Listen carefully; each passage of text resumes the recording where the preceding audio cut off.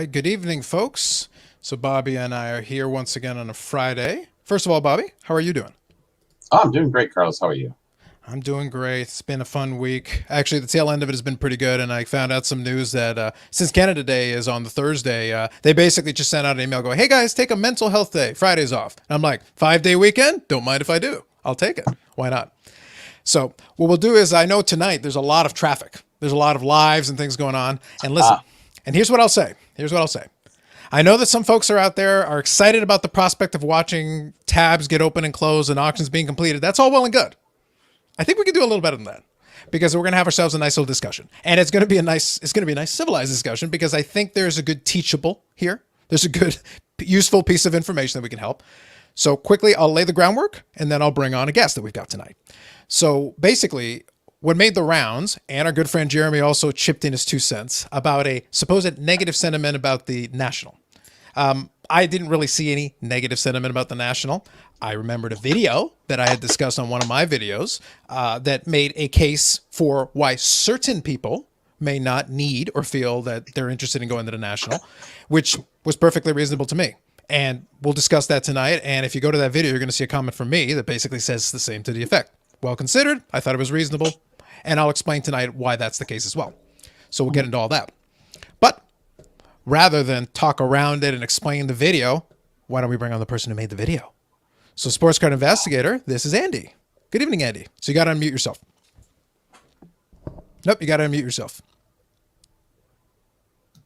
Hey guys, how's everybody doing tonight? Thanks for having me on. It's my pleasure. I feel honored. I feel like I finally made it in the YouTube world. I am on your show. So thank you both very, very much. This is an honor. Hey, Andy. So we know that, so like I mentioned at the beginning, we know there's a lot of traffic going on, a lot of people popping around, but I know for a fact, based on past experience, that a lot of folks catch us on replay.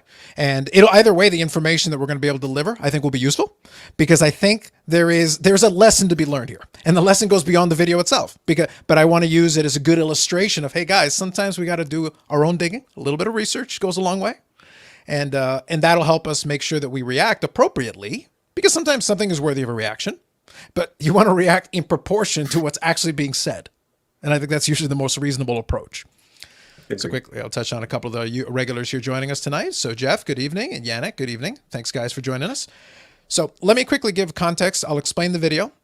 I'll start off by just explaining why, from my perspective, as a collector, predominantly a collector, I had no issue with it. Because it covered some of the main things that I look for when I'm listening to an argument being presented. Because that's what I'm looking for. Regardless of what I'm seeing or what I'm listening to, I want you to, okay, you got an opinion I don't necessarily agree with, or maybe I do. Okay, tell me why. Explain to me, lay it out for me, and then I'll decide if it makes sense or not. And Bobby knows I like to argue, so I'm usually listening, because if there's something I want to argue with you about, then that's how I'm going to get my information, by listening to you. That's usually the best way. So first thing we'll do, guys, is I'll show you first quickly the video in question, and I'll play a quick clip of it, about 30 seconds, not very long, but it's straight from the video. We'll get it straight from the horse's mouth, and Andy's already here, so we'll chat about it a little bit as well. So let me do a little screen share for you. Let's open up the tab, make sure we get our audio on. So here we go. The video is very provocatively titled, and we'll talk about that with Andy in a minute. So why the National Card Show is not worth attending. Oh my God, the hobby's being threatened. My goodness. Well, not exactly. And we'll kind of explain why. But the title is provocative. I mentioned that to Andy at the beginning. He knows. But we'll talk about it. And one quick thing about that, though, guys. Clickbait titles are not new in YouTube. They're not a new invention. Andy did not invent it, contrary to popular opinion. But you have to be aware of that's part of it. So that's always going to be a thing. So I know Jordan here is joining us. So good evening, Jordan. Nope, we're definitely going to talk through it. I think we'll be okay. And I also agree there's nothing wrong with Andy's point of view.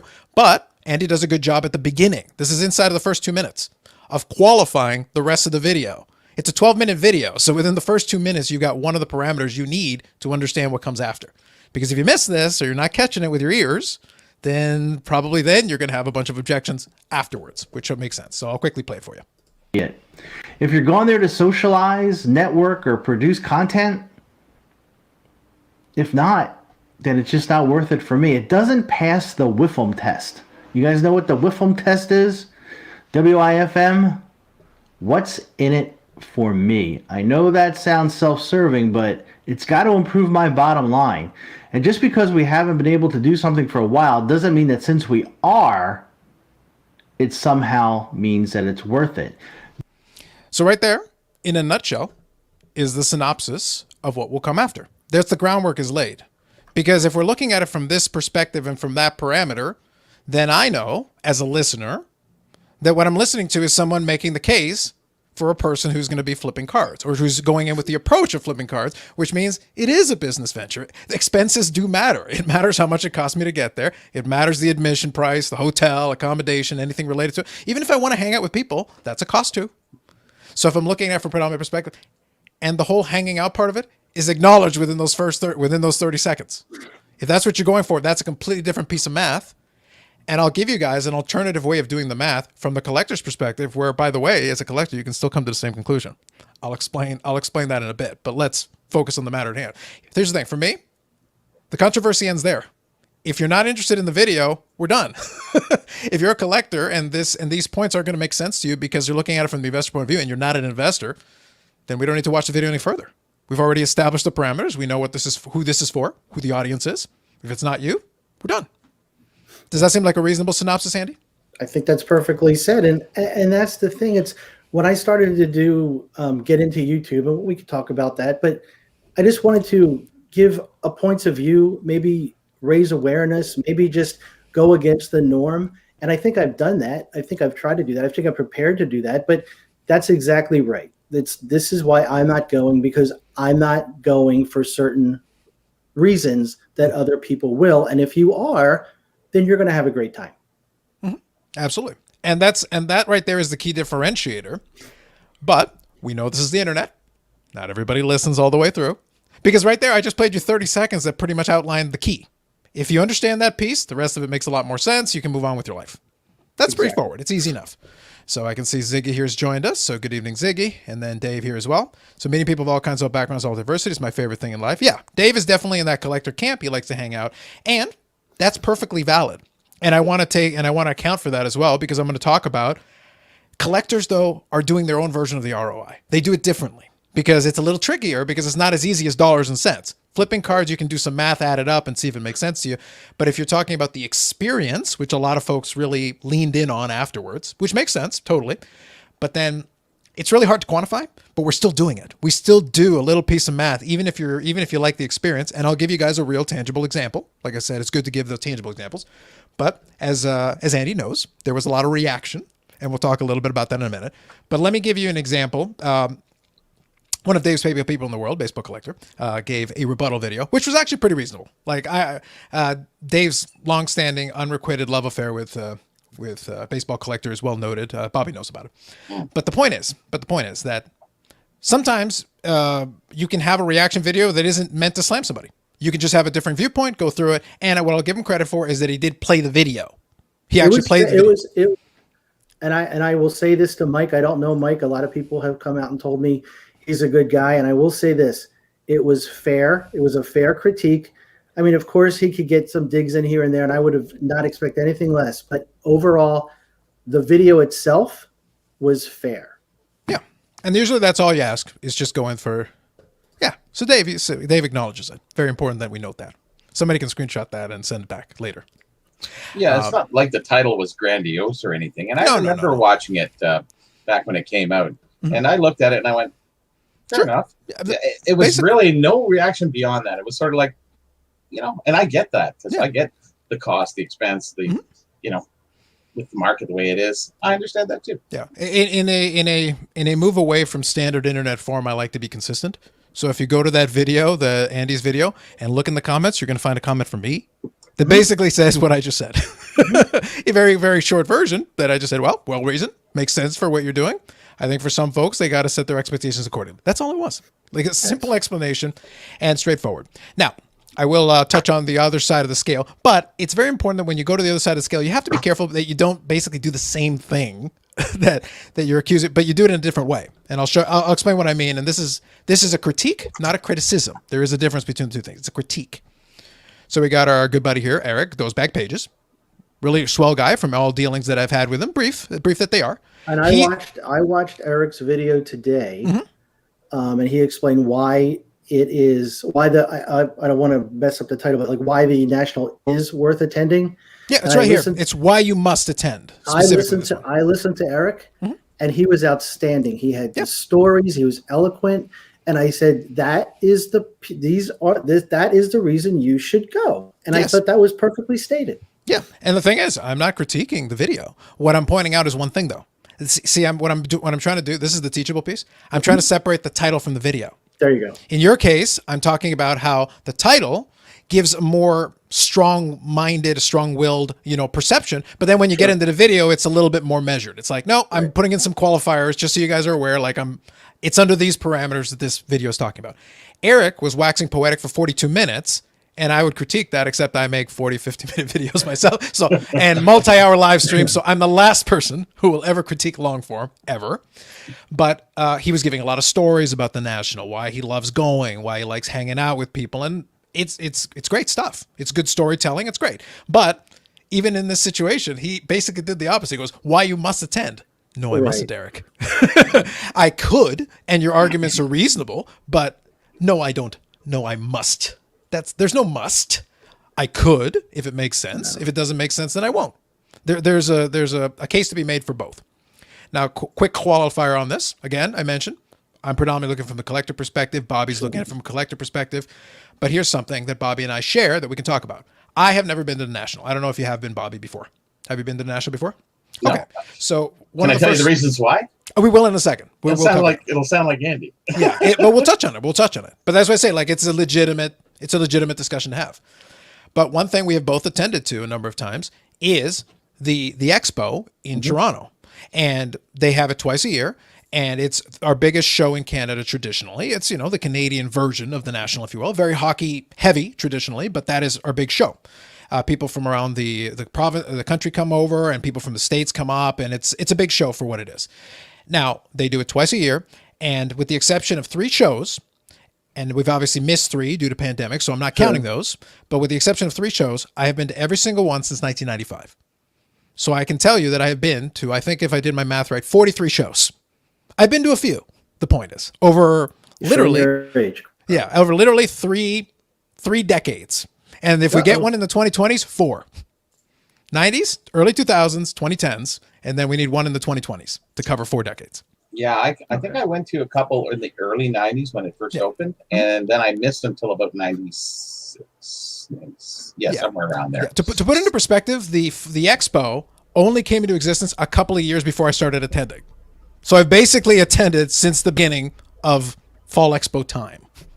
If I wasn't there at the dawn of time, I was there when the dinosaurs were getting underway. So I've been there a little bit. And I still like to think I'm a reasonable young man, but it's like, no, I've been doing this. I've been doing this hobby for 31 uninterrupted years. So I'm comfortable in stating that I've been around here a little while. But the thing is, Eric's points were all valid. I had no issue with his video either because he made some recent points. But the reason why I tease and poke back at the must is that we do the Fall Expo here. It's effectively in my backyard. For me, it's a hop, skip, and a jump. Literally a hop, skip, and a jump just to get over to it. It's super convenient for me. Now, silly scenario, and that's why I say I want to give a tangible analogy. Imagine Steve Menzie goes, hey, guys, I would really love to expand the Fall Expo to the rest of the country and give them a shot because we always do it in the same place. It's the same place twice a year. Let's start doing a rotating schedule. Let's do it. So we'll do it in Ontario, 1 year. We'll do the 2 shows. And then let's do the 2 shows in BC. We'll do it all the way in the West Coast for 1 run. Then we'll come back over to the East and we'll do it in Quebec and Montreal. Montreal is a great city. You can host a lot of different things. It'd be kind of fun. Some people would enjoy it. And then we'll head back over to the West and we'll head over to Alberta and we'll do a couple of shows there. We can do it in Calgary, Edmonton. There's some options. Very similar conceptually to what the National does. We could do something like that. So here's the thing. Been to almost all the expos since 1995. I'm a veteran of that show. You start rotating around, I'll probably do the one in Ontario and the one in Quebec. Yeah, fair enough. But I'm a collector, guys. Isn't that against the rules? No, it's not. It's not again. I have my reasons, and my reasons are this. It is an experience. It is an enjoyable thing. I do get to hang out with some of my hobby friends, and I do enjoy that, and I have a lot of fun with it. But there's still a cost to be incurred. When it's in my backyard, it's really easy. It's a piece of cake. It's about as convenient as it gets. And I do actually book a hotel just for my convenience because if we hang out late, I don't want to be headed back home to have to come back. And It's actually more convenient for me. I stay in a nice hotel, get a nice comfortable bed, and get a good night's sleep, and I can relax. It's for my benefit. Otherwise, I could skip the cost and even knock it down more. But the point is, but if you're doing it all over the place, now I got to hop on a plane.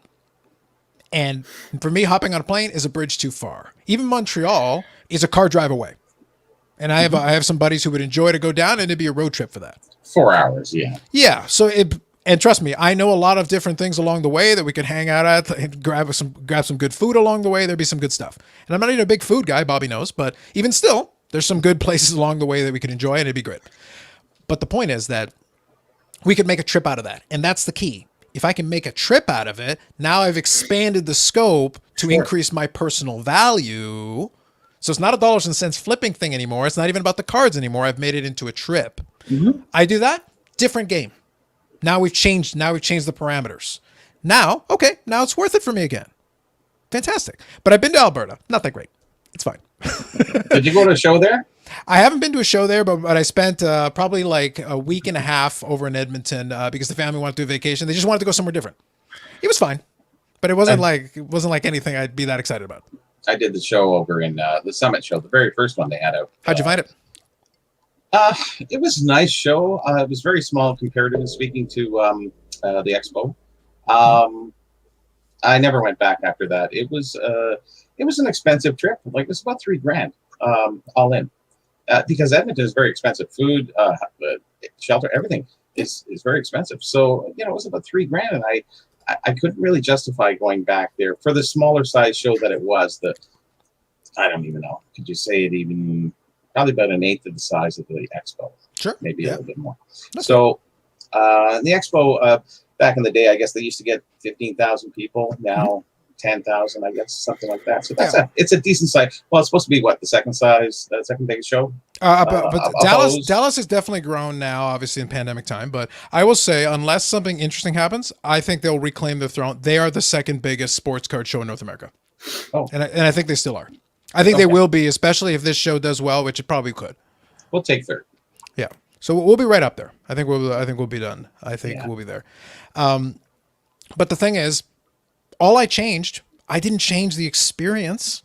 All I did was change, I've increased my cost. The experience was worth the exact same amount it was worth before, but now the additional effort and energy that I have to do to get over there has now exceeded my willingness to tolerate in order to get the experience. That's the hobby version of the ROI. Everybody has the same measuring stick for themselves for a certain experience. So for Eric, the experience is worth this.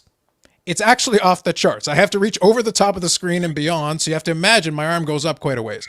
So unless you're charging him enough to bankrupt him, he probably will go and crawl over broken glass. You ask me to go on a plane, I'm mildly inconvenienced, I'm out. So my attachment to it isn't quite as strong as his. But I'm a collector. I thought I'm supposed to. I thought I must. I get it. Yeah. I totally understand that, and I totally get different points of view, but I guess the point is there are different points of view.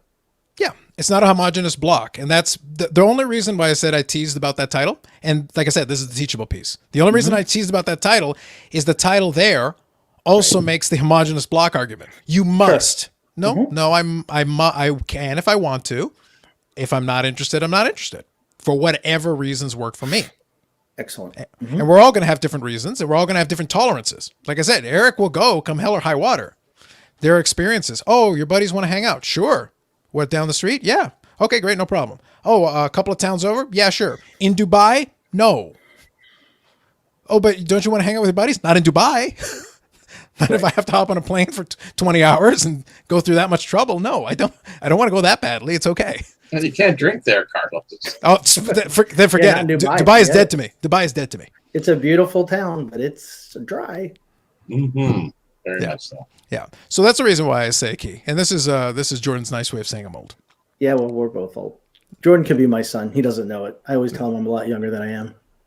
Yeah. Well, we of course we can start over, Sanderson. You just use the little scroll thing, go all the way to the back, and then speed it up, and we'll start over. And we'll see you soon. Exactly. Yeah, Carlos spent a month in Edmonton 1 week. Yes, that's about right. That's about accurate. Will the National July break 100,000 people? I actually don't think it will. I think a lot of folks have made a lot of it. But one other point I want to make quickly. Go ahead, Andy.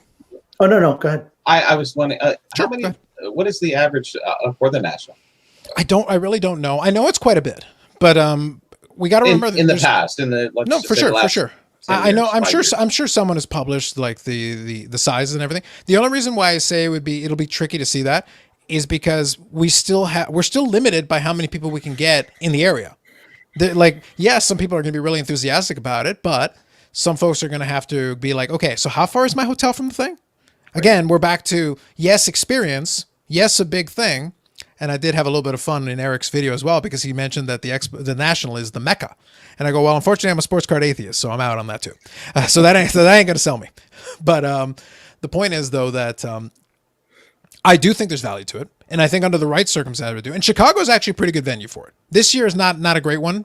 Atlantic City, I'm flat out. So I don't care I don't care if it's free airfare. I'm still out. Maybe I'll have you come out. That's only an hour from me, Carlos. Maybe we'll yeah. Atlantic City is going to be a tough sell, regardless of what other things are going on. But Vegas, Vegas. I'll attend the national. Attend the national. Did you say Vegas? I'd be all in. Yeah, it's like, Carlos, you attended from Planet Hollywood? That isn't where the national was. There's a national now? What? Sorry, huh? I love Vegas. It would be awesome. Like I said to everybody, it's just cheap to fly there, especially from Canada. And there's plenty of space. That's exactly right. No, I went to Vegas for my 30th birthday. It was a great time. I had a great time. There's a card show now? Good for them. I'm very happy. That's super. Okay, so Ziggy here says in 2018 there's 43K. So yeah, I'm sure they'll break that. I don't think they're going to go to 100. I think that'd be a bit of a stretch. Where did the 100K come from? It was just kind of a general question. He went to. They're always trying to break more records. See. Yeah, exactly. The only better oracle of knowledge is Google. Wikipedia is decent though. So let's quickly finalize a couple of thoughts here though. Like I said, I thought the video was perfectly reasonable. It showed one vantage point.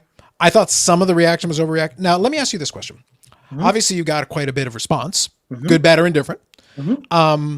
All in all, were you super surprised or a little bit surprised because it went, I guess, in sports card YouTube, it's all relative, but kind of the equivalent of viral, so to speak. Yeah, I was out of town, and I got a text from, I think, Jordan. He goes, "Hey, dude, someone did a reaction video on your video," and I was like, "Okay, great." And I'm thinking, like, what is that? I mean, I told my son, and my son's like, "That's really great. Someone took the time and effort to do that." And I'm thinking, well, it probably wasn't that flattering. And he's like, "Doesn't matter. It's really good. It's really good." And then I started looking at the comments, and the comments on my video were running about 5-1 positive. Mm-hmm. And even the negative stuff was basically like, "Hey, I respect your point of view, but I go there for A, B, C, and D." Yeah, it's fine. I mean, and that's a reasonable response. That's a reasonable response. And then I got some other ones that were a little bit more venomous, I guess. We could say. There was one that wasn't venomous, but I did enjoy it. So, Andy, are you cheap?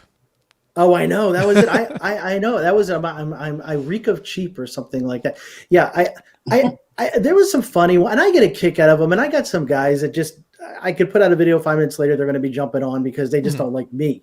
Yeah, that's fine. I get it. But my son warned me when we did it. He says it's going to be provocative, but you're going to get some hate. And I didn't get as much hate on my video as I got on Mike's video. Sure. Because with Mike's video, they just piled on and, who is this guy, this guy, this guy, this guy. And I read every single one. And I actually visited every single comments channel and I subscribed because those guys know what I don't know.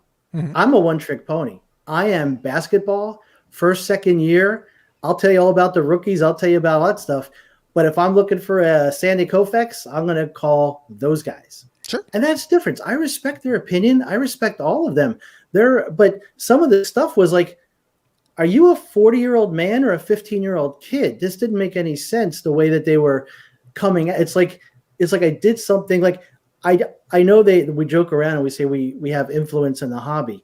If I have enough influence to ruin your day or to make you not go to somewhere you want to go, that's not my problem. That's not my problem. So I just thought it was interesting, and I'm glad it was thought-provoking.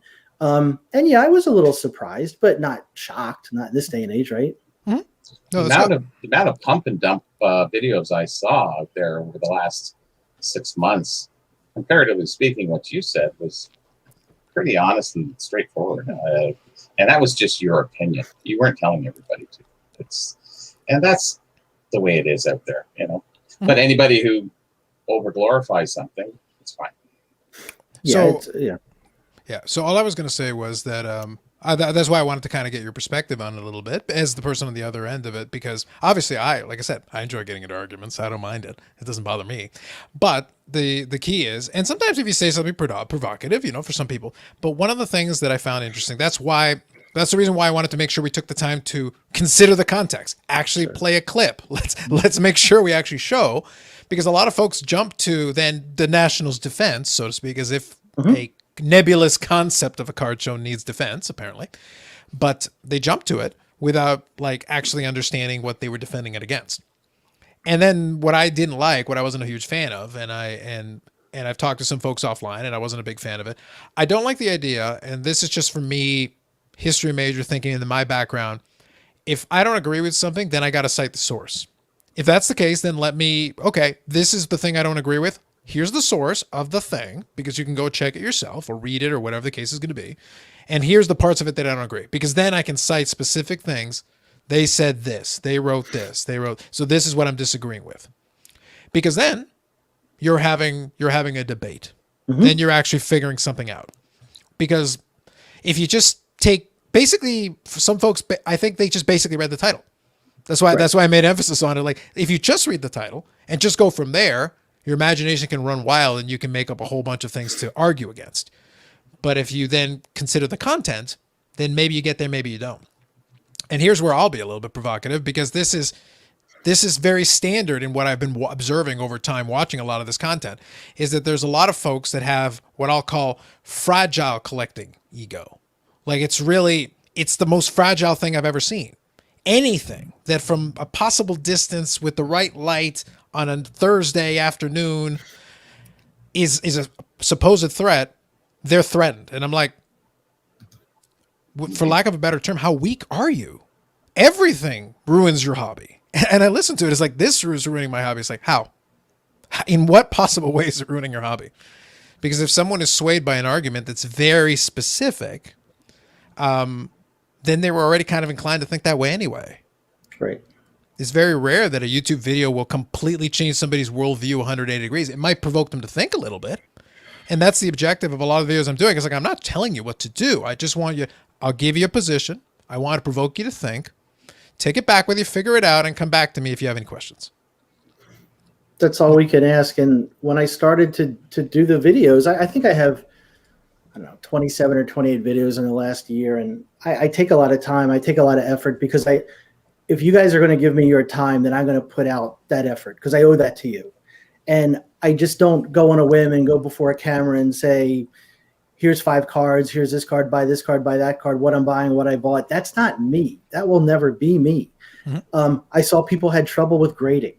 So I looked at it from an investigative point of view. I used to be in charge of training when I was with the DEA for my last 6 years.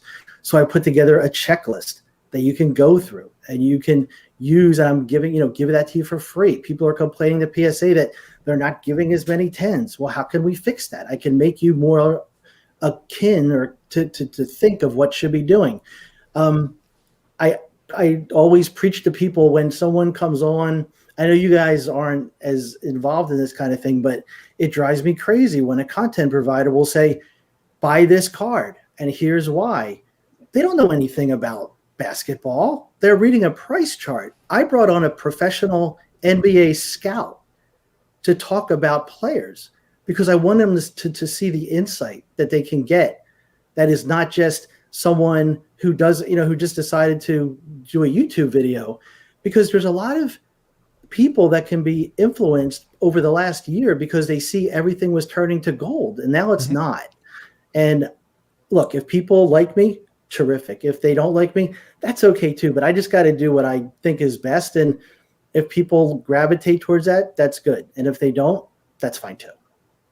Yeah, no, that's fair. Yeah, that's fair. And that was part of the reason why, when I reached out to you. I was good with whatever you wanted to do. I still wanted to have the conversation. Sure. But for me, let's bring the actual source. Let's bring the person who made the video. It makes more sense. I was flattered, Carlos, when I think my first or second video, you highlighted it, and you I think you were joking around, and because I used to do very long videos, like 45, 50 minutes, and you said, "Oh, it rivals one of my videos." I think it was about content creators and the questions you should ask content creators. And you reached out to me, and you didn't have to do that. And there's some guys in this hobby that have extended their hand and said, "Hey," and I've met some guys on Instagram, and I have to be, guys who don't know my background, I was a special agent for DEA for 26 years.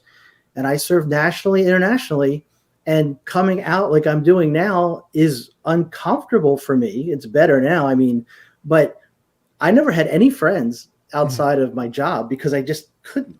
And so for now, for you guys, I mean, I consider you guys friends. I consider everybody that I talk to and sends me comments. And if you guys know that if you message me on my video or you message me on my IG, I'll answer you. I'll help you any way I can. That's all I want to do. So no good deed will go unpunished. So be it. So, but that's what I'm doing it for. No, that's fair. That's fair. And that's the thing. Bobby also knows because he's been around the block a time or two.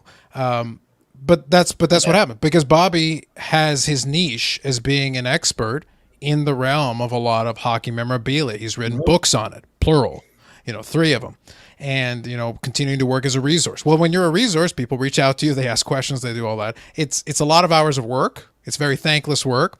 And one of the things that maybe it's good time to remind people, one of the things that people don't understand is that Bobby and I don't have a formal arrangement to co-host the show.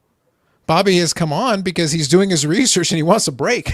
He wants to take some time, and it's like, oh, I can come on, I'll chat, hang out. And that's what's going on here.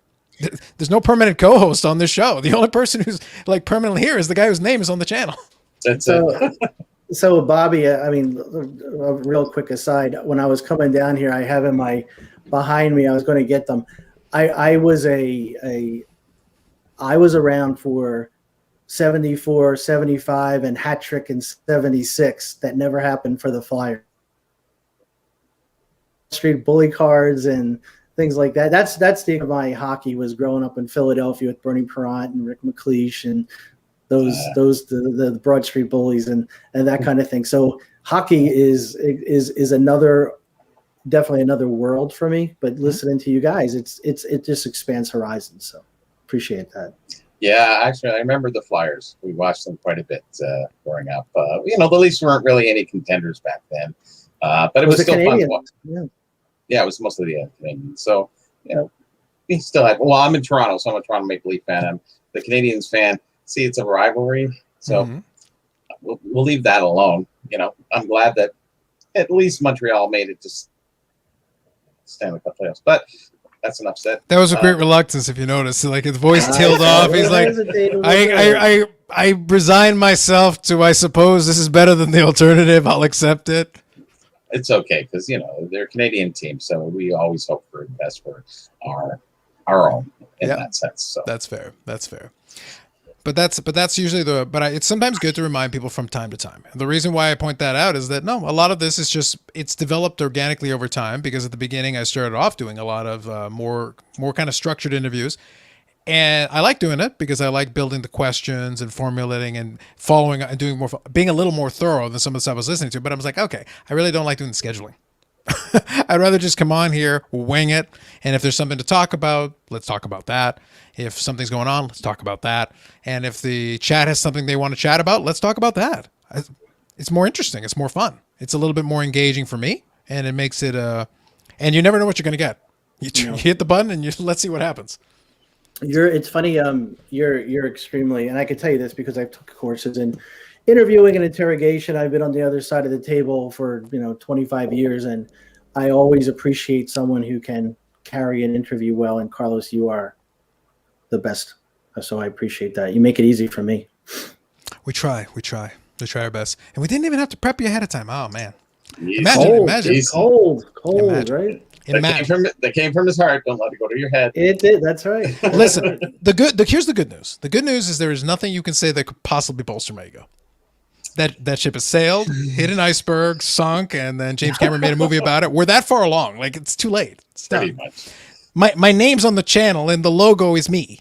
Like, doesn't get any more right? There's nothing wrong with a little maintenance along the way. So exactly. It's like, guys, at this point, it's like, if you don't like a little ego in there, it's like, you are so in the wrong place. I can't help you at that stage. At least I'm not lying to you about it. At least I'm not pretending. That's what my wife will say. She goes, you go do the YouTube channel. You have no problem talking about yourself and everything else. So I said, yeah, it might be fun to do. But it's funny, though, when you look back when you first started till what you developed into and how to do it, and you develop a whole new routine and things like that, and you feel more comfortable, and it definitely progresses in a good way.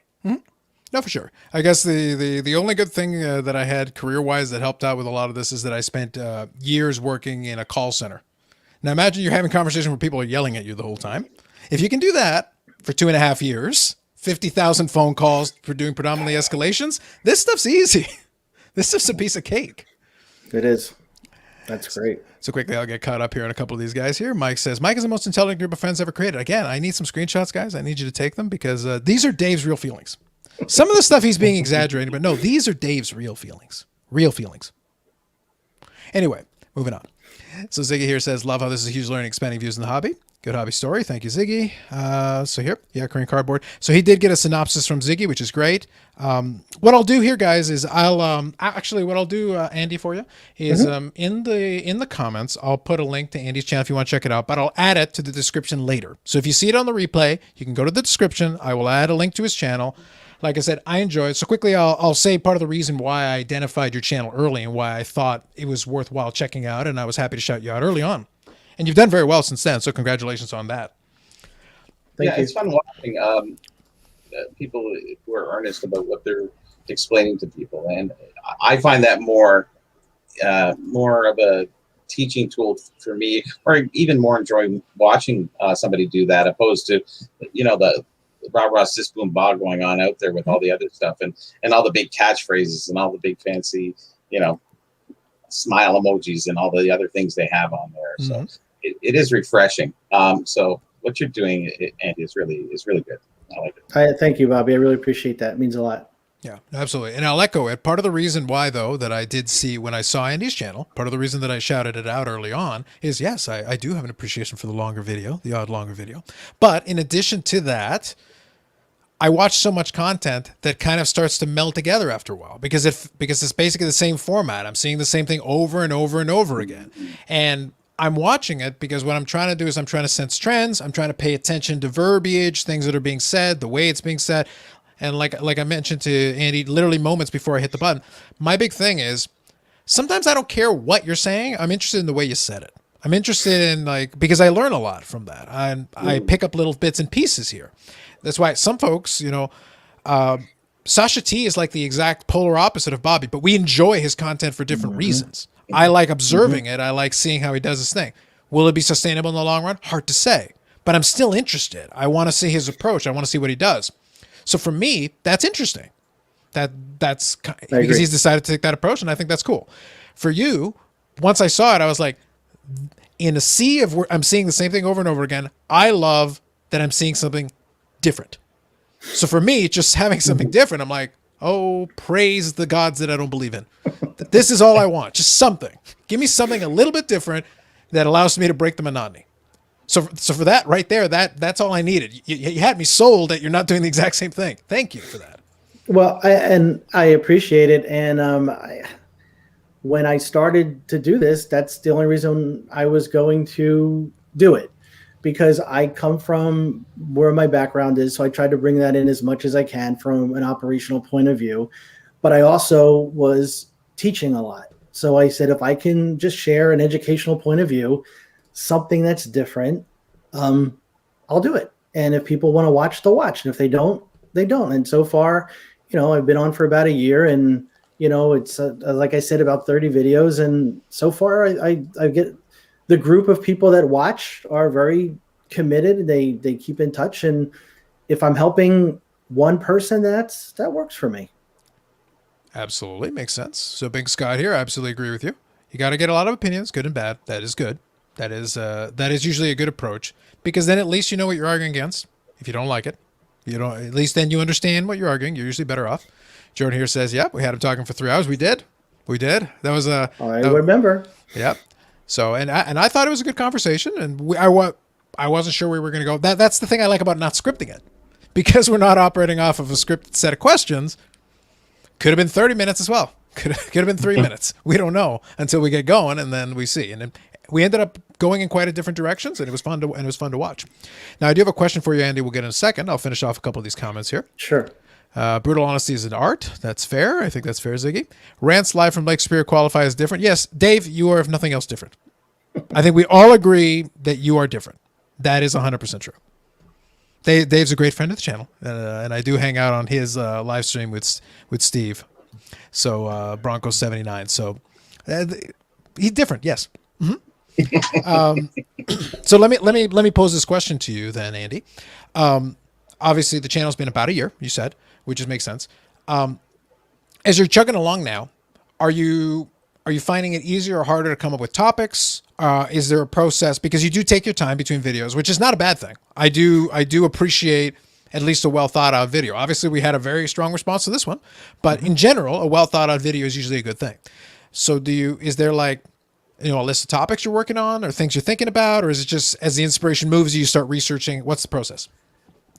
Yeah, I am borderline OCD. So what'll happen is I will get topics, I'll brainstorm them in my own head, and then I'll run them by my son. And usually my son will say, "Oh, no, do this topic or do that topic."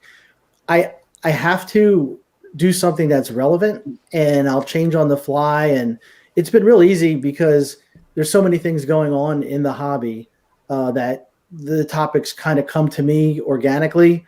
Mm-hmm. I'll be doing something and I'll see like, well, wait a minute, what about this or what about that? I had a whole, like the next video coming out is I'm going to talk about the reactions to the video that I put out, because I think I owe it to the people that commented, and just explain to them we'll go a little bit further and explain my point of view and answer a lot of the comments that were directed. But I had a whole other topic in mind before that. So I try to get contents out either once or every other week. The process is simple for me. I sit in front of a camera, I talk, then I send it to my son, and he produces, directs, titles, gets everything loaded. So it's easy for me. I kind of interfere sometimes because he's out in California, and he works. He's a basketball coordinator out in California, so he's very busy. He runs some AAU leagues, and then he does physical. So it's kind of like sometimes I'll have a video ready, and it might take a couple days to come out. But and I say this on all my videos, and I think we see this, is the content creator for sports cards is very much a copycat industry. Mm-hmm. I can clockwork. PSA announces a price change, and you'll have 30 videos come out on the price change. They're reading the letter, they're explaining this, explaining that, and I'll come on and say, go look at them, because I'm not going to add anything different, and it really doesn't matter. I just try to look at that niche that maybe will stand out a little bit. And sometimes I'm successful, and sometimes I'm not, but I give it my best shot. It's fair. I think there is a blend to be had with those kind of things. What you're talking about there, that's more of a breaking news kind of thing. Mm-hmm. That's kind of like a first to market. That's why having a platform like this, the StreamYard platform, is like a godsend for that kind of thing, because it allows me to hit a button. I can be talking to your point, kind of your process wise. It's like my process is I rarely have a script. Occasionally I'll have a couple of bullet points, and I'll have an idea in my head what direction I like to go. I can keep my thoughts usually pretty structured in the direction I want to go. But then it's like, all right, we're going to talk, we're going to hit the button, and then we're going to close it off. Once in a while, if I do any editing, it's just cutting off some extra pieces. I can go on the fly in a straight line, and then we cut off the pieces we don't want, hit upload, and we're done. Right. And I'm the opposite, but I'll listen to you, like Carlos or Ziggy or Jordan, and I'll say, look, they just did this better than I could do. Go listen to Carlos. He just broke down this with whatever the PSA was doing that time, or with the I think the BGS, whatever it was, or because you guys, I'm very jealous of, because it could happen and then 5 minutes later you're on doing it. And with me, that's just not me. I am very structured. It was funny. One of the comments, I had a laugh. One of the comments was, well, I'm not going to watch him because he reads from his script. You're damn right I read from his script. That takes a long time to plan everything out because I want to make sure I hit all the points. I go over it and sometimes I'll refer. But that's the difference is, again, I get back to it all the time. If you're going to give me the time, I'm going to give you my effort. So I'm just not going to shoot from the hip. There's a lot of that going on. So I just want to make sure I put my best effort when I give information. No, I think that's fair. I think that's good. Now let me pose this question to you, so we'll kind of direct. And by the way, guys, I do see the comments on there. So now that we've kind of shifted away, if you got any questions about the video or any portion of that, we can get back to it if we want to. I think we made a lot of the main points. I think the big takeaway that I want to do, if I want to sum this up and put a nice little bow here for everybody, let's go beyond the title. If you're gonna get mad enough to yell about it or make a counter video, let's at least watch the video entirely, and then let's make sure that we know what we're arguing about. That would be my ask. If we can manage that, then you know what? Whatever you have to say after that, I think is fair game. Because at least then you've done the bare minimum of research. I'm quite willing to accept that. I think Andy will accept that, and I think we're solid. Absolutely. And I think that's, if I can just, I'll put a double bow onto it. It's funny because I think you're 100% right. People look at the topic, then they see Mike's reacting to it. So I think psychologically, well, if Mike is reacting to this, then it can't be a good video, because otherwise, why would he have to react to it? Why wouldn't he just leave a comment and be done with it? Mm-hmm. So they don't watch it, and then they make a comment that if they watch the video, they would know that it's just a not warranted thing. And that was the funniest thing for me, because then I would go on like some of their, and look, guys who know me, my 27 years as a drug agent investigator, I don't ever take anything lightly. So if someone's commenting on, well, what are you doing? So I went, and some of these guys are terrific guys. Like I said before, it was just one of those things that, that's the only thing that baffled me. If you're going to come at me and you're going to make just an allegation or whatever, that's fine. Mm-hmm. Just do it in a fair way. No, I think that's reasonable. The one, like I said, in the realm of critique, the one critique I would have now, I would say this is a unique opportunity for you, because if I was in your shoes, what I would do is a reaction of Mike's reaction to your original video and create the infinite content loop. Let me stay tuned. And it was a joke, as a reaction to the reaction to the reaction. That's the infinite content loop. That will be it. And wait till the next video, because everyone who made comments are going to be the stars of the show. Nice. So nice. It'll be something that I'm going to have some fun with, but also just like, hey, if you're commenting, then you're going to get my reaction. So it'll never wait. The reaction to the reaction to the reaction. That's pretty good. Yeah, that's right now. That's an opportunity. Like at that point, I would not explode. Like I basically said a lot of scandalous things just to annoy some people, and I keep waiting for one of them to get mad enough to make a video about it. It's like, y'all are cowards. The problem is, I would argue in the floor. Like I will destroy you. But that's the thing, right? Is again, maybe more people are getting to know me, and I know the guy is like, if you're asking for this, you guys don't know who I am or what I am or anything. You're asking, so if you're going to do that, then get ready to take some medicine, because it's coming. No, that's fair. I approve. Cosign. Beautiful. I'm always. Then we can come back and we can do the reaction to the reaction. It's the infinite content loop, Andy. You're getting up to speed here. This is the infinite content loop. This is how we play this. But what I was going to say was that I will offer, even on the reaction video, Mike's reaction. Mm-hmm. Like I said, I thought it was predominantly fair. I thought it was very reasonable. I did watch it earlier today, and I thought it was fair on the whole. I will make a couple of critiques though, because since we're doing critiques, let's do critiques. Two quick things. He mentioned at the beginning that he watched the video 3 times. Now I understood why. That kind of gives emphasis to my point that a lot of people got fixated on the title and it immediately put them in a certain mindset. Mm-hmm. So good on him to acknowledge that was messing up his ability to absorb the info, to the point that he watched it 3 times and then played it on the video basically a 4th time to make sure he kind of got it straight. So, I'll give kudos to that. At least that's an acknowledgement. Sometimes we have blind spots. I think that's fair to make sure you note that. So that was a good admission on his part. I'll give him his credit. The other thing though is that when it comes to the price piece, I think he was fair in the sense that I think there will be some folks that will make deals. However, we got to factor in the two different areas we're talking about. You're focused more on modern basketball, which is a very specific market. Exactly. Mike is focused on vintage baseball. Yeah. Which is a world that I'm very familiar with. I'm very comfortable in as well. I do enjoy my modern. My player is still relatively modern. He's retired, but he's still in the relative modern era. But the thing is that I also collect vintage. I've collected vintage since I was a teenager. So I've been at that a long time too. But the thing is, that market tends to be a lot steadier. Even when it goes up, it goes up, but it doesn't usually explode. It'll be a controlled, protracted growth. And you don't get those ridiculous bounces up and down, which right now the modern market is very susceptible to. Yeah, and I was going to talk about that, and Jordan's really good at that too. But there's some rookie cards that I'm looking at that have literally dropped 90%. Yeah. So, I mean, to me, it's just, I don't know where it's going. I don't know what's going to happen. And no one does. But that's just the whole thing. And like with you're saying, and I don't know vintage baseball, but the market may be a bit different. Yeah. And that would be like my one more critical critique, because it's it's a key oversight. You can't pass that one, because when he's countering that, people make deals, he's right.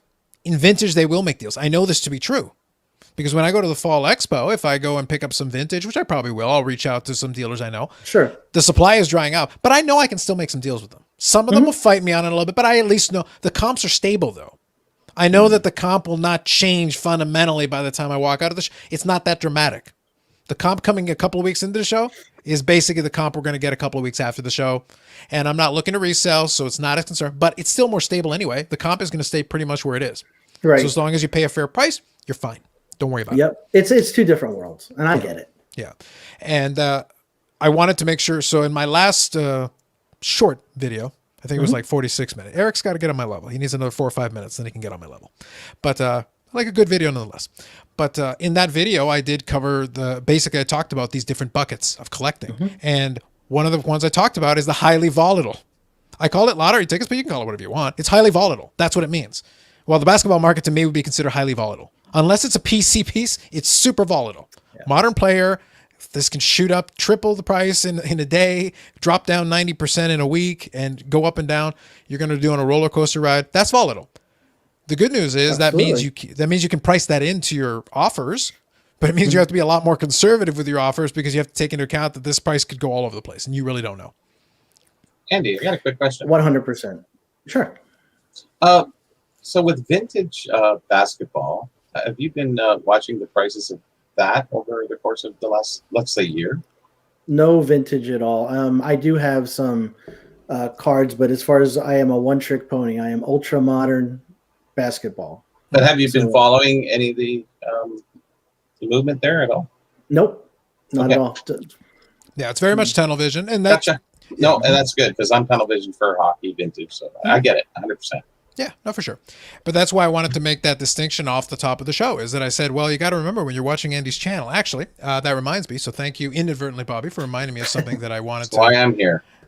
That is literally why you're here. Pretty Absolutely. Much. So let me actually show you guys a very important piece. This is useful, by the way. A little digging, and by the way, it's the easiest thing in the world to do. Like, it's 5 seconds. But I look at this stuff. On the Sports Card Investigator page, the About tab has 1 sentence. So if anybody was confused about the nature of the channel, it's got a 1-sentence description. And the description is investigating ways to make the most out of your sports card investments. The magic word at the end tells you what you need to know. Now you know, now you've level set. Now you know what you're looking at. Like, oh, okay, in that context, oh, okay, these videos make sense. Gotcha. Brokers. I knew it. They're everywhere. Yeah, it takes 3 seconds. If you do that, it's like already, oh, okay. So now when I'm watching the video, my mindset is already preset to an understanding what I'm looking at. Because as soon as I know that, we're good. I tell people, usually, I joke around, say half the time I can't remember what I said 10 minutes ago, but I always say, look, I am very simple in what I'm doing. I am targeting it's oxymoronic. I'm targeting first year rookies, current year rookie players, speculating on how they're going to do within the next year or two. I'm buying their raw card, I'm grading them, and I'm selling them. Now, the whole grading thing is throwing a little bit of a monkey wrench, about what's going on now, of course. But that is it. There's no mystery to me. There's no nothing. And the problem is that if you look at the ultra modern cards, people that came in a year and a half ago, it's a whole different ball game. Like you were saying, Carlos, there's and I did a video on this. There's no one-shot wonders or bubble beaters, or like cards were going up when a guy was doing well and now he's not even on the team anymore, right? Mm-hmm. Or a rookie that doesn't get any time where people could 10 times their money. So I just telling people how to evolve in the ever-changing landscape of the ultra-modern cards. But for me, it's very simple. Targeting, buying, grading, and selling. That's it. Mm-hmm. And that's reasonable. And I think as long as people who are observing the channel understand that, then everything makes more sense. Then you can decide whether you want to watch the videos or not. And if you decide, oh, this isn't for me, great. The good news is there are so many channels out there doing this now that it's like you've got options for days. Tons of options. Some of them have run into hiding. The prices are down and suddenly we're not as interested in having these conversations. But folks like myself are still here. We're kind of still doing our thing. Like, we're not affected. Price up, price down, whatever. Well, I think that's the key is if you're counting on making content and it's specific to one thing that may not be constant or an automatic winner, because you could have came on a year and a half ago and I could tell you the NBA Rookie of the Year list, the top 15 kids, you bought them, you're making money. No doubt. Mm-hmm. That's not the case anymore. Now you have to think about those things and you have to actually put your mind into how you're not collecting, but how you're investing, how long you should keep it. Because right now, when PSA comes back and they offer, I don't think they're going to offer a bulk grade, but they say they have a $25 minimum grade. That changes everything. And you pick a guy and you get a card back a year later, he might not even be in the league anymore. Yeah. So you really have to think about it, because I don't want to ever see people get hurt. And that's one of the things that brought me into this is a lot of these guys will basically guarantee if you buy this card, you're going to make money. Mm-hmm. That's not the case. That's not the case. And I think you just have to be very careful going forward. Yeah, I understand that perfectly. The reason why I asked Andy if you followed the vintage cards, I did see in a lot of other videos I was watching that people were talking about they were trying to trade down for vintage. Mm-hmm. Is what they were doing. It's across the board. It was kind of interesting how I kept on hearing that. Some people getting into even old autographs and what have you. So I have seen somewhat of a trend in that way. I didn't know if you followed that, but obviously you said you didn't. But I'm just saying, I just want to get that out there. Yeah, I don't, but I know it's like you'll have a guy like Gary V. I think it was 6, 7, 8 months ago, show cards and they were all vintage. Then all of a sudden, vintage took a bump. It's like, let's change it. Modern's not doing that great. I'm going into vintage. But yeah, I mean, it's not something that I follow, but I do see it, like you're saying, every once in a while. Sure. Yeah, I think it follows the general trend we've seen over time. And quickly, I'll remind, I know you guys are hanging out there in the chat. If you got any questions or any comments for any of us or about anything as we're going along, because I don't mind quickly looking over, and if I see something, we can definitely bring it into the conversation. So that's no problem. Otherwise, we're just hanging out and we're chatting. So just letting you guys know you're still part of the conversation if you want to be. So that's up to you. The point that I was going to make, though, is that the general trend is people basically look at if something is hyperinflated, then they're like, okay, well, if I want to get my gain, I got to find something that's not already hyperinflated. And at a certain point, it's like it's blindly following. That's why almost everything has had its turn. Soccer had its big shoot up, and it's like, do you even know anything about soccer? I know they kicked the ball in the net. That's kind of what I figured. That's about the full extent. Yeah, exactly. Mbappe. Yeah, I mean, you see that. Like, how about I'll give you one. Formula One. Exactly. Yeah. Right. And I was like, so do you know anything about Formula One? It's like, oh, I love Formula One. Really? How long have you been watching it? Right. Well, Jordan, he's big. A lot of these guys now the UFC cards, right? Yeah. I mean, it's there's so much out there, and there's so much hot topics that it's hard. That's why I am very honest with everyone. They'll say, "What do you think about baseball?" I don't think anything about it. If someone gives me a tip and says this guy's going to be good, and I'll look, maybe I'll buy a few cards. But I am just like, tunnel vision was the perfect exact way, because that's something that I love. My son played basketball his whole life. He's in basketball now. I have friends that are in the NBA, as far as like they are connected with the NBA. I have friends that are professional scouts. So this is something that is close to me, and it's fun. So that's just what I concentrate on. Mm-hmm. No, I think that's fair. And there's nothing wrong with sticking within your lane. I think a lot of people are trying to branch out a little too much. And that's kind of that's why I say I like watching the saga of Sashi T as I watch his vlogs, because it's like, as things, he makes his bones on flipping, but it's like, it's getting constant activity. So if you don't have enough action going on here, you flip over here, you flip over here. And it's like, well, do you know anything about that? Or is it just something you just got into now because you're trying to learn it so you can grab something here to flip, and then get back over here, get back over here. It's too much to juggle. I find him fascinating to watch, because I don't know how old he is. I'm guessing he must be in his mid-20s, late 20s. I don't know. I think early to mid-20s. It's thereabouts. But the money that is involved, to me, I just can't wrap my head around it sometimes. And that is to me, that's fascinating to me, where someone can drop $25,000, $30,000 on a card and then run around and sell it for 50 or 80. I saw one of his videos lately that it was the whole with the eBay fiasco with the rookie Jordan card, right? Yeah. Where I think he did a video that he was at one of the card shops, and the card shop said, well, we were ready to go to 210. And he goes, well, I was going up to 185. I'm like, oh my God. It's like, that's like, you got to be pretty confident, or just know that's another strategy. Everybody does good in good markets. That's what my friend who was a stockbroker said. Good markets, I can't go wrong. Well, absolutely. Almost, but in general, though, that adage is true. One thing that I used to like, because one of my many side hobbies is studying markets and things like that. That's one of the, because I majored in history, minored in philosophy, but I took a ton of economics. Apparently, I wasn't able to focus on one thing. I like to pay attention to a lot of stuff. But the point is, with the economics piece, is that you watch the markets. That's what you're really doing. You're paying attention to how the factors that are playing into it. But the thing is that stocks are not simple, but they're not overly complicated, because sometimes people forget the human element. They forget that emotion plays into. Well, ironically, sports cards is basically the same thing. 100%. The emotion plays into this. The reason why the Jordan, it'll be very difficult for the Jordan to fall all the way back. And the only reason why is because there are certain people who are pot committed to keeping, they would rather just hold their card forever than sell it at that price.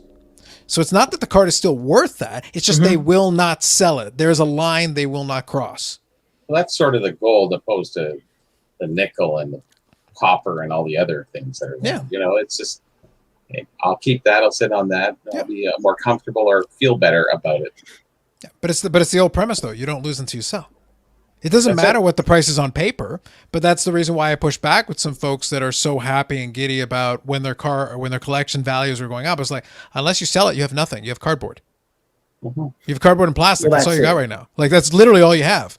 If you sell it and you convert it into, and then you can do other things with it and do all that, then you have currency, you have liquid, you have something liquid. You can buy a house, you can buy whatever. Then you can potentially do something with it. But until then, your cards could be worth millions of dollars until you have a fire at the house. Right. then you have nothing. Then you truly have nothing. But that's why I say, like, it's all perspective. As a collector, it's less concerning to me. As a collector, it's less concerning to me because it's like, I haven't been doing this for 31 years just because I've been wanting to get profitable. If I wanted to do it, my approach would have been very different. Because I would have bought different things, because I could have been making money the whole way along the way. Right. And by now I'd be doing this from my mega mansion, and it would be even more obnoxious. And I would love it, and it would be great. It'd be a hologram of me making fun of people. It'd be fantastic. An NFT. Yeah, in the bat cave. Live the dream. I still have dreams, Andy. The dream is not dead. You're never too old to have dreams. Trust me, we all have dreams. That's right. But and we, like I said, we take the show very seriously. I have to interject the holograms. Now you can all visualize that. But I almost was a Top Shot millionaire, but then I wasn't. So I think a lot of people were almost Top Shot millionaires, but it was the same problem. It wasn't that they weren't on paper millionaires; it's that they couldn't get it out. That was the thing. I'll tell you a quick story. Then I'll move on. Sure. Yeah. It was Vegas Fines, right? Used to do a lot of YouTube stuff. He's kind of drifted away a little bit. And one day he was talking about this Top Shot thing. And I'm like, yes. And I watch everything. I do. And the guys who know me, I watch everything. I listen to everything. And it's just a compulsion. But he said about this Top Shot thing. So I'm like, okay. So I'm sitting home one day. I get on my computer. And it's like these digital packs. So they're $9 a pack. That's right. So I bought a pack. I opened it, bought another one. And at that time, you could buy as many as you wanted. No one knew about it yet. Yep. So I bought about it, forgot about it. And then all of a sudden it hit.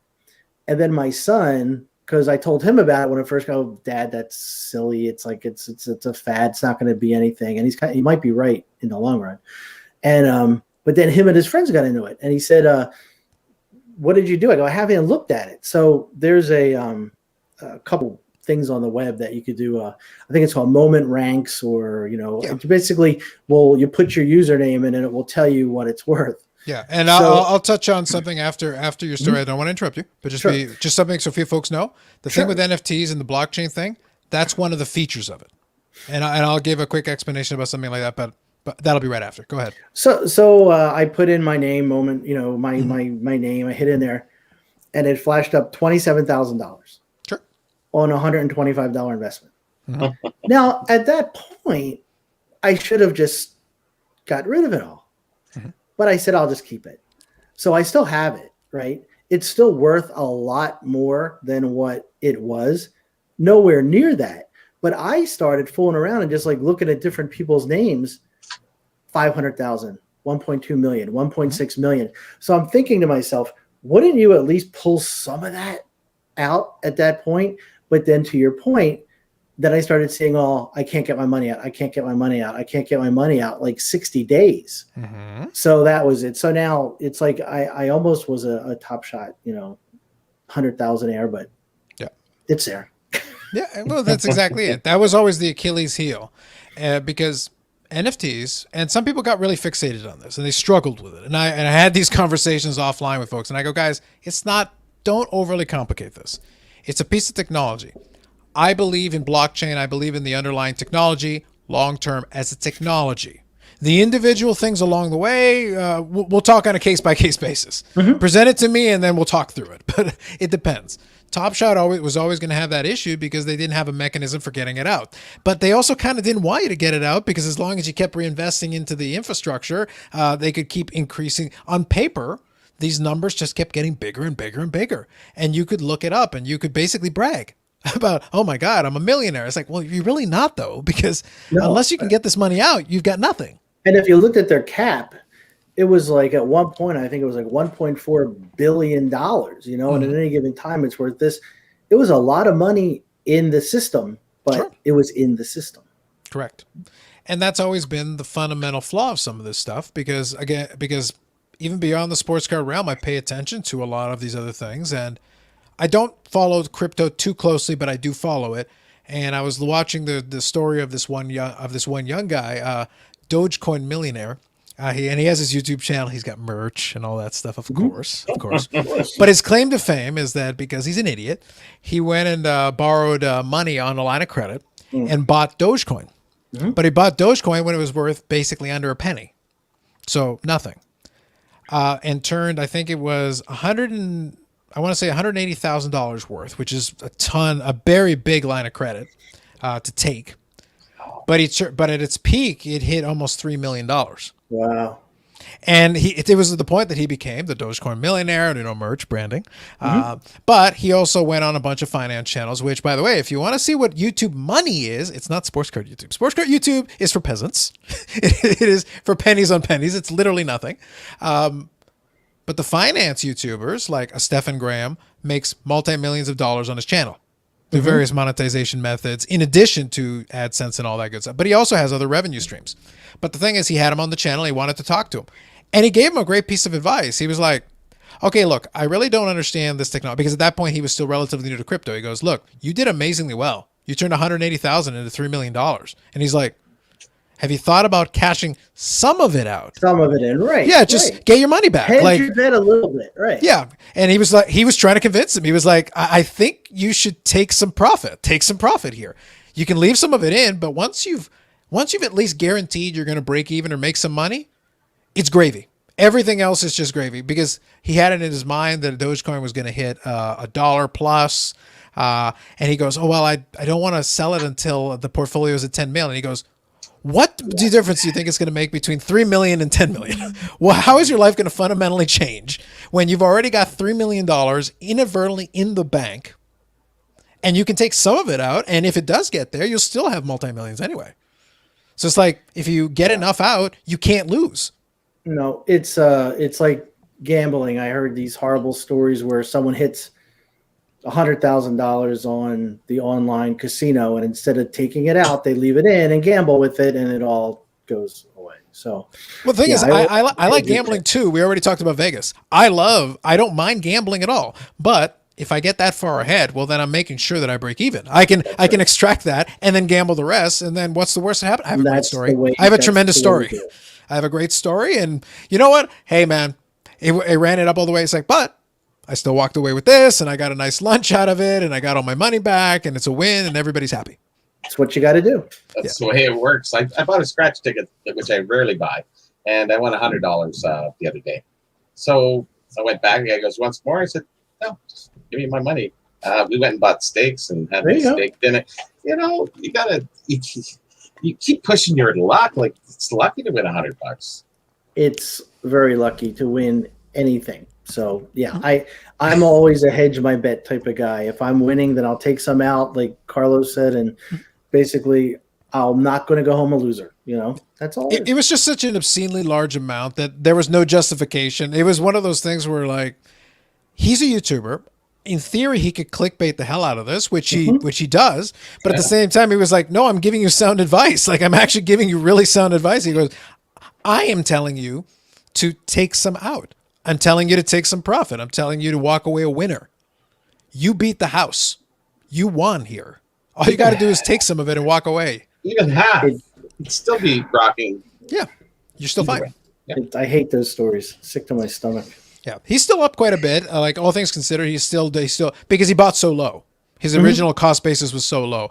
But it's one of those things where, like, you want to talk about hate.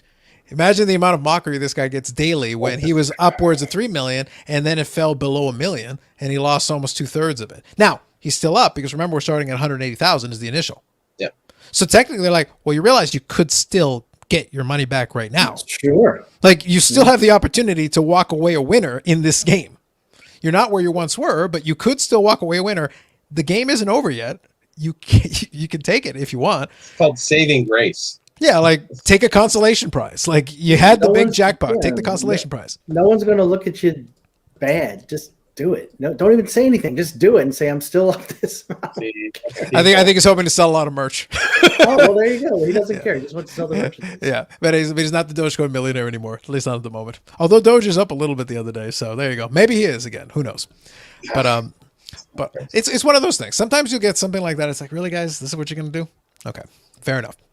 So Jordan here has a good question here for you, Andy. So he goes, will you be at the National next year in Atlantic City? So, Andy, after you've explained to us why we shouldn't go to the National, no one should go to the National ever. Are you going to the National in Atlantic City next year? So here's the deal. My son said, what if I came in for the National and went together? Of course. It's an hour from my house. We'll take a ride up there. We'll spend the day. And we'll come back. The only thing I am concerned about, one thing, is that I just don't want to be mobbed by all of my fans when I get there. But if I can, that's basically Andy, why I refuse. Like, I'm just never going to National. Like, I can't handle it. I can't handle Bobby's level of celebrity. Like, at the Fall Expo, he's mobbed by the groupies and everything. I don't know how he handles it. I might be targeted for another reason. Yeah, that's he was talking. He said mob. Yeah. So it's not the adoring mob. It's not the adoring mob that you have, Bobby. It's the other kind of mob. It's the one we don't like. One of the comments on one of the videos I thought was funny. He's like, he doesn't even go to the shows. I live in the Philly area, and I have never seen him at a show. I'm like, oh my God, he's the guy. He's looking for me. Okay, I'll let you know. So I'm gonna take a wild stab at this one. This is Wesker Griff. Yeah. Oh no, I know Ed. I know Ed. Ed's a good guy. Ed's a good guy. Ed. I was giving him a bit of a hard time at it because I'm in group chats with him. Ed's a good guy. Yeah. Ed's a good guy. You know what? Ed on my next video, tell Ed the next video I write, make sure he watches because there's something special planned for him, and it has nothing to do with sports cards. And I'll leave it at that. There you go. Make a reference to crypto. That would be a really nice nod to me, Andy, if you could do that. I tease him because I call him Cryptogriff. He tongue in cheek was talking up the Doge. Now he wasn't too serious about it. We like to have fun. But I said, but if you could throw a Cryptogriff reference in there, I would personally appreciate it. I would consider that a little Easter egg for me. If you could throw that in there. I will mark that down when I refer to him. Cryptogriff. Yeah, Cryptogriff. He's not really Wesker Griff anymore. That's a lie. He's got to be local, right? Because he's from the Philadelphia area. Yeah, he's a YouTuber. You can check out his channel. He does good. We get along very well because he's, like I said, he's a nice guy, and he, like myself, appreciates Juan Soto. We like the player, and I picked up a couple this week, so I was adding some of his rookies to my little holdings, my little stack here. So I was enjoying that. But yeah, we always have a little fun. So when I get the Juan Sotos, he's like, oh, you got the new Soto. And he's a big fan of that. Make sure you tell what's Wesker Griff. But his real name is Ed. Ed. Make sure you tell Ed that I said hello, and I'm actually a decent guy. Yeah, no, I think he'll get a chance to see the live stream if he doesn't. The part of the reason why I wanted to have the conversation is that it's very easy. There was a reason why I was a little bit. That's why reason why I kind of rolled my eyes when Jeremy did his thing because he did it as a piece of his live stream, and it went on Instagram, and I saw that clip over and over again, and I was like, I didn't see anybody telling people not to go to the National, because I would have remembered that video. I watch a lot of videos, but it was like, so you took the headline and you just ran with it and gave a very impassioned plea for 4 minutes. It was very exciting, but at the same time, I'm like, really, dude. You got to do more than 5 seconds worth of work if you're going to do a 4-minute rant about it. And then he did a promotional rant, and then he did a promotional thing for the National. I was like, look, if you guys are getting paid by the National to promote it, that's fine. Listen, I will sell out right now. I will personally promote the National and wear all your gear. If you pay for it, fine. If you pay for it, to come out and give a 10-minute talk, I'm your guy. Yeah, it's like there. I told Bobby, it's like I will sell out in a minute. I have no integrity that I will not sell out. But we got to secure the bag. Like we don't go cheap. But Bobby cannot maintain the lifestyle he is accustomed to. Like we already talked about the groupies. Like he has standards. We can't be selling this cheap. I just can't wrap my head around something that not just me, but anyone says, and it makes such an impact that they think it will impact. I just can't. I can't do that. It's like I was telling my wife. You know, she loves going to Disney World. So I said, well, what if you saw on YouTube that someone said, Disney World is not worth going to? She goes, I wouldn't watch. Hmm. Well, okay. So I just don't understand why by someone just putting a differing point of view stirred up such emotion, I guess, but it did. Yeah, but that's the reason why I proposed the theory about the fragile collecting kind of ego, so to speak, because it's one of those things. Everything feels like an existential threat. And I was like, guys, in the whole time I've been collecting, one of the advantages, now maybe it's because I took a different approach to it. I took it as a very solitary pursuit for a very long time. Because for a lot of years, the way that people communicated, and Bobby knows this as well, was through the forums and stuff like that. I've never been a big forum guy. It doesn't excite me. I don't enjoy that format. It's not my thing. I was very content to operate in the hobby in a silo. I was talk about tunnel vision. I was just operating inside of my universe, collecting what I was doing my thing. I've been out of most of that time, I've been collecting the same hockey player for 25 years. You don't think that would get dull if you didn't find ways to make it interesting for yourself? But it's like, I've been consistent, and I've also collected other things. I collect vintage. I do these other things to spice it up and keep it interesting for myself. Mm-hmm. But that means I never get distracted. I don't get distracted with what other people are doing. I don't care about, I'm not concerned. If you're in your feelings about this, that, and the other thing, that's cool for you. That's great. You tell everybody they have to go to the National. Well, that's great. I'll judge it myself. Thank you. I'll make up my own mind. That's great. If it makes sense for me, I will. Otherwise, we're good. But there's a lot of folks who don't act that way. Anything that they think threatens their approach is like, it's an existential threat. And if it's an existential threat, that's why they react so quickly. That's why I said, like, but if you have a real existential threat, wouldn't it be nice to actually know what you're arguing against? Right. At least have the basics down so that you can be like, oh, okay, I know which pillars of this argument to attack. That's how you do it. That's 100%. I mean, if someone wants to just, like you said, look at the title and just attack the title, then I have no time for that. But if you're going to watch the video and, then come back and explain it, then I'm all for that. And that's why I wanted, that's part of the reason why is it just to promote discussion. Right. Sure. Yeah. I think that's fair. But that's usually the approach that I think will get more people further along. In the long run, it will be. And we have fun here. We talk about a lot of silly stuff because we do. It's more because it's the summer. People are enjoying patios. They're doing different stuff. And guess what? The hobby's never been that serious. The problem is that I've been in it so long, it's not that serious. Like, I can't take it seriously. I've seen how ridiculous it is. It's inherently ridiculous. People are collecting pieces of cardboard for money. It's funny. I'll look at some cards and I'll I don't even know why, but I'll show my wife a card and I just love the card. I like the way it looks. I like the player or whatever. And I'll say, this card's worth this much money. And she'll be like, it's a piece of cardboard with the guy's picture on it. She's correct. Like, she is correct. And she can't wrap her head around that either. And I said, a lot of people can't. They just don't understand. And that's why that's the fun part. Gucci purse is just a little bit of leather and a couple. That's it. You know, a lot of this stuff that's collectible though is if it's at its base level. I try to remind people just as a perspective. Like, no, the thing is, your wife is not wrong. She's 100% correct. Her assessment is accurate. The value is because someone has decided that this piece of cardboard with someone's image on it is worth something to them. It's the national thing all over again. The value of hanging out with those folks is worth X to you. That's right. And if it's worth less to me, then my math is going to be different than yours, and we'll come to different conclusions on the same question. That's all that happened. We asked the same question. We came to different conclusions on the same question. That's all it is. Yeah. So let me ask you a couple of questions that'll kind of help out our collector friends as well a little bit. I know that predominantly you're focused on the flipping side, but you do have cards behind you that do represent some stuff you do collect with your son. Is there a rhyme or reason or any criteria behind what qualifies under that category? Because I do see there was some football. I know some basketball in there. I think there was like some baseball, maybe Mike Trout or something. Like, what's the rhyme or reason? There's a Mike Trout card behind me that I don't consider that it's funny because I had a video about this where when I was on with I think Dustin, the personal finance dad, I think Jordan or my son, he goes, what card behind me means the most?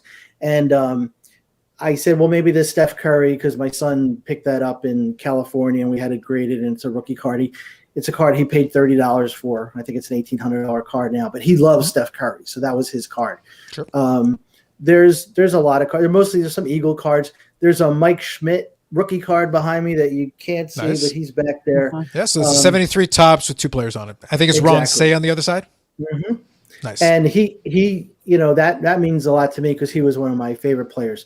There's a Carter Hart behind me because Flyers, he was doing good, not so good, but I think he's got a shot to be okay.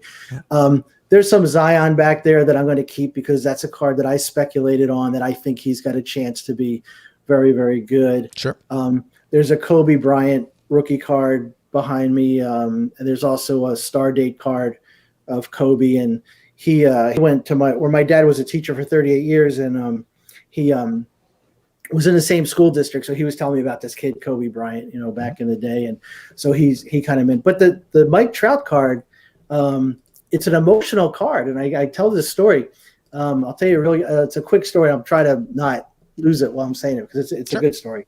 But my dad was a really good athlete when he was growing up, and he went to Millville High School, and his whole dream when he was going through is one day they're going to call me and I'm going to be in the Millville, New Jersey Sports Hall of Fame. And I said, okay. He goes, well, I was really good. I was really good in baseball and I was really good in basketball. And in fact, when I went in the Army, I was at the time it was the Korean War, And I was in the chamber where you're wearing your gas mask, and the sergeant comes over to you and says, "Lift your mask." And I lifted my mask, and he said, "I heard you play basketball." And he goes, "I did." So he left and he played basketball his whole career while he was in the Army around Europe. Mm-hmm. So he got back, he played some semi-pro ball, became a teacher, got married. The rest is history. So probably back in, I don't know, maybe I can't think of the exact year. It was a while ago. He passed away about 5 years ago, but he called and he goes, "They called me. I'm going to be going into the Millville Hall of Fame." And I'm like, okay.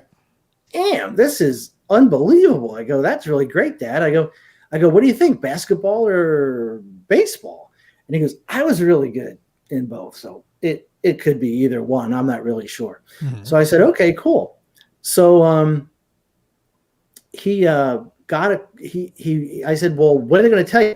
He goes, "Well, they're going to tell me, but because I can't make it in, I'm living in Florida, they're going to send me the plaque." So he sends me the plaque, and or he gets the plaque. He calls me. And I said, "Basketball or baseball?" He says, "Tennis."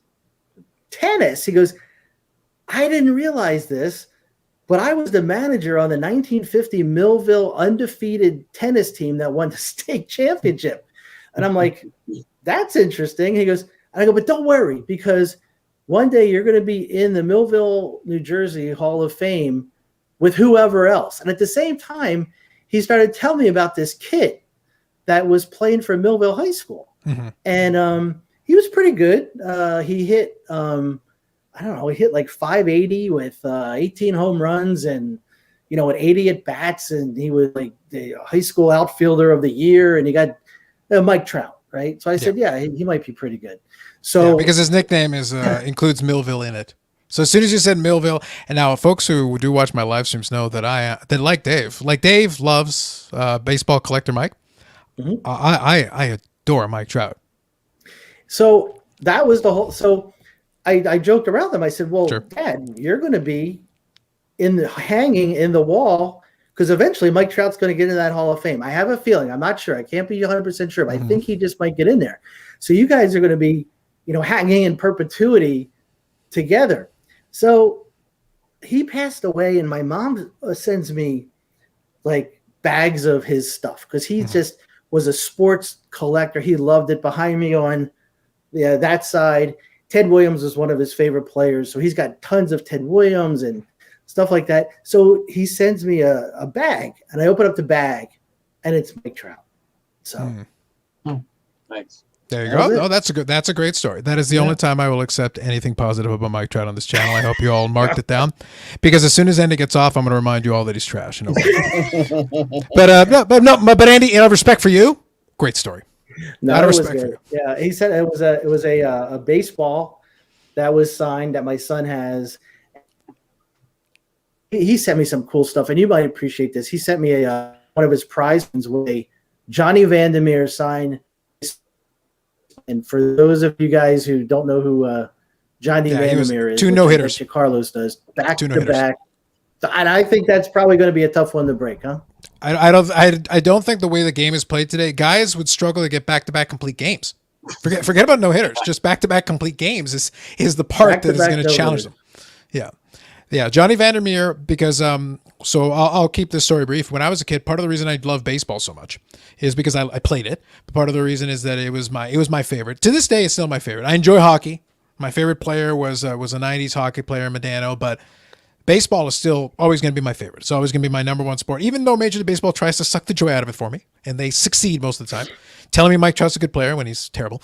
But the point is that the game is still fun for me. I'll enjoy AAA baseball. I'll enjoy semi-pro baseball. The game is still fun for me. But part of the enjoyment for me in the game is that when I was a kid, I had a hardcover book, and I think I still got it at my parents' house. And it's a hardcover book. It's like 1,001 facts about baseball, and it covers all the different eras of baseball. So that includes the 30s, the 40s, and all those. And I went through it page by page, front to back, all the way from the 1860s, all the way to the present, which was the early 90s. At the time that book was written. So the entire rest of the 90s and the 2000s wasn't even a thing yet. The facts stopped there. But I do know that Jack Morris had more wins in the 1980s than any other pitcher because they had those little factoids and the little charts and things. And I do remember that Jack Morris had the most wins in the 1980s because they had the best players of each decade. And you went decade by decade. Mm-hmm. And that's how you learned about players. That's how you learned about Johnny Vandermeer. That's how you learned about baseball is great for anecdotes, stories, little weird facts and records because the story of the game's so long. There's so much documentation on it that you can be like, so in 1935, this person had an unassisted triple play and then punched out the umpire and got ejected from the game. And this thing, you can find the most obscure stats and somebody probably did it. It's amazing. And today, by the way, in a horrific losing effort by my Phillies, Aaron Nola tied Tom Seaver's record, 1970. He struck out 10 guys in a row. 10 in a row. The first 10 in a row. Nice. And he had right off the start of the game, eh? And he had a 1-2 count on the 11th, and they got a hit. That was it. Wow. Yep. But testament to the game of baseball that somebody was sitting there who had to look up that stat and had it ready to go and be like, all right, so what's the most strikeouts to begin a game? Here you go. That's the most amazing thing about that is people will – and even the most obscure things, right? Yes. You'll be watching a baseball game, and they'll be like, well, that's the 4th 3-2 count, and that hasn't happened since 1970. I mean, it's amazing. Yeah, but I understand folks that like basketball and some of these other sports. Like baseball is going to be boring for you because it is a methodical game. They've added too many breaks to it for my taste, too many commercial breaks and too many stoppages in play. That hurts it because it makes it too long. And baseball fan, I acknowledge this, but it is a cerebral game. Like if you do understand what you're looking at, and you do. So for me, it's also a great game where you're attending to hang out, watch the game, and have a chat. Sure. It's got built-in breaks in the action for you to speculate on what's going on. What do you think is going to happen with this? And for that game is probably the best there is because you've got these built-in natural breaks. And then when the game is going on, you better be paying attention to what's happening because when I was a kid, we didn't have the little netting on the outside. If the foul ball comes at you, hits you in the face. That's how this is going to work. Pay attention. The weirdest thing for me when I was a kid, one of my first memories of going to a game with my dad was like, I'm watching the game and I'm like, I don't hear what's going on. Like it didn't occur to me that they weren't announcing the game the play-by-play as the actual game was going on. And I thought that was fascinating. And my other good baseball story was my grandfather and my father and I were at the last game at Connie Mack Stadium. Okay. And I just remember being parked in where, when where you basically, you can't leave until the other car in front of you leaves. So you're like hostage. And they were throwing the seats over the stadium because everyone wanted a piece of that, piece of the Connie Mack Stadium. So it was just funny because as like so cool, it was a very frightening experience. That's a little bit. No, for sure. That's what I said.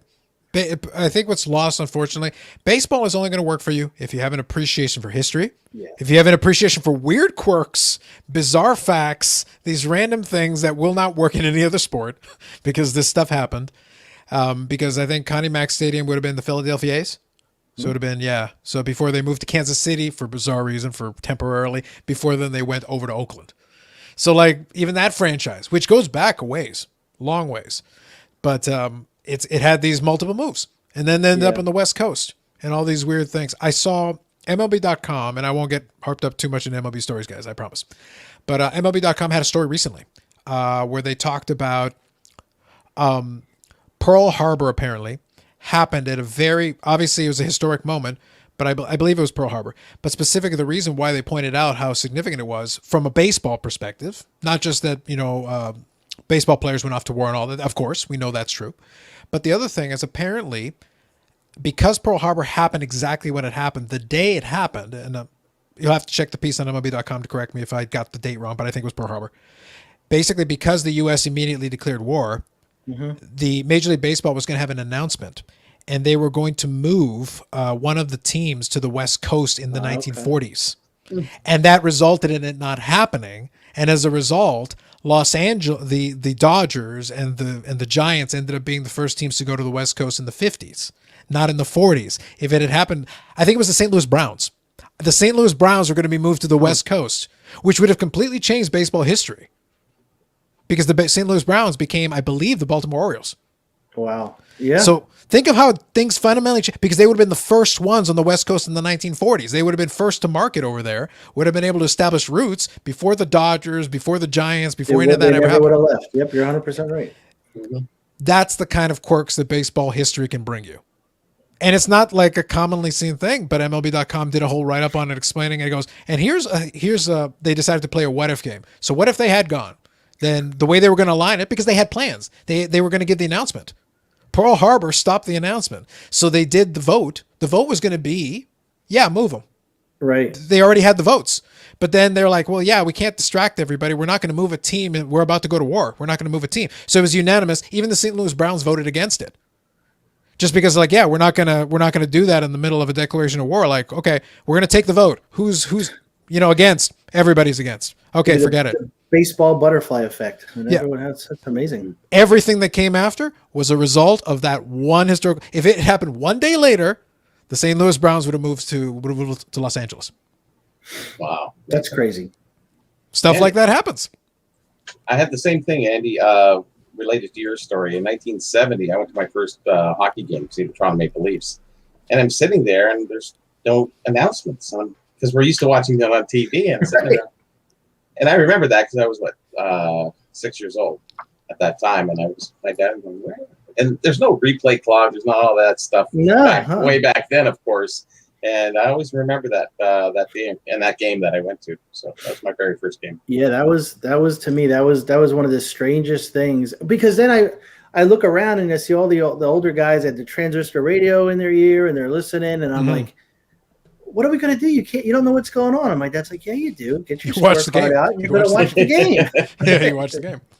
No, but that's because Toronto is a newer-ish baseball market. They had the expansion team in 77, and they almost got the San Francisco Giants earlier on in the 70s, I believe. Wow. So that was another aborted thing that almost happened. They almost had a Toronto National League team. That one didn't happen. But the thing is that's why I say baseball history is rife with these weird what ifs. There's a lot of them. But what happened is I used to go to the Dome when things were super quiet in the mid-90s. This is post-World Series years. So now it's me and 12 of my closest friends in the stadium, because that's all of us. So I've got an entire section to myself, all the legroom I want. And I don't care what anybody says. I was there. I will not have them try to claim any different. But what happened is, once where I was watching games, is that you'd know who were the newer people, because most of the crowd would be like, they'd cheer as soon as a fly ball happens. And I'm like, I know the stadium. That fly ball is dead 30 feet from the fence. It's not even getting close. It's not even to the warning track. I know, because you would see it, and sometimes the ball wouldn't even leave the outfield, but people would be like, "Whoa, what?" It's just a high pop up, and then you look, and the second baseman's like this. It's like, okay, I got you. If you know the stadium, it's one of those things where, like, as soon as I hear the sound of the, like I said, as a baseball fan of that for that long, I've been to hundreds of games at the Dome, and when you go to hundreds and hundreds and hundreds of games over years and decades, I can hear the crack of the bat and be like, yeah, no chance. I don't even have to look up. I can be looking down. It's like, nope, that one ain't going nowhere. I look up, caught in the outfield, easily. Home field advantage, it. So what you're saying is people who didn't really have the experience or what have you overreacted. Apparently that's the thing, Bobby. I don't know if that comes up anywhere else, but I've heard. It's not coming around full circle on this show here. The stories are strategically placed, Bobby. There are no accidents here. Yes, there are no accidents. Well, I picked it up. Yeah, that's why Bobby is who Bobby is. He understands. He gets it. So sorry about that 90s hockey alert. I wasn't ignoring you, but we were having a couple of stories there, and I wanted to make sure we covered them. So good evening. So what I'll do is I'll touch on a couple of topics, guys. So what we'll do here is what we always do. I wanted to chat with Andy because he is a real person, contrary to popular belief. So the hologram isn't working yet. When I got the new facility, then I can have virtual guests, and that'll be different. But in the meantime, I have to use real ones. But I thought it was still worthwhile to have the conversation. It was worthwhile to get the background. But you can see, even though he's not a collector per se, there are some cards that have some meaning, that has some significance. There are stories behind it. There's still some sports fandom involved. There is room for all of it. I've said before, there is a spectrum. There is the pure investor. I really don't give a crap about any of this stuff except as a physical asset I can move. There is the collector. I only care. I will dump money into this boat no matter how quickly it sinks. And then most people fall somewhere in between, and there's a whole slider. It's not a homogenous group here and a homogenous group there. No, there's a lot of blocks in between and a lot of people that fall in the middle. Some people just flip stuff to get a couple of bucks to get a nicer card. That's a real thing. Some people like to make a couple extra bucks out of it. That's a real thing. But they'll still collect their own thing. They'll have their collection. That's stuff they care about. Sure. And if Jordan likes the UFC that much, I'll give him some 2018 UFC autographs because I might want to move them. Yeah, he's your man. I can't finish the damn set. Some of the short prints are too difficult now. Like, I was buying them so cheap. I have almost all the big names, and I'm like, well, now this is stupid. I'm not paying that for that, and I've got only a handful left. It's 33 card checklist, and I have like 29 of them. And I'm like, oh, this is idiocy. This is stupidity. I was buying the damn boxes for $80. And now UFC Prism is $1,000. I'm like, no, I'm not doing that. I'm like, you're out to lunch. And Topps Chrome. It's a great set. Like, give me a break. It was Topps Chrome. I was like, okay, $85 a box. It was cheap. And that was 2018. It wasn't like 10 years ago. It was 2018. Wait for the dip. I mean, exactly. That's the other thing that I could spend time. I may have to go get a charger for a second for my because I don't want to leave. I may have to give me 2 seconds. No worries. If you need to pop out for a second, do that. And then, but the whole price of that's the one thing too that it drives me nuts. And I try to buying boxes. You want to talk about gambling? Buying boxes to rip, especially at the prices that they are now. I have guys message me and say, I just bought a box of this and I got this. What should I do with my other cards? I don't have the heart sometimes. It's like, give them to the kids or whatever. But that's one of the things with the whole price, the hobby, you hear all this stuff. Maybe we'll come back. We could talk about this is like, is it crashing? Is it dipping? Is it softening? Is it this? Is it that? It's changing. It's not, it's still ahead of what it was, a couple years ago, 3 years ago. But just look at the prices of the boxes. That's an indication of how things are going in this hobby. When you can buy a box of NBA hoops that we're selling for $400 that I was getting for $90 the year before, that's an indication that and then you run into the problem where, well, I'll tell you what, I'll be right back. Yeah, go ahead, grab your thing, and we'll take care of that. Okay. So that's kind of so Bobby knew that I was working on seeing the possibility of getting Andy on, but I figured it would be a good conversation. I've had the chance to correspond with Andy a little bit to the side. I wasn't 100% sure. That's why I didn't want to put it on social media that we were going to do it, but I thought it would be like, no, let's bring in the person, let's bring in the individual, and let's have a chat, because I figured it would that's the easiest way to understand. Now you understand the context. Now you understand the why. It's a lot easier. And now we can kind of proceed from there. Yeah, and knowing what Andy does and and how connected he is to everybody in basketball, why wouldn't you listen to the guy? Yeah, and that's the thing though. When you get into it, I'm okay with whatever anybody wants to say as long as they can back it up. Show me your work. It's like the old math class. Like, show me your work. You can't just tell me how you arrived at that answer. Show me your work. Show me how you arrived at that, and then we can talk about it. Okay, fine. That makes sense. I think you did the work properly. Okay, I can accept your answer. But that applies to this stuff. I want that information. So let's do it. So there you go. So I'll double check the Tampa. Obviously, I'm guessing. Tampa. Yeah, I'll double check that one. Yeah, I'll reach out to you, Jordan. But believe me, I got a stack of some good ones there for that because I was opening, like I said, boxes of it when it was still cheap. And I was starting to put together the set, and I started grabbing them.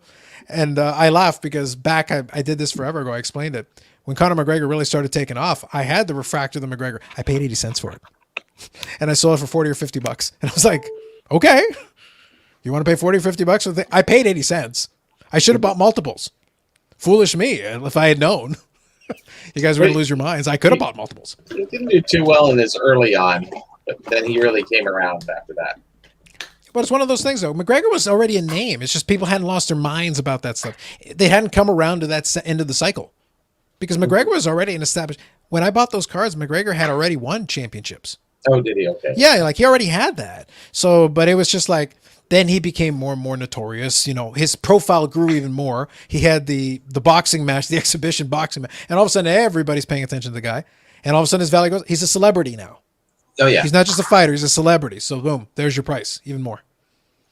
Well, he's whatever now. I don't know what he is, but yeah. But that's why I say, like, I never look back. One rule I have is that I never regret anything, because if I was able to play every move, even when I had a hunch, if I played all of my hunches, I don't have billions of hunches. I'm very selective.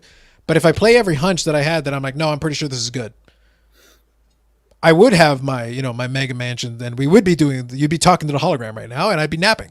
It'd be great. But, because some of this stuff isn't hard. It's just, you got to pay attention. The information's in front of you. And even in realms that I don't pay attention to, the same way that Andy isn't familiar with all the stuff outside of basketball. I'm not a basketball guy. I don't enjoy basketball. It's not fun for me. But you know what I knew just before the big increase? You know what I was looking at literally before it shot up in price, like weeks before? Non-basketball guy. And I've talked about this before a little bit. I was looking at the LeBron star rookie. And I was like, that seems kind of cheap. LeBron's already won championships. Like, this is already done. Like, this already happened. So I'm looking at, I'm like, I think they were like $100, $200. And I'm like, that seems kind of cheap. I could probably buy about 4 or 5 of those. I was contemplating it. I was legitimate. I'm like, I don't even like them, but I'm like, I guess we could do. Yeah, why not? Sure. So I was on the verge of pulling the trigger. Something distracted me, and I said, oh, I'll come back to it. And then it shot up, like to 2,000 or whatever it was that it shot up to. And I was sitting there like, well, I had the right idea, and my timing was good, but you have to execute. It's not just, but my hunch was good. It just reinforced it's like, no, my instincts were telling me like, hey, you're on the right track here. This isn't your thing, but you're right. Just trust your instincts. Trust your instincts. Yeah. And you develop those. So even in a sport that isn't your sport, you're like, no, I can still have feeling that something's telling me now would be a good time to grab some of this. Mm-hmm. In hindsight, would have been great. I wouldn't have minded, but it is what it is. I'm not going to spend my time lamenting that. I've also been very successful in some other endeavors. So it's a mixed bag. You're going to have a little bit of both. I thought about Bitcoin at 8 cents. So they live the dream, Bobby. It's not even all the way at 8 cents.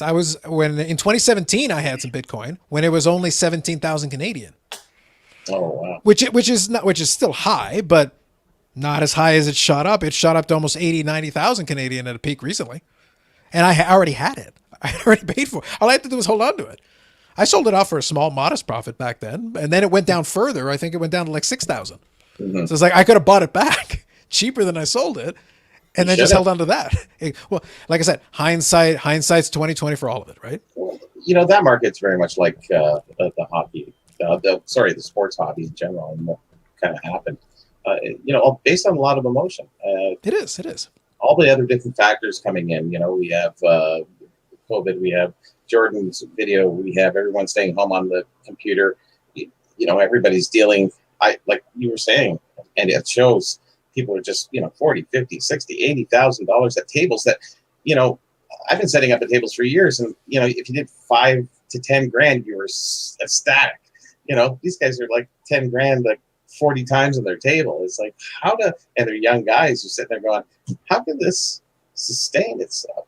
Bobby, so you're telling me that when we go to the expo, because in the fall is looking increasingly like it, you're telling me I'm not going to be seeing Bobby Burrell out there throwing, you know what, gets off the taxi. Here's your tip. You just throw a brick of 10 grand at somebody and it hits him off the head. Keep the change. I won't be there selling this time. I'll be there pushing my website and app. So that's right. Yeah, that's right. Yeah, and we'll keep tabs on that as we go along, because Bobby will let us know and he'll keep us up on the progress. So thank you, Bob Lewis, for I had your comment on here, so thank you for that. If you guys could hit the like button, show us some love. Hopefully, we've developed a good discussion. The point of this was to have a nice discussion and get through some of these points. Do the teachable moment, but then all right, let's talk, because there's certainly plenty of things to talk about. Now, Andy, before you grab your charger, I think you wanted to talk a little bit about kind of the pricing thing. Basketball has been one of the most volatile of it. Let's be honest. And that's kind of the area you've kind of specialized yourself in. So this would be a good spot. I'm going to pop up for 2 seconds and then I'll come right back. But as an initiator, can you tell us a little bit from your perspective, as someone who is doing some flipping, at least conceptually from what you're seeing? Obviously, we have all these runs up and down. What are you feeling at this stage about that fluctuating basketball market now that it's gone through its cycle, and then maybe we get a different cycle, and obviously we're doing the playoffs? So there's a lot of pieces there you can touch on. Any direction you want to take it. Sure, sounds good. Back in a second. Yeah, it's interesting to me, because I was my next video, we're gonna talk about a lot of the new rookies and what their cards are doing, and I looked at about 8 to 10 different first year rookies, and they're I used your silver cards as a just as an example, but they've all dropped between 70 and 85, 90% since inception. And it's kind of funny because when I talk about that on my video, they hit a high of, say, I think Sadiq Bey might have been, or I forget who it was, like $450 or whatever it was, and now it's down to $44. Tyrese Halliburton maybe, but it dropped. Wow. It dropped. So you're thinking like, okay, they got to be near their floor. They got to be coming to their floor. So it's a good time to start monitoring that bottom. But if you think about it, it's still so far off from what it was when it started. And I always think of like, who are those guys that are buying it at 450, 350, 250, 150? And I said the same thing with, and I got killed on this video too. I did a video about LaMelo Ball. And I said, you shouldn't buy LaMelo Ball now unless you're related to him. And I was joking, but I was serious because his NBA Hoops card was $167. His Hoops card, right? Yeah. So I said, do not buy this card. And I got killed because guys were promoting it. Other content creators were saying, buy it, or I'm going to buy it. And it dropped down to $23. And I said, okay, that'll be that. Now it dropped down to $8. Okay, the second time.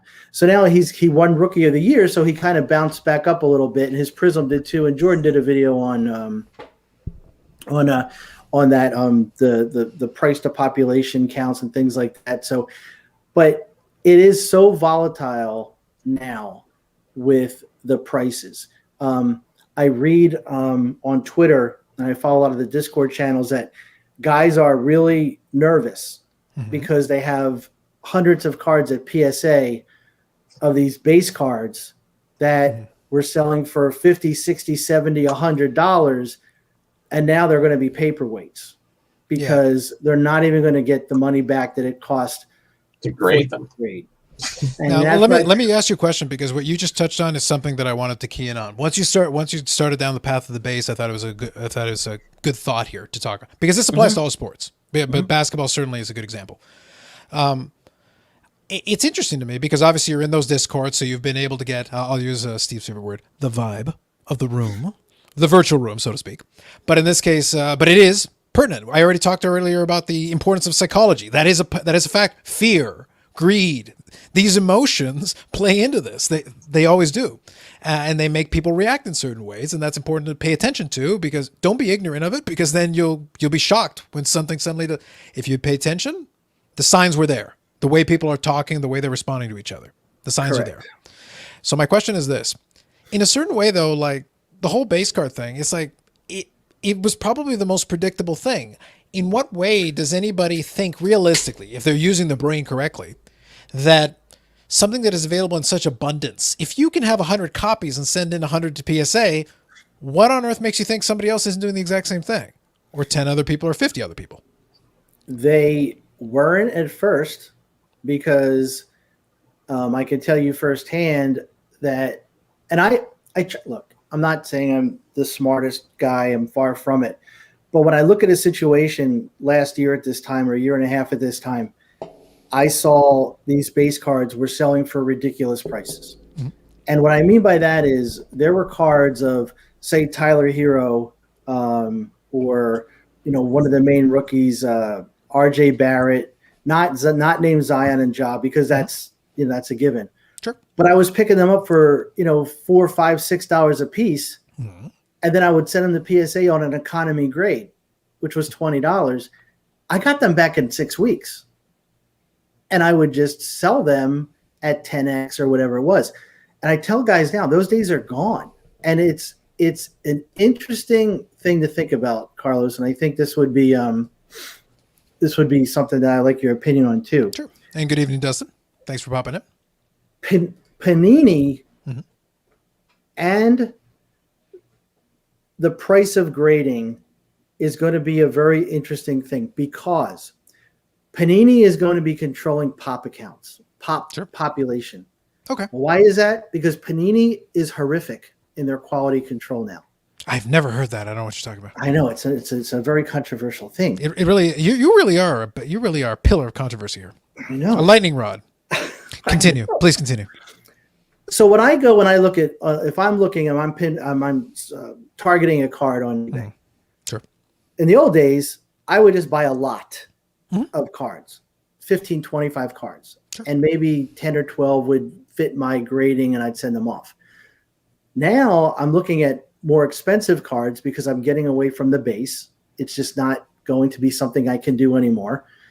And it's even more difficult to find a good card to grade. Sure. Now, with that being said, the population on base cards, because of the price that it's going to cost to grade them, people may see an opportunity for certain players to go ahead and take that gamble. Now, they did that with a like a LaMelo Ball NBA Hoops card. Okay. You could have got that, and if you would have sent it in for an express grade and got it back super quick, say 4 to 6 weeks, you could have made good money. Sure. Yeah. Now guys are getting those cards back because of the shutdown and how slow it was, and that $300 grade is turned into a $220 card graded. Yep. There's so many, and I find it fascinating, and I love just digging into this kind of things because there is still a way to do well, but you got to think about it and you got to think it through because it's not an automatic moneymaker anymore. There's just not. So what I'll say is, and I can see here, and I'll get to this question in a second. Good evening, Joe. Thanks for popping in, and I'll touch on that in a second as well. It's a little more vintage up my lane, so I'll definitely chat about that. The thing is, I think what you're saying is valid, and let me give this as an opinion first, and it'll play right into what you're talking about as well. When it comes to the markets moving up and down, part of the reason that I've enjoyed sticking it out as long as I have, and I've done it with very little interruption, because even when I was in school and I didn't have a lot of money, I wasn't buying a ton of cards, but I'd buy a card here or there. I'd still troll eBay, even when I was in university. And at that point, beer money was the priority. Let's be clear, beer money is the key. That's the priority. Yes, absolutely. And going out and enjoying said beer. So these were the key points. But I'd still pick up a card here or there. I never gave up. So even during that time period, and by the way, I still went to that fall expo. I'd come home for a day and pop in and wander around the aisles. So I never lost connection. So for me, I can count all that service time. A lot of people can say, oh yeah, well I started collecting when I was a kid and I'm like 55. It's like, cool, but how long have you actually been collecting? Oh, I collected until I was 12 and then I came back when I was 48. It's like, well, so then you've been collecting for like 8 or 9 years or 10 years or whatever it is. That's fair enough. I'm going to be 38 this year and I've been collecting for 31. So uninterrupted for that entire time period. So since 1990, here we are. But the advantage of that is you get to see all the waves. We got to see the dead time. We got to see the end of the overproduction era. So I was there. I got to taste that. I got to experience it. So none of that scares me. It's like, I lived it. Guess what? I hear you. Yeah. Here's the thing. Topps was still making cards. During that dead era, nobody liked cards. Topps was still producing cards. I remember buying those packs. I assure you the hobby shop existed. I was able to find packs somewhere magically. I don't know how, by what dark magic they existed through the whole 90s. It was weird. They were still there. But it was obviously lower production. They scaled back accordingly. But playing into what you're talking about, the reason I make this point is that when things do dip, if you want to call it a dip, and it is a dip because I'm not calling it a crash until it falls below its previous threshold. If we go back 2 years ago and use that as a baseline, when you fall below that, then you can come back and talk to me about a crash. Until then, it's a dip because if you're still up from where you would have been 18 months or 24 months ago, I'm sorry, you're still up. I don't care. Don't go credit on somebody else's shoulder. But when things are quote unquote down and people are fearful, that's when opportunity is. And to your point about the grading thing, when it gets harder, you're right. It is harder to find good quality candidates to go.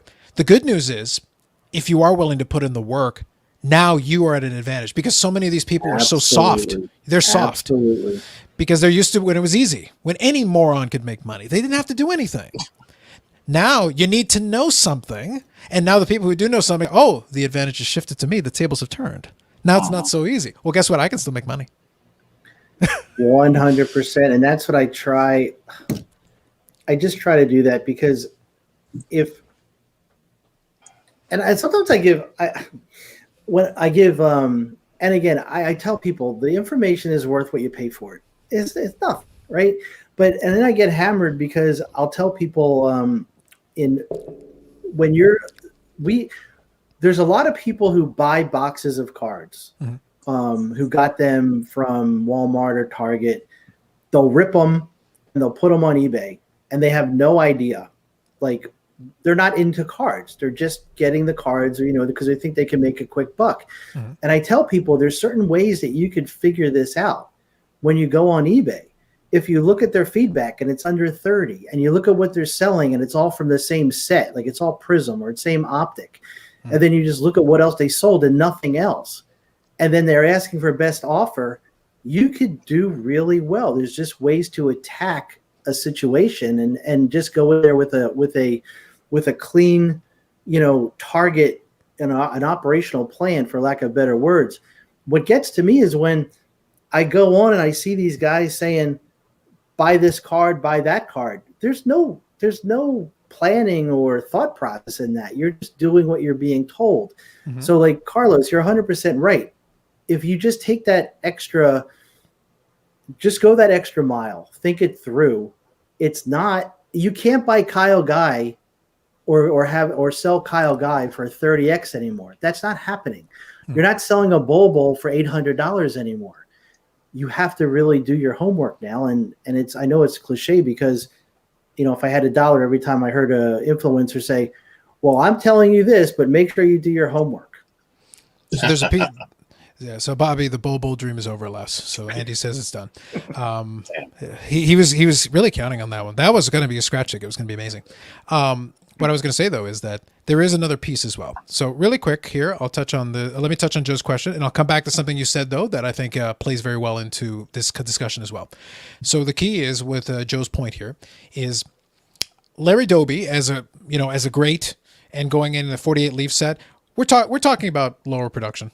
We're talking about, and we're back to the point I made about the Jordan rookie earlier on in the live stream. People who have them and have nice copies and have good copies, and the people that want them understand the sellers are not going to go cheap. They're going to be like, yeah, dip. I don't care. I've had this card for 15 years. I can wait a couple more. Whatever. I'm not going to sell for cheaper than I want to sell. So if it never sells, price ain't going down. And the people that are buyers that understand what they're buying, they're discerning buyers. The average, your influencer, vintage, sports card investor is not buying 1948 Leaf Larry Dobies. That's not coming up on his top 5. So that's not going to appear on that list. But yeah, but Joe is 100% correct. A lot of the reason the vintage is stable is because a lot of the buyers and sellers kind of know where they're at. It's a Mexican standoff. It's like, look, dude, I know what it costs. Yep, and I know what I have into it. So what do you want to do? We'll just keep staring at each other, and eventually one of us will blink. But it's going to be a couple of bucks this way or the other way. It's not going to be like these big old swings. We might be able to squeeze a couple of bucks one way or the other, and that's about as far as it's going to go. We just know that's going to be the case. But that's really the short answer to what is a very legitimate question. Joe, usually good for those good questions. Now, playing into what you said, Andy, the key thing with a lot of this is that, and I'll use an analogy. I'm a big fan of poker. And one of my favorite things is when the poker boom happened. I loved it. It was great times. I enjoyed it. So Chris Moneymaker won the World Series of Poker, and all of a sudden, and he had a great last name, super marketable. Chris Moneymaker won the World Series of Poker and $1 million. You too can be a millionaire because Chris Moneymaker wasn't really that good at poker. But the point is, he was lucky. That's all that matters. But the beauty of it is this. And just making sure you know, Andy, you are muted. So just in case you're aware. One thing that you got to be aware of, though, is when that poker boom happened, what happened is there were certain pros that had been playing the game for years and years and years. And here's the difference. The pros were still doing all right. So when tournaments came around, the pros were still, usually there'd be a couple of pros at the final table. But what they found is more and more people, and the fields got bigger and bigger, and the prize pools got bigger and bigger because everybody was taking a shot at it, because the jackpot went from 10 million to 2 million to 5 million to 10 million. And these fields got gigantic to 5,000 players, 6,000 players, 10,000 players. They had to do it over multiple days for day one just to bring it down to 5,000 players for day two, and then shrink it more and shrink it more. So you had all this going on. And as that's happening, I'm excited because I'm watching it, I'm enjoying it, to the point that they were doing poker coverage. You could listen to it. So obviously the poker boom was in full effect. World Series of Poker was on TV. World Poker Tour. I love that stuff. I have DVD box sets somewhere in my parents' house, probably, of the World Poker Tour, and I'd watch it because I enjoyed it. I got a kick out of it. Great production values for what it was. But the point is, that as that happened and these fields got bigger, variance, that's the term that you use in gambling parlance, variance.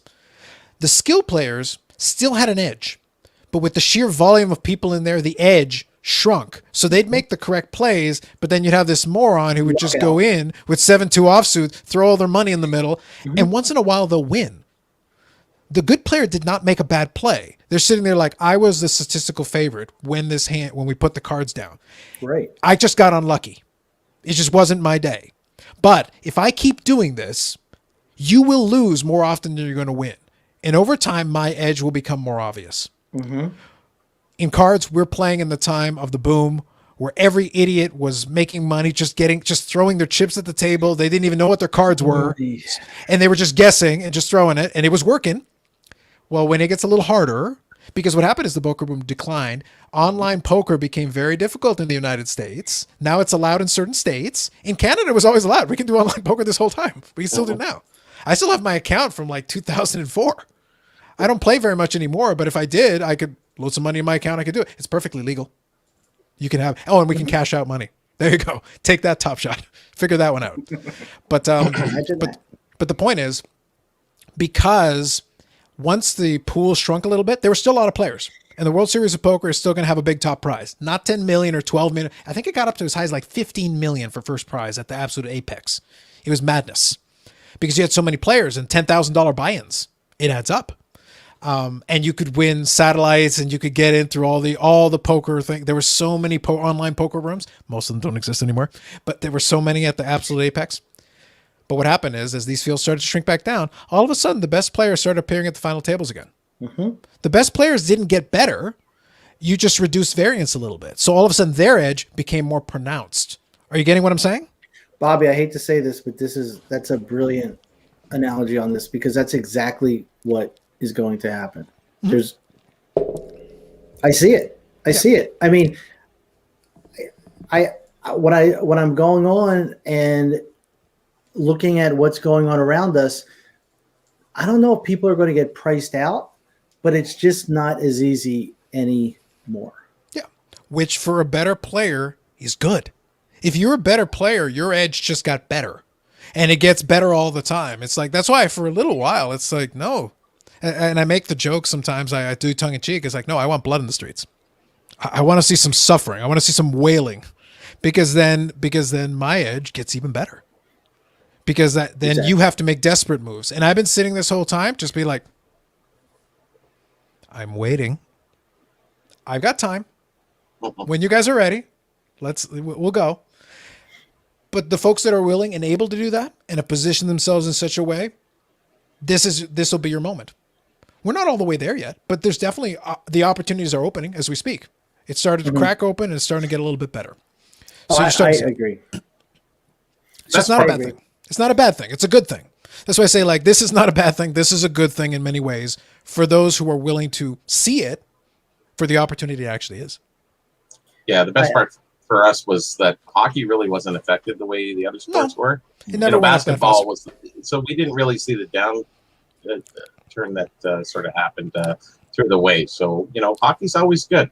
Like I say, hockey's always good. Yeah, but the thing is that the basketball thing with all that variance, like that's the reason I use that poker analogy. I used the gambling analogy to make this point. I used the gambling analogy for a reason. It wasn't an accident.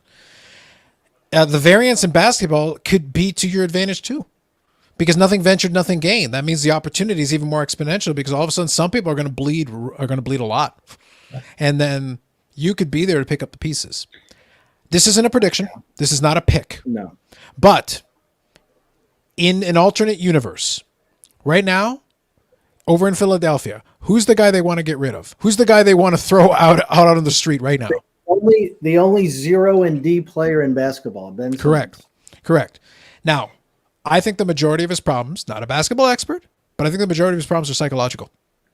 Oh, I agree. If you can fix it. The people that he's surrounded himself with are basically coddling him like, you're the best, you're the best, you're the best. His brother's a shooting coach. I mean, he's not going to – living in Philadelphia for my first 26 years of life and then coming back in the last 7 years, my son will tell you he can't play here anymore.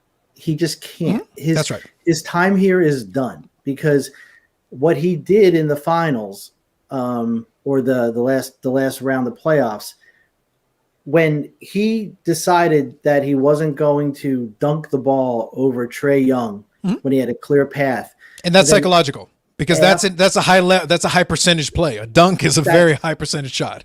No one was. He's 6'10", 240. Nobody was going to stop this kid over 5'11", 170. Correct. Yes, but the problem was after the game when they asked Joel Embiid what was the turning point of the game. And he said, well, to be honest, it's when we gave up an open shot, missed a free throw, and then Trae Young came down and hit his shot. That was it. It's over. So for sure, I'd be shocked if he's back in this, back on the team. I love basketball. I love the 76ers, but he makes the time with Carson Wentz is nothing compared to what this kid's going to go through now. 100%. But the reason I bring him up, because I figured you'd have a passionate response to that. But also, again, this is not a pick. I'm making this 100% clear. I am not telling you to do anything. What I'm saying is if I was a guy who was very much into basketball, let's put it this way. Remember what I said earlier about the LeBron James thing? I'm not a basketball guy. But when I see something that makes me go, the problem is we don't know if he's going to be able to get over that psychological problem. We don't know if he's going to be able to get out of Philadelphia. But if he gets out of Philadelphia and somebody slaps him across the face and goes, dude, at your size, there's no excuse for this. You should be able to do get in the gym and let's do the one thing. Just shoot the damn ball. Who cares? Just do it. And if you find somebody who can do that, you know that little emoji with the two side eyes looking kind of sideways? I'd be doing that at Ben Simmons' cards. Because as people give up on him and he becomes a reclamation project, that's the definition of buy low. No, I want you to give up on him. I want you to think he sucks. I want you to throw away his cards for pennies on the dollar. Because then what do you got to lose? No, you can't. And there's people out there now who are looking at other players that are maybe troubled or down and out or whatever it is. And some of those people I don't think they're going to win on those guys. But like with you, Ben Simmons might get to a point where if you do the analyzation of his cards, it's a no-brainer. Because if he goes to, Dallas, or if he gets to the Lakers one day, or if he goes to another team and he starts doing well, then Philadelphia's forgotten. Now it's like, wow, they've unleashed this kid. It's the same thing with Carson Wentz. Carson Wentz, before he left Philly, his cards were in the tank. I mean, his cards were doing nothing. And then I sold his card because I had a lot of Carson Wentz. As soon as he got because I knew he was going to go to Indianapolis. I just knew it. Frank Reich was there. It was a natural fit. They were going to get his cards started to go up when he hit there. So I'm like, now I could take a gamble. I could say, okay, I'm going to hold his card and maybe he'll take Indy to a Super Bowl and then he'll peak. Or now he'll hit that next level that he is now because all these Indy fans are going to want him. So I could the other thing too is how much is enough? Because I always talk to people about that too, is if I buy a card for $10 and I get it graded and I could sell it for $250, is that enough? Yep. Or am I just going to hold it and hold it and hold it? I think that's a lot of time where people have to realize, don't look back, because you hear that. If you have a card and you make double, triple, 4 or 5 times your money, that's terrific. Move on, buy something else. A lot of these influencers that I watched from the very beginning were buying cards, and they had the Luka cards and they had the Luka base, and they were telling you to buy the Luka base, and these cards were $1,200, $1,300, $1,400, $1,500. Get rid of them. And now they're still holding these Luka cards. The same. It's just timing in life, not just in cards, is everything. Yeah, and what you're hitting on right there is a really good theme that I actually wanna tack on to, because I know Bobby believes there's a time and a place for everything. There is a time and a place for everything. And there's a really good theme and thread that we can touch on. I'm going to get caught up on the comments real quick here. So Haki says 3 of the best dudes in the hobby. Thank you. Appreciate that. Well, 2 out of 3. And that's, yeah, they're appreciating it. You're getting some love over here. So take it. Yeah. You're getting some love. Take it. So Joe here says, not hockey fan. Montreal celebration looked off the hook. I look forward to, if Montreal wins, Vancouver riding. in solidarity, as they do. Loving all the soup talk. Yeah, Joe's a big basketball fan. When in Rome, Joe. When in Rome. I just needed basketball people to come on and discuss it. I'm versatile. I can work. I can work with this. We can make it happen. It's all right. So Dozen here says agreed. Simmons needs a new home and a redemption story. The second half of that comment is the reason why I say like I was literally doing, this is not exaggeration. I was literally doing the side eye thing. I go, I don't even know this kid, but I'm looking at him like, He reinvents himself. Like if I could find the right card at the right price, do not come back at me later and be like, wait, did you buy a If I find the right card at the right price, I'll throw it in the box and forget about it for 6 months, and we'll see what happens. I'm very comfortable doing that. It's fine with me. There's no downside to that. You see, and a lot of times now, Carlos, you're going to see with this dead time after the season's over, where traditionally in the used to world, you're going to see the dip in basketball, out of sight, out of mind, right? Yeah. That's the time to look, because if he hits a certain point, then he's a no-brainer, because wherever he goes, he's going to get a bump as long as he goes somewhere. There's just no doubt. Yeah. And I think the sentiment is so skewed so hard in that direction, because like I said, I watch a lot of stuff on YouTube, not just sports cards. It's good to be versatile. It's good to open your horizon, pay attention to a lot of things. As soon as the 76ers thing happened, I'm like, okay, who on YouTube does 76ers content? No, I'm like, who does 76ers content? And I look up a couple different ones. How mad are you? Burning jerseys, I see. Okay. Just file that away in the back of my mind. I expected it. NBA. I know exactly what you're talking about. He's actually in this. Well, obviously, he's in this area. He got a lot of burning jerseys fans are kind of agreed. But what I'm saying is this is sentiment. I'm paying attention to sentiment. Mm-hmm. I'm paying attention to the visuals that people are seeing. People who are holding these Ben Simmons cards are seeing this too. That's why I say there is a psychological component to this. That's why I like poker so much. Sure. I can win games without having the best cards. I'm paying attention to what you're doing. I'm watching you. If you look weak, I'm going to run over you. That's just how this is going to play out. Yeah. But that's why the game allows for that. Yep. And you'll see that going forward, not just like with Simmons, but just with the overall hobby, the way it is now. And I call it the hobby, but people buying, that's good. People buying cards. There's a lot of panic out there. Yep. Okay. And you could definitely take advantage, because I have, of these people that are, like you said, I think it was very well said, where people are starting to bleed, and they're also seeing of what they might be bleeding more when their PSA returns come and what they're going to be doing. So there's opportunity for a savvy person to really do well. Yeah, that's one of those situations where I have fun in some of my text threads, because I think they've pretty much understand that I'm kind of a masochist in that way. As soon as I see these people suffering, I'm like the Cheshire Cat. I'm like, please tell me more of your suffering. It's like, you just enjoy your pain. You have no idea how much I enjoy your pain.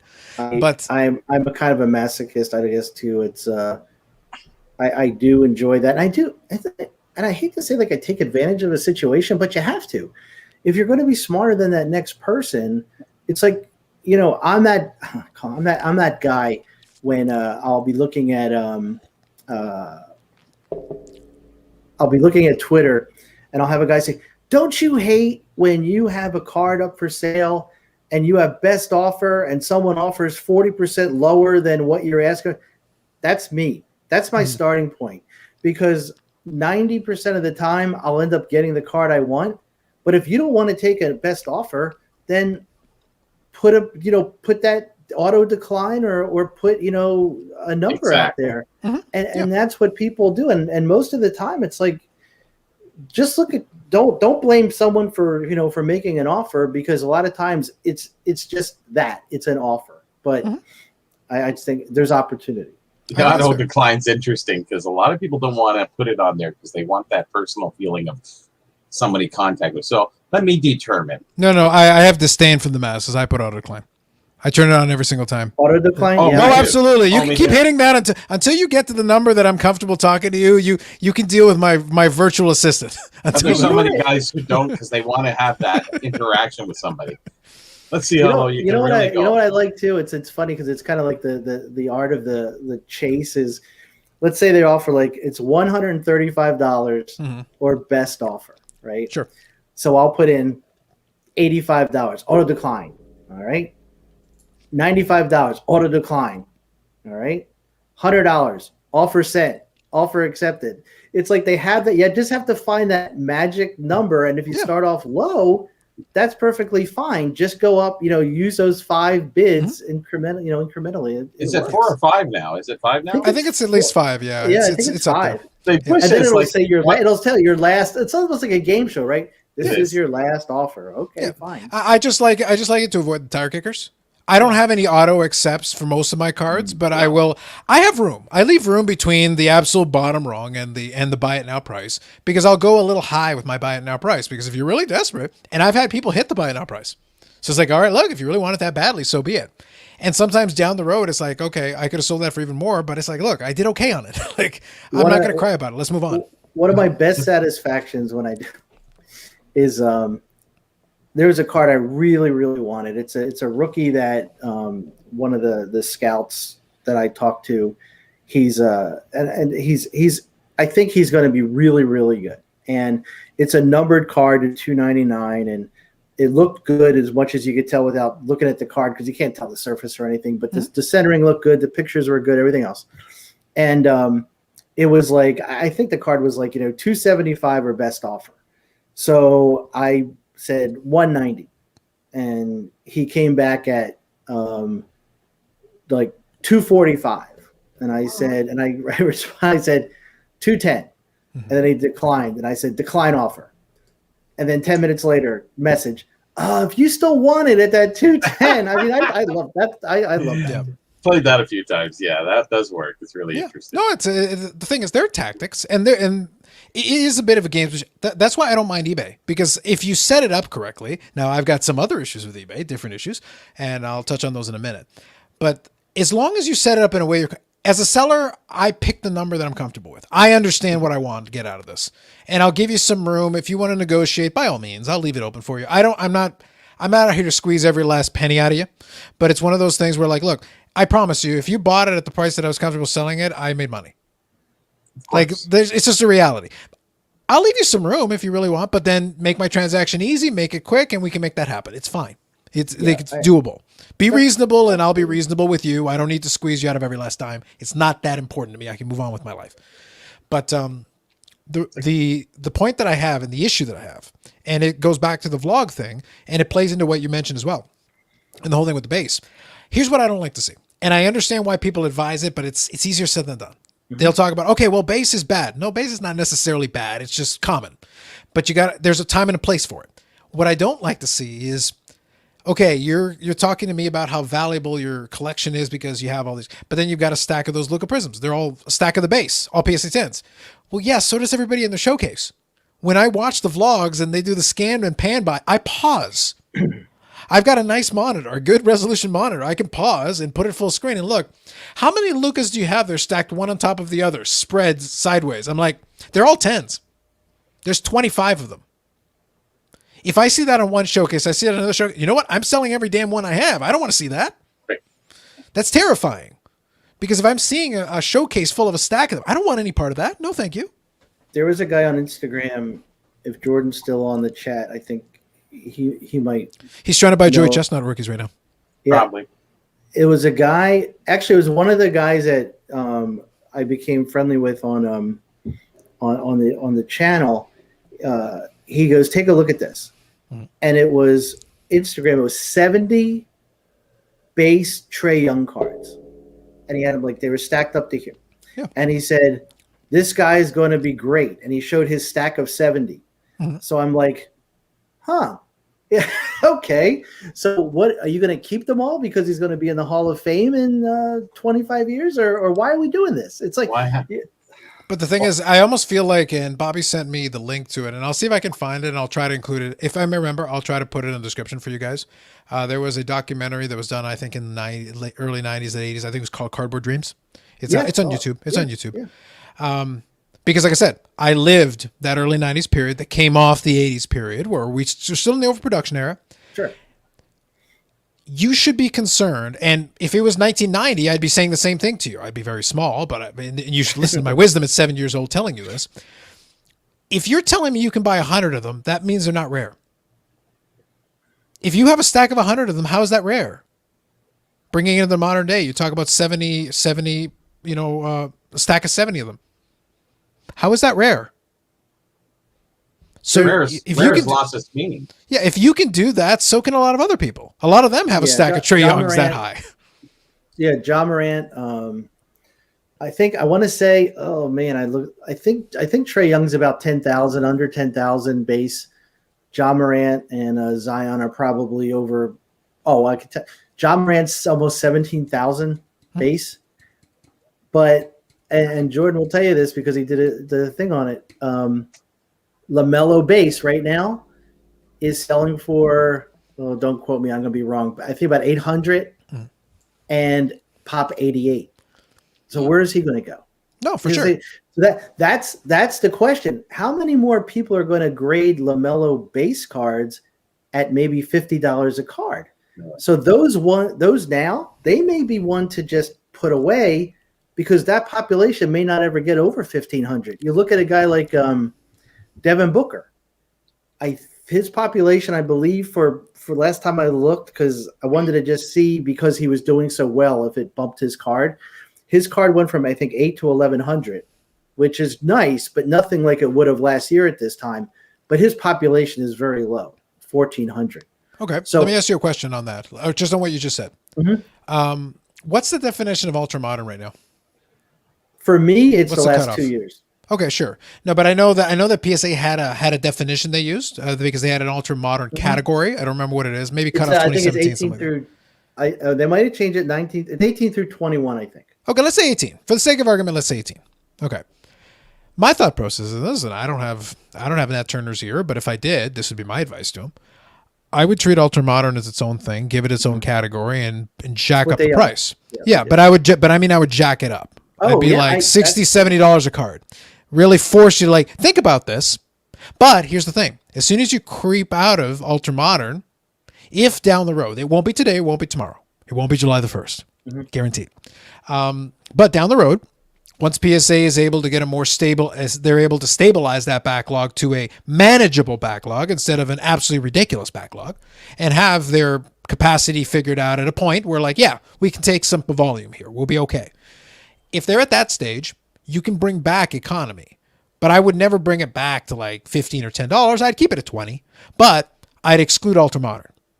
I'd be like, okay, you can have your current year rookie, and I'd give ultra modern maybe 5 years. You give it a cutoff so that you force people to think about it for a while. And then if the player's still good 5 years in, send it economy, knock yourself out. But then eventually the population would come up. Because if you did that kind of a program, but the good news is after 5 years, you probably have a better gauge on whether the player's worth it or not. Well, that's the whole thing. I mean, that's the hard part with what I try to do. And that's why I try to study. And it gets so into the weeds because it depends on the player, the team, the fit, where he's going to go, what he's going to do. It's a difficult, and you're speculating. I mean, you're generally, you're actually speculating on a player. Yeah. When I first started to do the YouTube channel, what really got me irritated and why I said, yeah, I'm going to do this is because there was an influencer that was pushing Marvin Bagley cards. And not just Marvin Bagley cards, but his second year cards. And I'm like, what are you doing? This is not information that people should just follow. And Marvin Bagley, I knew he's not in a good position to succeed. He's on a team that does not play him properly. Okay. When he was in Kentucky, he was a 20-10 guy, but he was like a unicorn. He was a 6'11" guy, and he didn't fit there. So I knew he was not going. Now, if he moves, maybe.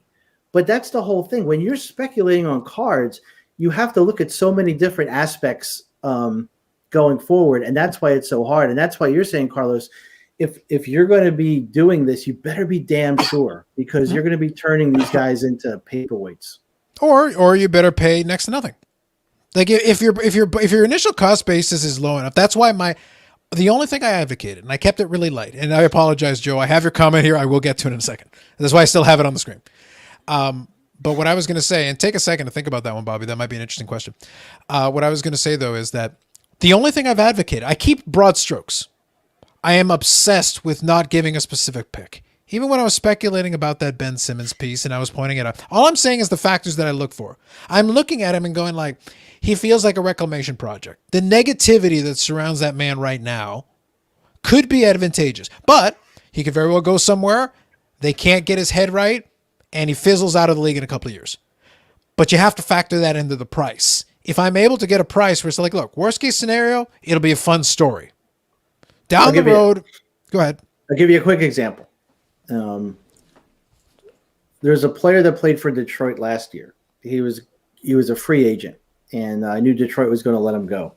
And this player was averaging like a crazy, like his last 10 games before this season, like 30 points a game, 36 minutes. This guy was everywhere. He was on 6 different teams. He was a free agent. He was an undrafted free agent. He went to a situation where if he didn't get hurt, he would have been comeback player of the year. And that's Christian Wood, who went to Houston. Okay. That could be a Ben Simmons. He's just in a bad spot. If he goes somewhere with a fresh, like a Markelle Fultz, we shipped him out of here, right? He was doing very well, and he got hurt. So, and the player, like one of the rookies that I'm looking at now, I'll tell you who it is because it's already out. But a kid like R.J. Hampton, who went to Denver. He's not going to do well in Denver. And the guy who's a professional scout that is my friend who told me, he goes, if he gets to Orlando, he's going to excel. And that's where he wanted him to go during the draft. He says it like that. If you're the Orlando Magic, you shoot for the fences at that pick, take Hampton, be done with it.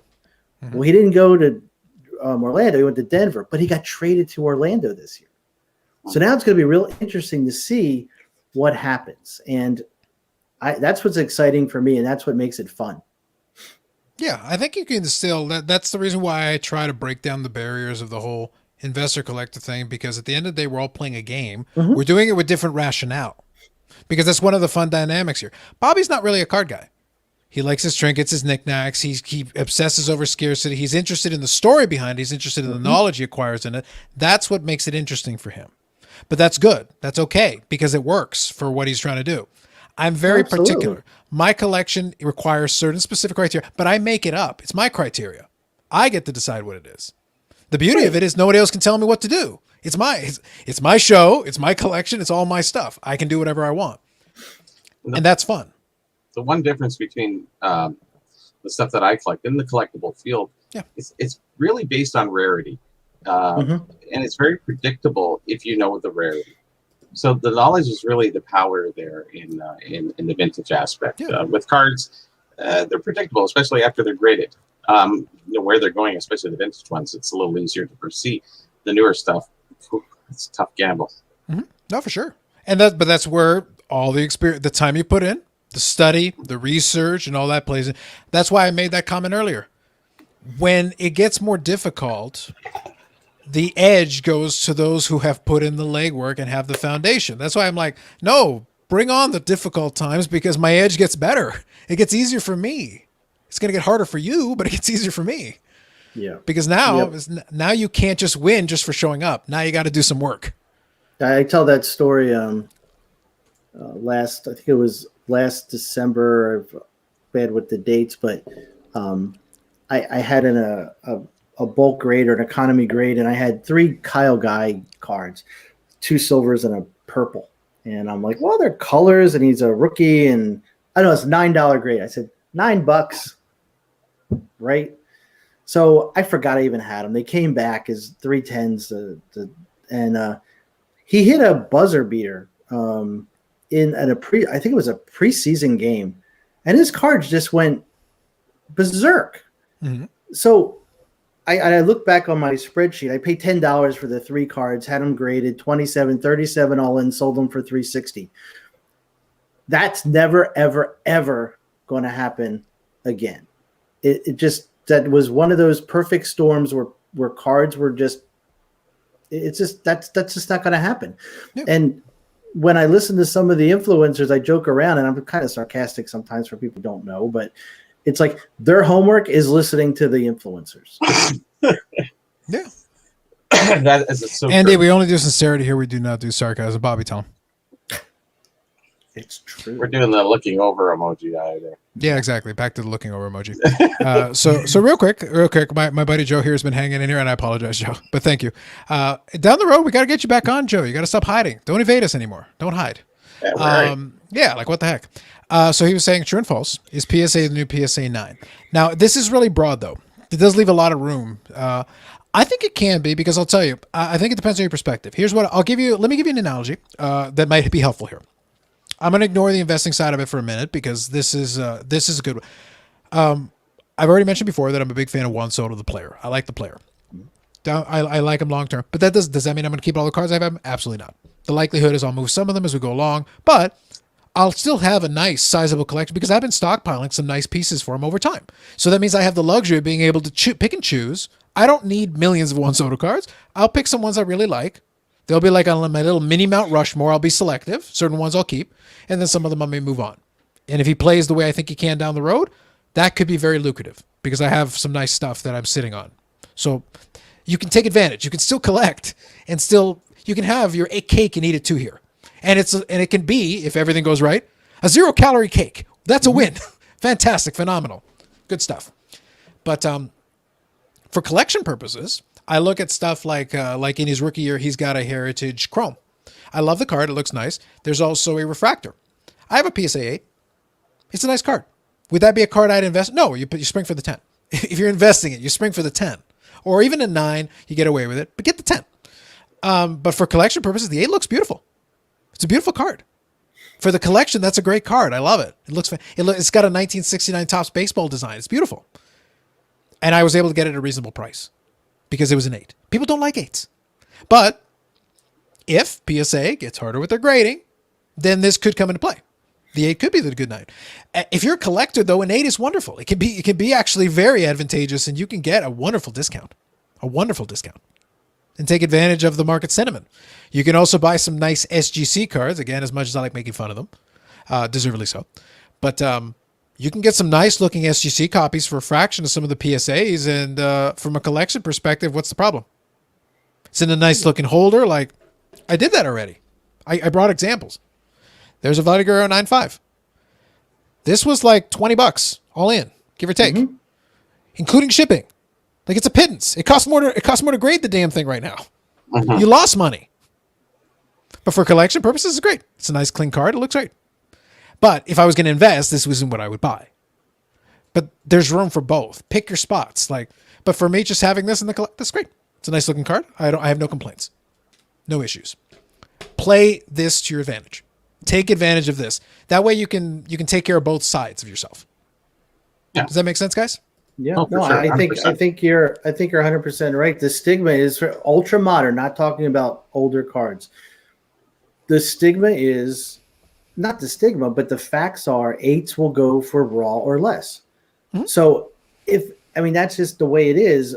But will that change over the years? Well, PSA, whether it's rumor or correct, if their cards are being harder to grade, I didn't even bring it. I hate those the videos where it's like the reveals. Sure. Who cares? You bought cards 9 months ago. Who cares what you bought? I don't care. It doesn't mean no good, right? But I got an economy grade back. It's funny. I said an economy took 6 weeks. The last economy I got before they did away with economy took me 7 months to get back, right? I should have just made it and I got 67% 10s, 4% no grade, and the rest 9s, because I'll never get below a 9 because I just won't grade it. So if it's not a 9, don't grade it, right? Yeah. So that's a give or take 5 or 6% lower, but it's still, with all the new graders and everything they're doing, it was acceptable. So I didn't really see that much, because I hear people saying 5%, 10%, 20% 10s. I do not see that. But if it ever got to a point where consistently, and I could see it through the pop reports or the from PSA, that their 70% gem rate went to 55%. Well, then you would think that 8s have to come up in price because there's just less 9s and less 10s. I don't know if that's going to happen, but it could. Yeah, but the thing is, what we're really doing, if we're really breaking it down and talking about it, and those of you who've been joining us, and by the way, those of you watching have actually been growing as we've been going along. So we've been chatting. More people have been tuning in, which is awesome. Thank you for popping in. But what I'll say about it is this, and we're trying to give some wisdom where we can here. But one of the things is that a lot of the same folks that are jumping from thing to thing to thing, trying to find the next hot thing, they look for supply. And if they run out of supply, they run to the next thing. The reason why they've run into all these random things, that's why I said, and I said it in jest, but if it happens, I'm gonna basically take my own video and proclaim that I was clairvoyant. Prism bowling is what we need, people. Prism bowling. Let me tell you, I saw some bowling on YouTube, and that crowd was excited. I need some prism bowling. Prism bowling PSA 10s? Gold, people. Gold! Chris Webber. Exactly. But the thing is this. They're running to random stuff because they're like, okay, well, the stuff that's already established has already risen to this price. So they just run to the next thing. Well, the same thing happens with grading. If the 10's too expensive, people chase the 9. The 9's too expensive, they chase the 8. Right. It depends on the item. The only reason why, and I'm going to tie the two thoughts together that we've talked about tonight, is that I don't want to advocate to people to just be like, okay, color up. Go to the rarer version, the rarer parallels, because if everybody does that, it's not going to defeat anything. It's not going to work. And the reason why, when Andy was talking about the advice people give, here's the problem with it. And I'll give you guys a really simple concept that hopefully you can take back with you. And Dave is 100% right. We should be charging tremendous amounts of money. There should be like Patreons all over the place is what I'm trying to get at. Oh, don't get me going with Patreons. Yeah. But no the thing super is, chats yet? No, the super chats work. Y'all are being cheap. Andy, tell them you're being cheap. Like, what the heck? I don't know. I mean, I don't know if you guys do it, and if you do, I apologize. It's on. I don't ask them for it. I don't encourage. Is that like I'm watching a video and all of a sudden I see like $10, good job, $5, good job. I'm like, how do I do that? That's pretty good. It's YouTube will allow you to act. Here's the thing. YouTube allows you to activate it. I've made the joke. I made the joke earlier tonight. It's like, I'll sell out. I don't care. I turned the thing on, but I don't mention it. I don't ask for it. It's there. You hit the button and do it yourself. That's on you. I'm not going to make you do a damn thing. You're getting this for free. Enjoy it. I just want to let you guys know that since I got monetized, my son said we have enough for a Happy Meal. So I'm excited about this. Yeah. So listen, I was thrilled once the channel was doing well enough that it paid for my copy of StreamYard because I actually paid for the StreamYard. So I was like, okay, look, I'm breaking even on StreamYard. This is great. So I'm not digging money into this thing and making all this hours of content for free. Awesome. No, that's terrific. Aren't the rare Pokemons in the Happy Meals? What's that? Oh, there you go. That's a fair point. But the thing is that the reason why a lot of this advice is problematic is that even if you give the advice with the best of intentions, even if you try your best, you research it, you do what you can, you try. Here's the problem. The second, and I've talked about this and I joked about this, and I think Beckett stole this from me. Seller FOMO, I've done this before. But I also have done a cycle. I did a video where I talked about a cycle because I like showing systems. I'll show these graphics that talk about a system because sometimes explaining a system is helpful. It's illustrative. Go back in the archives, it's there. But the thing is that the idea here was, even if everybody's on the up and up, I'm giving everybody the benefit of the doubt here. I'm saying if everybody's on the up and up, you've got these tools that will give you this data. The data, again, everybody's on the up and up in my scenario. Let's assume nobody's messing with anything. It's all legit. The data shows up. The influencer grabs the data, which is legit, and they simply report it. They say X card is up 45%. That's it. But it was this price before. Now it's this price. It's up 45%. I'm not telling you to buy it. I'm simply reporting the news. It's a fact. Yeah, it is a fact. And the data can back it up. But somebody says, oh, it's up 45%. Maybe I should get in on that. They go and buy it. The price continues to go up. The next time they do another video, now it's up another 30%, which is still true. It's not a lie, but the knowledge, put it in somebody's head. And what happens is some people get into these tools to try to get an edge. Well, the more people that are in the tool, the less the edge goes away. Because once enough people have the tool, they have the exact same comps, they have the access to the exact same piece of data, and now you're all just following each other. It's a cycle. That's why I drew a cycle. I made it a circle. I like some of these where I'll watch them sometimes and they'll have the whatever tool they use, Card Ladder, Market Mover, and they'll say, let's see what cards are, going up or down. And there'll be a card that went up 90%. Well, it was one sale And it was like, it's like, that doesn't mean anything. It's just like, you just have to take everything in consideration. Yeah. But the point that I was getting at with that cycle, though, the reason why I brought it up is that just the knowledge that this exists influences you by default without somebody. I'm not telling you what to do. I'm simply showing you this. But if that prompts you to acting differently than you would have if you had been in ignorance because you didn't do the research yourself, you're lazy, you're watching YouTube videos to get information. Now you're about to do something that you would not have done had you never watched that video. Therefore, you are now participating in that market. You are validating that comp or emphasizing that comp or pushing it higher or whatever the case may be. And now you are participating in perpetuating that very same thing. Again, in my scenario where I'm being as clean as possible, nobody is doing it nefariously. Everybody is like, look, this is what I see. I just looked it up. This is what I saw. I'm just telling you what I saw.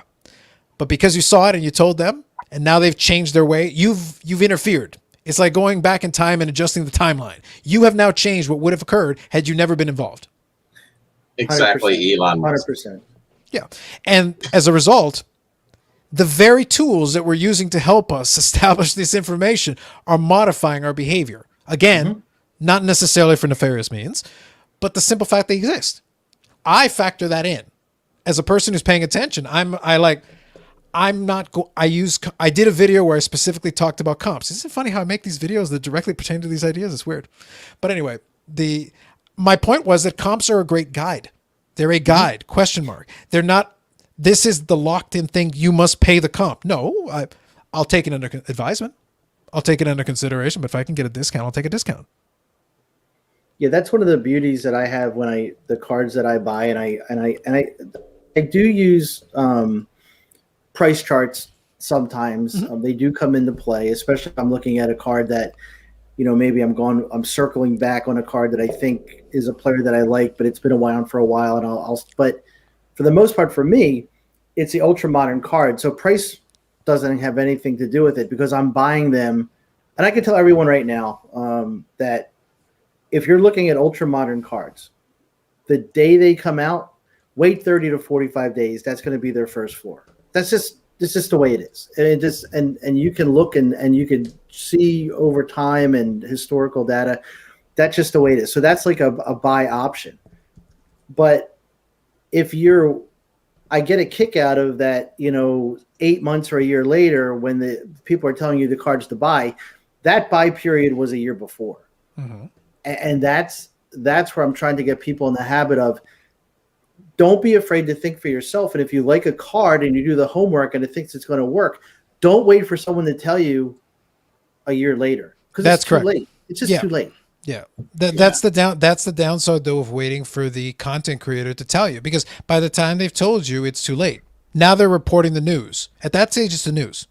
And by the time the news has occurred, you want it to be on the other side of that discussion. You want it to have already done the thing that's not being reported on, and now you're on the correct side of that transaction. And I'll tell you, it's hysterical because I say this on a couple of the videos, and it's like, I love when that happens because I'll listen to all these guys and they'll say, go buy this card now, and I'll put them on eBay because I know they're going to buy them, and they're going to buy them for a decent price because I bought it for 10 or 15% earlier, when it was now. And it's just, and the other thing I get which is a pet peeve of mine, if you ever watch the influencers and they say, cards I'm buying now. And then they open up the PSA. Well, no, it's cards you bought 9 months ago. It's not the cards you're buying now. Now you're just improving your bottom line. Correct. Because for some reason, people who are coming into the hobby think that you know something that you really don't. And I watched a guy buying cards, this card, that card, and I know he's bought the card before. I know the card dipped, but now it's a buy. And people just have to be wary of that. Well, it's one of those things. They put an undue amount of faith in these things when in reality, the only way you're going to know what's going to happen is if you're in on the meetings with Bobby, me, and the Secret Cabal. Maybe. The Illuminati makes a decision, we agree to it, and then we move on. That's it. That's the only way you're going to be sure. That's it. That's why I can sit here with great confidence. Bobby and I are chill. Yeah. We're at the meetings. Now that I'm in this club, I get the secret, I need to... We'll talk, Andy. We'll talk, Andy, offline. A woo, a wah, a woo, a wah. That's right. If anybody knows that one. Exactly. Flintstone's Water Buffalo. All right, so let's touch on this one. I figured at some point it would come up, so let's do it. And Hockey asks good questions, so let's do it for a second. All right, let me take a moment here and make a lot of people mad. Let me hold on. Listen. I do not shy of the controversy. I brought Andy. You know, some people were mad at him, and I was like, let me project some of that hate onto me. It fuels me and makes me stronger. Only half the community was mad at me. I get it, but what I'm trying to get at is I've established already previously on this show that hate only increases my power. I need it. Bring it to me. It makes me stronger. I need more. So let me give you a legitimate answer that is not going to be tremendously unsatisfying, but it's going to be truthful. So the answer is yes and no. And like I said, I'm going to piss multiple people off because I've done a review on both Card Ladder and Market Movers. I've done both. I did them together and I did them separately. And I tried to be as clear as possible. I use Card Ladder, but I don't advertise Card Ladder because they don't pay me. It's not my job. But again, they want to cut me a check. I'll sell out. I will sell out so hard you guys don't even know. But I'll only do it if I get to do it like the Wayne's World thing where I'll be decked out in Card Ladder gear when I do it. There you go. It must be so horrifically obvious. Like it. Well, but anyway, in the meantime, no free plugs. But what I am going to do is I'm going to show you. So just for your benefit, let me show you. And the reason why I say yes and no, I'll explain. Okay, so here's a Card Ladder screen. We're going to use LeBron James 2003 Topps Chrome, okay? And I'll take this off the screen so that Andy's face exists. So here's the deal. You got the chart, all this stuff. This is what most people look at, okay? And I said this on a live stream with Chris from Card Ladder where I critiqued his entire thing. And I told him what seemed stupid. I told him what made sense. I told him it's like, people are lazy. They're not going to read this. They're not going to. I made suggestions. And they incorporated a bunch of those suggestions to their credit, which is correct because I'm right. But the point is that this is still not perfect, and no data tool is ever going to be. So let's make that clear right off the top. No data tool will ever be perfect. If you want to know what the sales are, and there are individuals, Ziggy, who have a lot of issues with Card Ladder, but let me focus on one specific critique that he always has, and let me talk through it. So I'll use this card as an example. This card has a fair bit of sales volume. There's a 2,000 pops, so they're not rare per se. There's enough of them. There's a button here that says View All Sales. Now here's the deal. View All Sales in this case includes auctions and best offers. That isn't the case with all cards. Now I know it's small text, so if you need me to zoom in, I can. But the important thing is that it shows a list of sales and it shows the platform. It shows the type. So we've got auctions, best offers. For some tools and fixed price here, for some of them, they're not going to have best offers and things because if there's enough auctions, the Card Ladder guys have made a decision to favor auctions where multiple people can bid versus fixed or best offers that do tend to skew higher. If you actually pay attention, they do tend to skew a little bit higher. And I know this because I do best offers and stuff like that, and I tend to get more money than people who do auctions. That's just true. Like, in all honesty, it is. But the critique is you're not showing me all the data. Fair enough, but I'm gonna push back on that in a second, and I'll explain why. So can you see a little bit of data? Yeah. And you can actually extract some of this data yourself and then go look at it if you want to look at it line by line. Here's the truth. Most people are never going to do this. They're not. Now, there are some auctions that they consider to be in dispute. They consider to be in purgatory. Well, here's the thing. There's a button for it. You click on this, you get to see those. So in this case, there's just the one that they're a little bit questioning because it's 19,900 when right now the going rate seems to be about 13, 14, 15,000. That seems a little weird that suddenly this one is like thousands more. That's why it's in purgatory.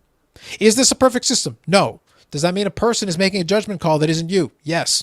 Are you smart enough to do the analytics required to do it? No. So the idea that, you're not showing me all the data. You're not smart enough to read it anyway. No disrespect, you're not. with due respect, most of the people that complain about it are not smart enough to read it even if I gave it to you. Again, you might think I'm being mean, but I'm not. I'm just being truthful. But here's the thing. So the counter is, Market Movers gives us all the data. No, it doesn't. You want to know why it doesn't? Because they can't. You want to know why they can't? Because they're doing the eBay feed, which is useful, but what if it sells a Golden? It's not there. Those are real sales, by the way. Golden has to verify the buyers. They're real sales. So if this item that's a bit expensive sells at Golden, you're not going to count it? Well, they can't. They don't. They don't get a feed from Golden. Nobody has a feed from Golden. The manual approach is rife with possibilities for a problem, but it also allows you to bring in some data that you know is from a reliable source. So it becomes, do you trust the source? Well, some people don't. Totally fair. And I covered that in my review. I said, if you don't trust the source, well, then this isn't going to work for you. Right. If you trust the source, then great. If you got some issues, well, then don't buy it. I'll solve your problem. Go look up eBay completed auctions. Terapeak is now free. And I've also mentioned that in a video. Good news. Terapeak, you'll get 90 days worth of sales. No, actually, sorry. Terapeak, you get a year. Is it perfect? No. You got to do the right search terms. It's a little bit tricky. Now that I just said is the reason why I say Market Movers isn't perfect either. There's 2 problems with Market Movers. And I'm going to give it to you guys for free. You don't have to go watch my video. I'll give it to you right now. 2 problems. And I said it back then, and I'm going to repeat it now. If I want to manipulate a chart and make it look a certain way, it's easier for me to do Market Movers. If you want to talk, because I can control it, I can remove stuff on purpose. They give me a button. I can make the chart look flat. I can make the chart look steep. I can make the chart look like it's going down because I can remove stuff on purpose. So if I just want to fool you with a fancy chart and you're not going to read the data underneath, you're lazy, you're not going to do it. So if I want to show you a chart that shows what I'm saying, oh, it's trending down, oh, it's trending up, oh, it's trending steep, or it's stable, I can do that directly out of Market Movers with a couple of clicks of a button. Does that mean you're going to do it? Not necessarily. But the point is, if you want to manipulate a chart, it's 100 times easier. Market Movers gave me that power. That was a critique I had of it. They haven't changed it. Second problem, because you're relying only on the eBay feed, that means you are filtering the data, because otherwise you get a bunch of crap. What about PSA 10 ?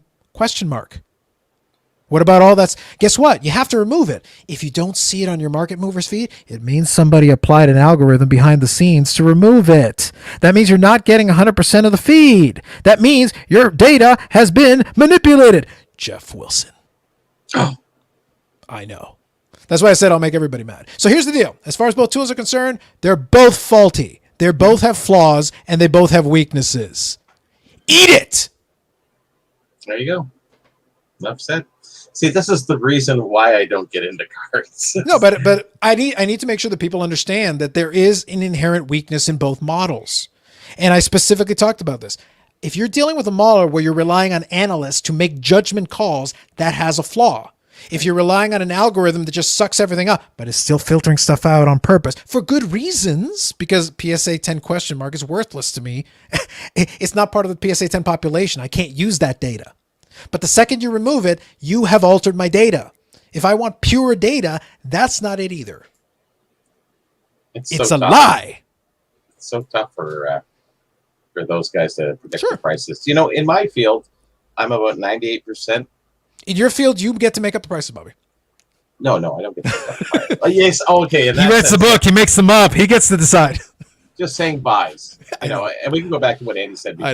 I know. When somebody has something for $250, I know it's a great deal at $250, but not great enough that it gives me enough margins on. Mm-hmm. So, and then you want to make an offer, but you never want to go too high or too low. Yeah, sure. Or should I buy it right now because someone else might come along? Because it is sort of at the stuff you go through. Yeah. But like I said, in my marketplace, 98% of the items I buy are profitable. 100%. Yeah, totally with you. But the reason why I wanted to make sure I presented it in that way is so that you guys understand, look, I don't have a horse in the race. I don't care. Like, I told Chris to his face, if your company goes out of business, I don't care.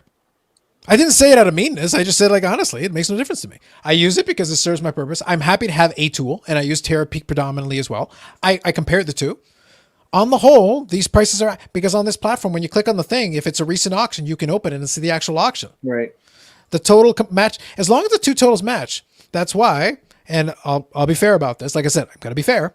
So quickly, I'll get caught up on these comments. Dave says, I enjoy the negativity. I know it is a shock. I am completely shocked. When nights are those meetings out, we'll talk, Sanderson, or Joe will get his readers. Yeah, so here, Andrew. So what I'll do, Andy, is for your benefit. You can stay out of this piece for a moment. You can just sit back, smile and nod, or don't nod at all. Don't move your head. I'll even like myself. I said, we'll be fair. We'll be fair. But the thing is, he does overly, and I'm being blunt. It's a critique and it's a fair one. I've watched Ziggy's videos. He absolutely obsesses about the card ladder thing. Absolutely obsesses about it. The problem is, even if he has valid points, he's not the messenger. His process, it means that you're going to end up being the boy that cried wolf because you'll claim things that I know are verifiably untrue because I've called him out on things that are not true. So the problem is, even if you think you've got a smoking gun, but your smoking gun has no bullets in it, we got ourselves a problem here. Like, cute, but how is the gun going to work with no bullets? Oh, and by the way, it's a toy prop gun. So who'd you shoot? So that's why I say there could be some smoke in it, but you're the wrong guy to present it because you don't know how to present the evidence. You don't know how to compile it. You don't know how to bring it together. And you like to border on right on that borderline of slander. And I can prove some of the stuff you said is wrong. And also, once upon a time, let's be fair, you were once an administrator in the Sports Card Investor Facebook group. You're the wrong person to be telling me this. I'm sorry. Maybe you're right, but then hand it off to somebody else who's more impartial, who can then take a stab at it. Give them your data, let them work on it, and let them work and let them figure it out. It's fine. But you can't then throw out a million because he'll say like, oh, they don't tell you. It's like, yeah, it says it there. If you don't agree with the methodology, that's perfectly fine. But I just showed you with a couple of clicks how that information is accessible. It is right there. I did it with 2 clicks. Sorry. And I also told you market movers is not without fault, but I never hear about a single market movers problem from Ziggy. Therefore, I cannot consider you an impartial third party. I can't. Because all you do is advocate for the one platform at the expense of the other and then harass people who use the other platform if they seem to be favoring it. That's not going to work. That's not, at least I'm a jerk equally. I'm telling you, both of them are flawed. So if they want to get mad at me, they can both get mad at me. And that's fine. That's okay. But that's how you have to play it if you're going to bother entering into this realm. If you're going to enter into this arena, that is the approach you must take. You cannot have an automatic horse in the race. It's only fair. Yeah, absolutely. Only fair. And what happens is a lot of folks, it becomes a popularity contest. Here's the deal. Jeff looks like a snake oil salesman. Does that mean he is? I don't know. I don't know the guy personally. I can't answer that. He's a businessman. Sure. He's very slick. But that's the problem, is that it's problematic. You have to then look at your source. Who is telling me this? Okay. What do you have to gain for it? Even if it's just prestige, even if it's just you want to ingratiate yourself with a certain group of people, because a lot of the stuff that was done, and I'm not going to go into the whole video. You guys can go check out Ziggy's channel. He's got a video today that dropped. That's interesting. ? I watched it and I just sat there and I rolled my eyes because I've heard these arguments before. That's why you guys bring it up. I'll talk about it and I'll be as transparent about it as I can. I don't have an axe to grind. I don't care. I've spoken to the card letter guys once in a blue moon. I stay on friendly terms on Instagram, but we're not homies. We're not hanging out we're not having constant Zoom calls. It's not the way it is. I'm busy. I got other stuff to do. Sorry. And I'm also not hanging out with Jeff Wilson. I haven't been invited over to the house. But again, I am shameless. I will, if you want to cut a big old check, it'll be market movers all day long. We'll be promoted by market movers. I don't care. But at least I'm getting some money out of it. Ziggy, I think he's doing it for free. He's a fool. I can't help him there. I have to break you out of your world of ignorance. I'm sorry. But yeah, and the second thing is right now his current thing is Slabstock, which also has some limitations. It is free. So from a free stand, the price is good. Free 99 is solid. You're not going to have a hard time beating it. But it took them a really long time to develop this platform, and it is going to have some, because they don't have an API. So there's only so much data they can draw in. That's going to be a limitation. No, I'm not saying Slabstock is bad, but I'm telling you it's a limitation. It's just a limitation. That's what I say. I can call this one down the middle. It's okay. I know how to do it. But that's because I don't have a horse in this race. And if both tools go away, I don't care. I'll keep doing what I was doing before for the last 31 years. We lived without it. We managed. Yes. We managed. I'm still managing. It's useful today. Like it's nice to have some data. I take it with a grain of salt. I use it to help me. It informs me in a certain way because they don't have a bunch of cards that I want.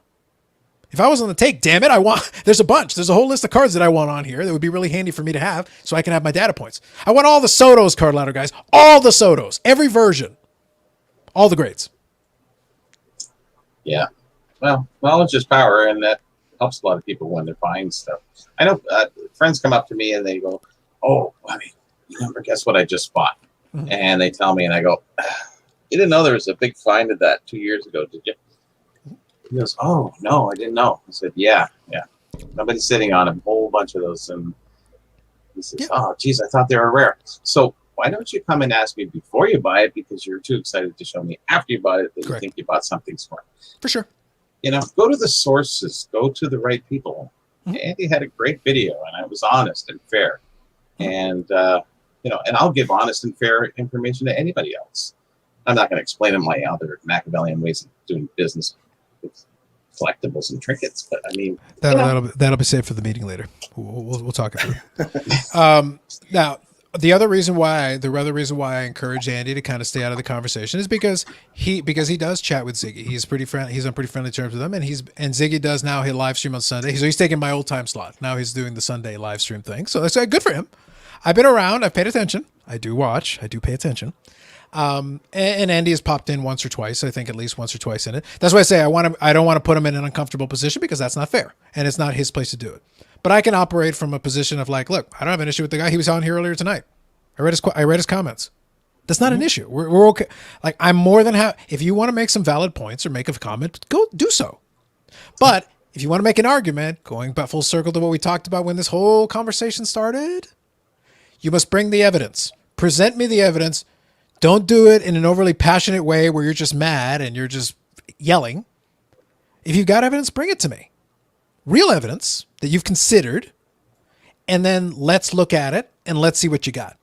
But every time it's been presented, it took me all of 4 seconds to refute a bunch of it. And a bunch of it is you're making presumptions. You've already made up your mind. Like, this is not evidentiary. Like, you're too tainted. Like, you can't be the one to present it then. You need to give it to somebody else who can take a stab at it. The law isn't going to work that way. You can't collect evidence that way. If you've already decided they're guilty, you'll find the evidence you're looking for. Well, it's like debates. If two people have a debate and one person presents more elegantly, but he's still wrong, but he wins by default that argument or that what have you. Even though he's wrong, you can still win even though you're wrong. Isn't that silly when you think about it? And I think that's sort of kind of what happened with other things. Yeah. Some people say things better than other people do and describe it better, but it doesn't make them right. And shouting doesn't make them right. Well, that's the one thing. That's the reason why I pushed back originally against some of the reaction that Andy's video got, because some people were very passionate, but it turned out they were wrong because they didn't do the research. So it's like, yeah, you're very passionate. I believe your passion, but I'm not moved by it because I watched the video. So I understand you're wrong. You're very passionately wrong. If I didn't research, I couldn't buy anything. Exactly. Really? But that's just the way I want to do it. Because I always think that's fair. And if you guys have questions like that, you can ask. It's nothing. I want to make sure nothing is off limit. To the best of my ability, I will answer you. To the best of my ability. I'm not going to go out of my way to throw somebody under the bus because everything that I said where I made those points, go look at comments in my old videos. He put the comments in there and then I replied to them in the comments. So it isn't personal Instagram messages. It isn't any of that nonsense. No. It's on public videos and it's on comments on public videos. Go look at them yourselves. Go find them. I'm not going to direct you to them. Go find, but they're there. I've had this back and forth conversation over way too much time. It takes too much damn work. Yeah. That's why I say I'm not going to engage in this conversation over and over again. It's not going to happen. Yep, comes from Ranch in Texas. Like I said, Dave, one of these days we'll just have you give like your passionate speech about your love for Mike Baseball Collector. You could do it on Saturday because he's going to be in a live stream. Oh yeah. Yes. Dave will be there with bells on, like early. I'll even show up. Oh my God. Amazing. Actually, Bobby, you remind me of something else, not related to this directly. So hopefully we've explained this well enough. Andy, I want to include you back in the conversation. I wanted to leave you out of it. I don't want to put you in a position. I appreciate it. Yeah. So let's bring you back in the conversation. So Bobby, you attended the virtual expo this time around. I really wasn't interested. And going back to what I said earlier, that was free and I still couldn't be bothered. That one's virtual. I could do it from my house. I bought a $50 ticket. Oh, did you buy it? Did they do the draw? I think it's this weekend. Okay, cool. I think you can win a 2015-16 box of. Yeah, it's a cup. It's the cup. Nice. Oh yeah, the cup product. And there are only 300 tickets, so I figured, okay.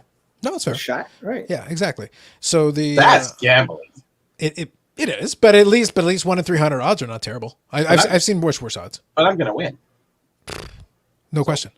Watch who win. I'm the guy who shouldn't win, so I'm probably going to win. Nice. Real nice. I like it. That's the way it always works in life, right? Mm-hmm. Look at that guy. He doesn't even do anything, wins everything. Come on. I'm maybe that guy this time around. See, now I'm going to give you a story, but we'll do it after. I'll give you a story in a second, but after. So how did you find it for what little you did, though? You did participate in some. You came on because basically, and I'm not sure if you're familiar, Andy, what they did is they did a virtual version of the expo since we couldn't have the physical one.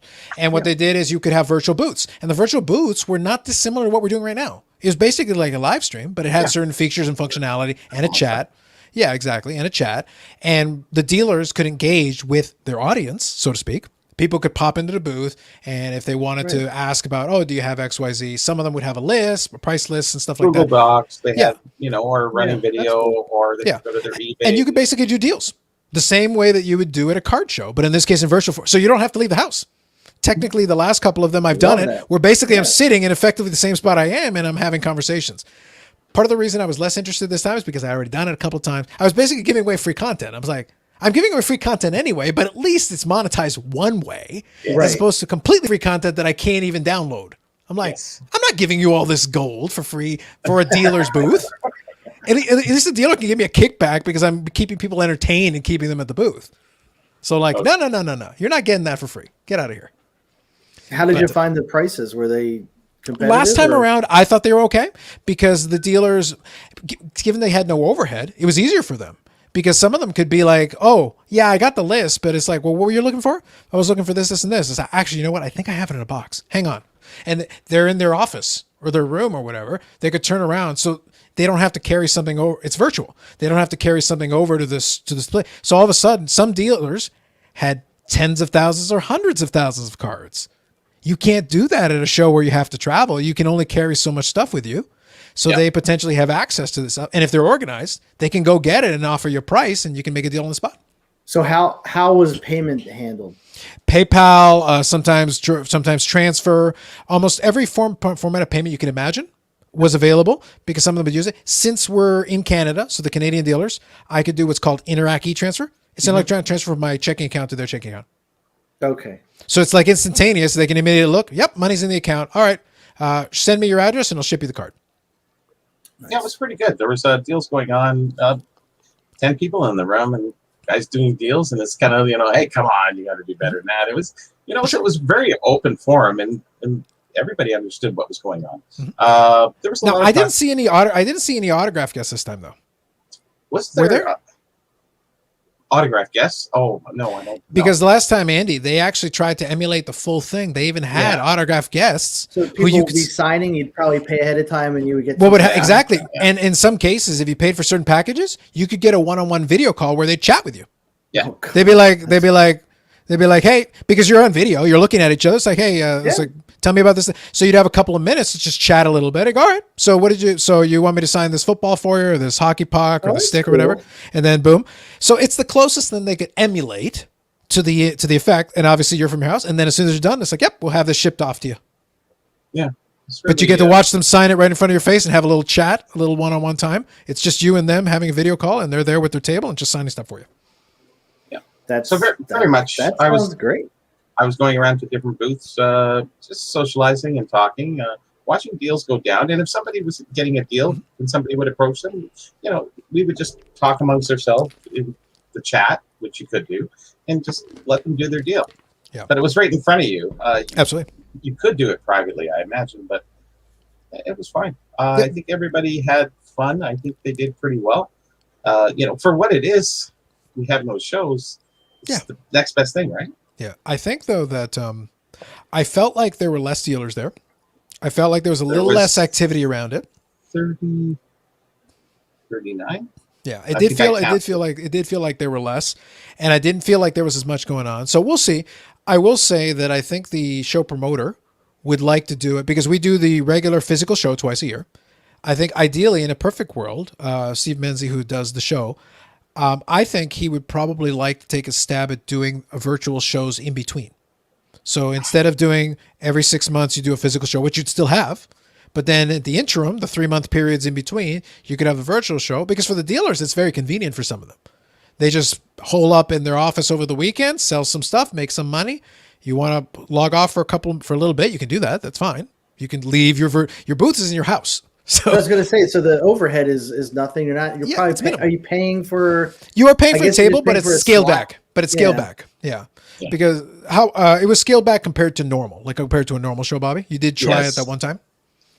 Twice. Yeah. Was it scaled back a fair bit though, or was it a little bit? A fair bit. Yeah. Yeah, which is fine. So that lowers that overhead, and obviously you don't have to travel. You want to go get some food, you don't have to worry about convention food. You go to your kitchen. Right there, yeah. So when we were doing the chatting and the booths and offering them free content, if I needed to get up and do it, I'd just turn off the camera for a second. I'd go over to the kitchen and grab a bite to eat and come back. Cheaper than convention food. That'll be the new the new video, right? Will be like why nationals should only be virtual. Well, realistically, if they were smart, people would hook up to virtual along with their national booth. So the people who can't go can still go on. And, if you take some snapshots of your table and just put it up and loaded them, people can go, hey, you got this card or you got this collectible. It works better, really well for collectibles, I would say, because, it's all about rarity and unique and certain specifics. So no, I actually think that works. I mean, that's one of the things I got hammered on too when I was telling people when they go, I see a lot of the way they negotiate deals, especially if they're new. It drives me crazy when I see someone say, do you have any room? And the price is overpriced by $300. And he goes, I sure do. I could go down $200. Oh, okay, great. With something like what you're saying might be good because you could probably just go in and say, what the price is or whatever and say, would you take this and just start from there but they don't have to make up all that overhead. So yeah, but could you imagine as a buyer though, I've got a 2-screen setup. Like when I'm doing this live stream chatting with you guys, I got the other screen. But but here's the thing. I could look up a comp right now. If we were doing the thing, that's why I gave everybody the analogy. This is not dissimilar. It's not exactly the same UI, but it's conceptually, it's very similar to what you're looking at right now. But that's part of the reason why I was joking with some folks. I go, okay, I'll pop in a little bit here and there, but I'm like, wait, if I'm going to do this, I could just make my own live stream and at least it's monetized and then I can pick who I bring on and do some stuff. I'm like, I could do it at the same time with the show. So screw you guys. Exactly. It's like I got my own channel. I could do it myself. Just be like Andy there. Hey, you got a Schmidt back there. How much for that? That's. But imagine though, if you're buying the virtual show, the other luxury is if you do have another screen, the dealer could be telling you X, and you're looking up the comp right here. You could be looking on eBay literally as you're speaking with the other screen right beside you. It's right here. That's the key. Because when I was watching the videos of all the Dallas show and all the different shows, I was actually watching a guy, and they would be like, a card. And then I would look at the card, the comp, and then it would be so much higher. And then the dealer would say this or dealer would say that. But with what you're talking about, it seems to be a lot more user friendly, I guess would be the word. Yeah. I think there's a place for it.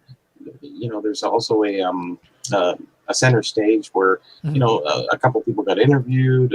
A few other people could go there for other information. I would like to see that exploited more, though, because imagine you could really do a trade show thing. If it was me, you could do seminars. You could do a variety of different things. It might be. Oh, actually, while I'm here.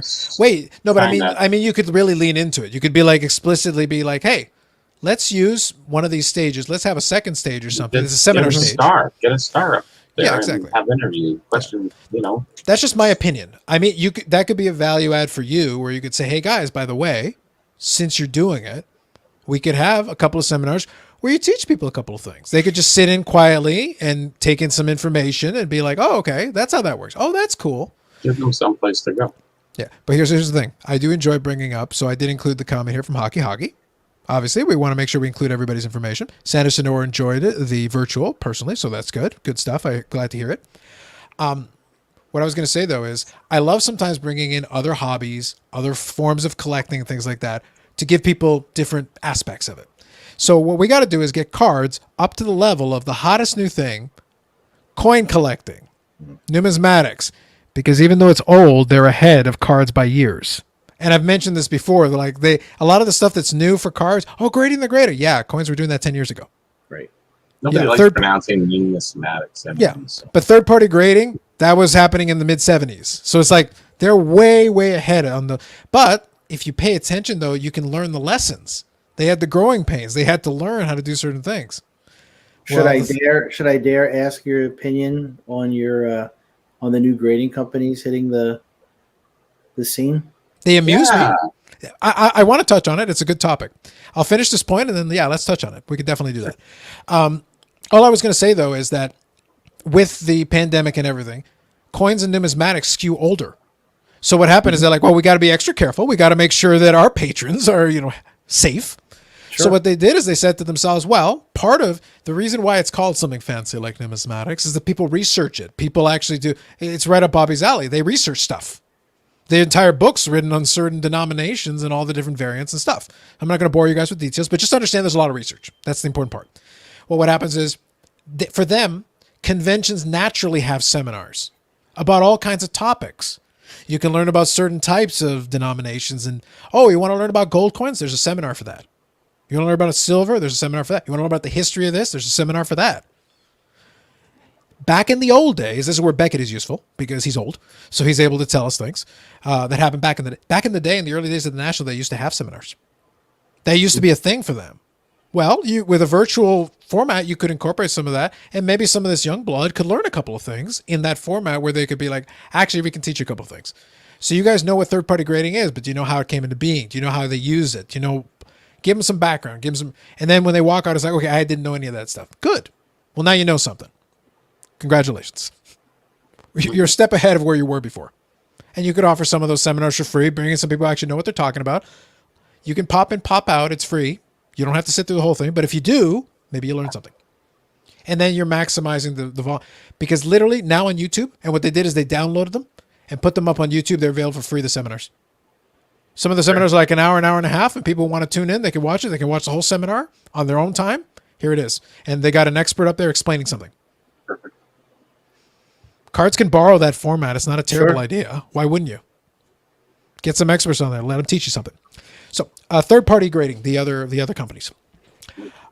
I'm happy they're there, but the problem is they're not going to solve the problem because the more different versions, the more alphabet soup we get, consumers don't know what to trust.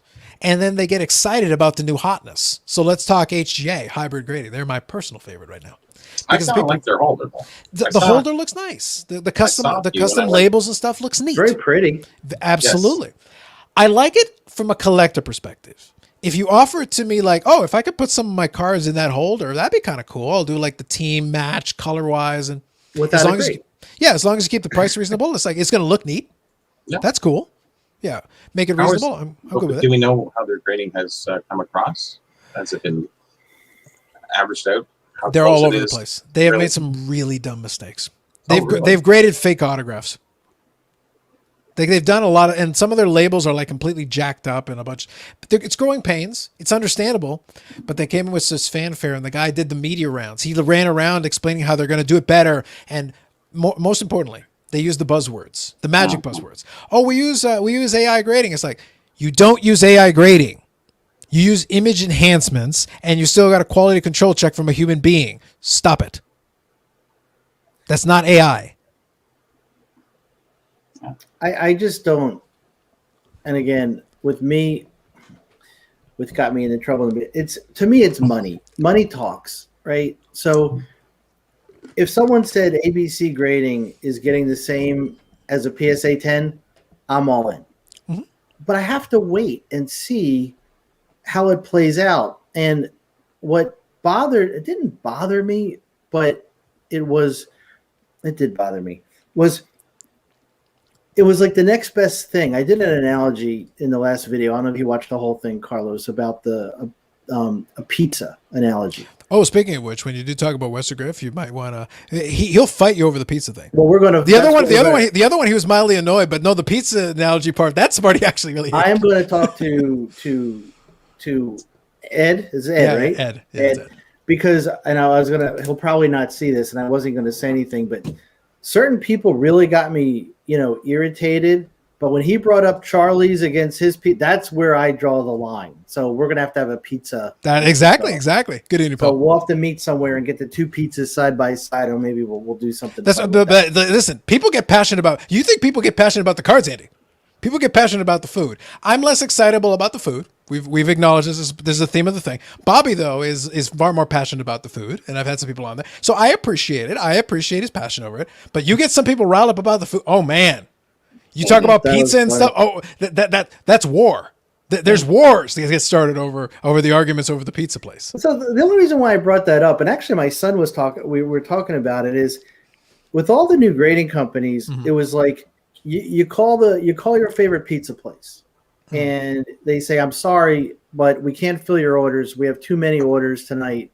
You can't come here. Right. So then you look at your standby place. Then you drive over there, and the line's around the block, and you're like, crap. What do I do now? Then I look on Yelp, and I'm looking at standbys, sketchy reviews, brand new places, and what am I going to do? Am I going to like settle for the third best pizza, or just take a break, take a minute, and maybe, get a cheesesteak, regroup? But for me, I see all these guys, I'm sending all my cards to, I'm not going to get involved in, but I'm just going to send them to these different grading companies. Why?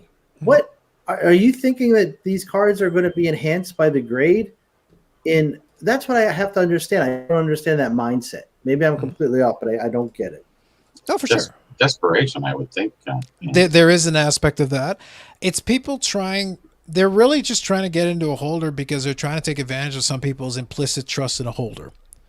And what I like to do in this situation, because it is a good topic, it's an excellent topic, to be perfectly blunt. And thank you for bringing it up. It's a good one. I always pose the question.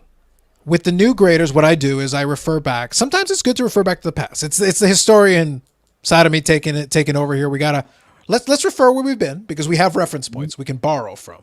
And with this one, relatively recent reference points that'll help us. It'll give us a hand.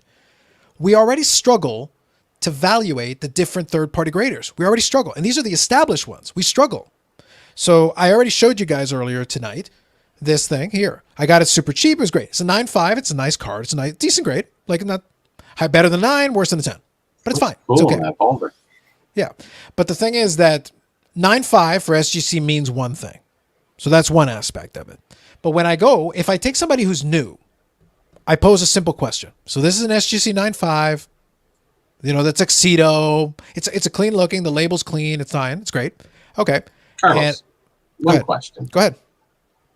What do you think of the grade? I've had a look at it. I think the grade is fair because it's slightly better than a lot of the 9s I've seen. SGC usually is a little bit harsher on centering. So usually that's what it'll get knocked a little bit. So in terms of the overall condition of it, I think it's reasonable. I think if you send it to PSA, though, you probably could hit a 10 if you really wanted to be perfectly honest with you. Really? Yeah, because that's usually the nuance. SGC is a little tighter like with these. 10 today or 10 like before they... Well, I'm Illuminati. I tell them I'm Carlos, and I get a 10 if it's ripped in half, Bobby. I don't know what you're talking about. They don't grade 10s anymore. Yeah, no, I get 11s, so I don't know what you're talking about. That's right. So what I'll say, though, is that's an established player. SGC's been around for comfortably over 20 years. They're not new. But let me ask this question, and this will be a good, I'll do a little reveal of a card that's going to be coming in here, but I'm going to stick with 9.5. Different company. So here's a Juan Soto. This is a rookie year autograph. So this is a PC piece. This one is a straight up PC piece. I want it for my collection. This is going to be one of the cards I'm going to hang on to. It's a beautiful card, though. It's on card autograph. I like it. Okay. So this is a 9.5 BGS with a 10 autograph. This one's got subgrades, but it's a 9.5. Now, this is obviously a more expensive card than the one I just showed you. This one was super cheap. This one cost me certainly more. But let's pretend it was apples to apples. I took the same card in whatever, this one or the other one, doesn't matter. They were both 9.5s. Which one's worth more? You can answer that because you may have studied the market. Maybe you have a preference, whatever the case may be. I can present them to you. But if I take somebody new, it's like, well, they're both 9.5. Beckett's legit, right? Yep. SGC's legit, right? Yep. So which one are you paying more for? They're both 9.5. The PSA. No, but you get what I'm trying to get at. Like, I presented you two that have the same. Now, okay. Oh, but maybe I like the one with the subgrades. Well, you can get a Beckett without subgrades. So what does that mean? Oh, well, that won't be less. That's great. That's the funny story too, because if I showed my wife an HDA 9.5 and a PSA, she's like, "Oh, that HDA 100 times." Yeah, your brain says it's a higher number. Therefore. But what's the criteria? What does it mean? That's why I've told people they talk about PSA, and I said I don't think there's a conspiracy at PSA. I've purported the idea here. I believe that they've got new graders. I believe they're following the letter of those conditions. I think a lot of people got away with 10s that were not 10s. Because did you see my story on the Kobe Bryant? I have it behind me. It's a star date. I don't know if you saw that video. I think I saw it. I vaguely recall something related to this. So I went to my local card store. I'm looking at the cards, and he's a great guy, and I try to give him business. And he had this Kobe Bryant 1996 EX 2000. I love the card. It's just a pretty card. It's like it's got like a star date, a space kind of theme to it. And, he wanted $100 for it. Mm-hmm. So I said, okay, fine, $100. So I got it. It looked good to me, but I really couldn't tell because it's got that flashy stuff on the card. It's like I don't know what a grader is going to look for. The corners, everything looked great, but it was just the way the card was made, right? Mm-hmm. And so I sent it, and I made a mistake because I sent it in with an economy grade at the time, and I had everything 9s, but I wasn't going to put a 9 on that card because I just wanted it slabbed up. I didn't care. Okay. So it came back not graded. And I'm like, man, I made a mistake. So I figured I'm going to I'll send it back and I'll put no minimum grade on it. Sure. The weird thing was at the time, for whatever reason, the card was going berserk. I mean, it was like $100 card, and now a PSA 9 at that time was like $7,000, and now it's like $4,500. It's insane. It's not really a rare card. It was like 1 in 20 packs or something like that. But I guess for whatever reason, I got it back, a PSA 9, and I'm happy. That's fine, but it just goes to show you consistency. Then you start thinking like, well, if I sent in that 5 times, would it get 5 different grades or 2 grades, 3? What it is. So I agree. It just it's one of those things. But I will stick with PSA until the numbers show me not to, and that might be coming up if it's but that's the key though. This is the point that I've tried to convey. Right. I used 2 non-PSA examples for a reason. I was because I could have easily gone with 9. I could have used a PSA 9. I've got a 9 here. This is a Beckett 9. Here you go. I could do that if I want to. I can cite examples. I got them. I got a stack of cards in front of me. We can play this game all day. But the point is that I'm trying to convey that there is some latitude in this. And whenever somebody challenges and complains to me about the grading, I say, okay, no. Again, I'm back to let's talk through the facts here for a second. Let's talk through the facts. Right. Because the good news is PSA publishes their grading standards. So my question is, you say you think it's a 10. Okay, no problem. Let's look at the grading standard. Is that true? Because PSA 10 actually leaves some latitude. You can be off center. It's not 50-50 centering. It's not. And this was my challenge back. Again, I'm not picking on the guy, but during the Nat Turner interview where he was talking about PSA, one of Ziggy's critiques, his concerns, were that Nat dismissed the idea of a 9.5. And I made the case why, if I was PSA, I wouldn't do the 9.5. And the reason why I said so is not because I think it's a bad idea. I understand the case for it. The problem is that PSA has a set written standard, and the 10 already has some flaw built into it. Right. So in order for this to work, I have to build a middle ground that's already 9 and the 10 are actually a lot tighter than people think in terms of tolerances. So there's not a lot of room in between. Or option B, which I explained in the video, I gave this alternative. I go, so if I was going to do it and you forced me to, my proposal would be, okay, so then the definition for a 10 now becomes a 9.5, and the 10 becomes 50-50 centering, and I remove some of the restrictions I had on the current 10. Problem. Second I do that, now some 10s are invalidated. Right. The second I do that, now the 10, so this is an old 10? Or is this a new 10? Because the new 10 is 50-50 centering. That's definitely not 50-50s. You've just shot yourself forget the foot. You shot yourself in the face. Yeah, they can't do that. I mean, if you look at PSA, the way the only standard they have is they show general surface or, corners, edges. Yes. The back of the card, I think for a 9 on the back was 70-30 or, it was something very, it's very open-ended. Yeah. It leaves a lot of room. But because of that, you can't go back now. You cannot invent a middle grade. Logically, your brain says... invalidate everything that we... Yeah, your brain says, oh yeah, we can put a 9.5 in there. Yes, but the problem is I have definitions. They're written down. I can show them to you. They're actually pretty close. You'd be shocked how close they are. They're not that far apart. If you look at a company like CSG, their grading standards are higher than PSA for their centering at least. Sure, but a newer company has that ability now to develop their own. They can learn. So that's why I said a CSG can do a 9.5. SGC already had a half grade. For SGC in the past, if you remember when they used to have a 100-point scale, 98 was gem mint. So when they say, oh, but we got the 10 pristine. Yeah, they already had that built in. They had that, right. So they're not inventing. They're not redoing the scale. The scale already accounts for this. Right. They just went to the 1 to 10. Like BGS, they're 9.5s. I mean, they're great deals because you could cross them over to PSA depending, if you're looking at the centering, the surface, on what it is. But their 9.5s are, less, very much less than a PSA 10 on some cards. And subgrades allow that. Exactly. That was my point. I said all these companies have a built-in mechanism that allows some flexibility for them to be able to do this. So I understood. So that's why I said, I do understand the argument. I get why you want it. I do. Mm-hmm. I'm not trying to take this away from you. Well, I do enjoy taking things away from you. But in this case, it's not for that reason. The reason I'm telling you this is because logically, if I was advising PSA, I would tell them no. And these are the reasons why I would say, guys, the problem is you put yourself into a corner. BGS can do this because they've got subgrades. Oh, well, just PSA can add subgrades. So what about the cards that were already great? No, they started in 1991. They've got 30 years of cards. You can't go backwards now. It's too late. There's too many cards. Mm-mm. If you were brand new, you can't change the game in the middle. You can't do it. If you're brand new, you can do whatever you want. You can make a 20-point scale, a 50-point scale, make it up, whatever. You can have a 1,000-point scale if it makes you happy. But if you're new, you can do that because there were no previously existing rules. And you didn't already have millions of cards out there already under the previous scale. The second you do this, and here's an analogy outside of this. The second you do this, it's like introducing a new currency that calls itself the same as the old currency, but exchanges for a different rate. Right. You've invalidated the old currency. Oh, but we accept both. Yeah, but that one's worth less. So either we get rid of the old one and we keep the new one and exchange them, figure out how that's going to work, or we get rid of the new one and go back to the old one.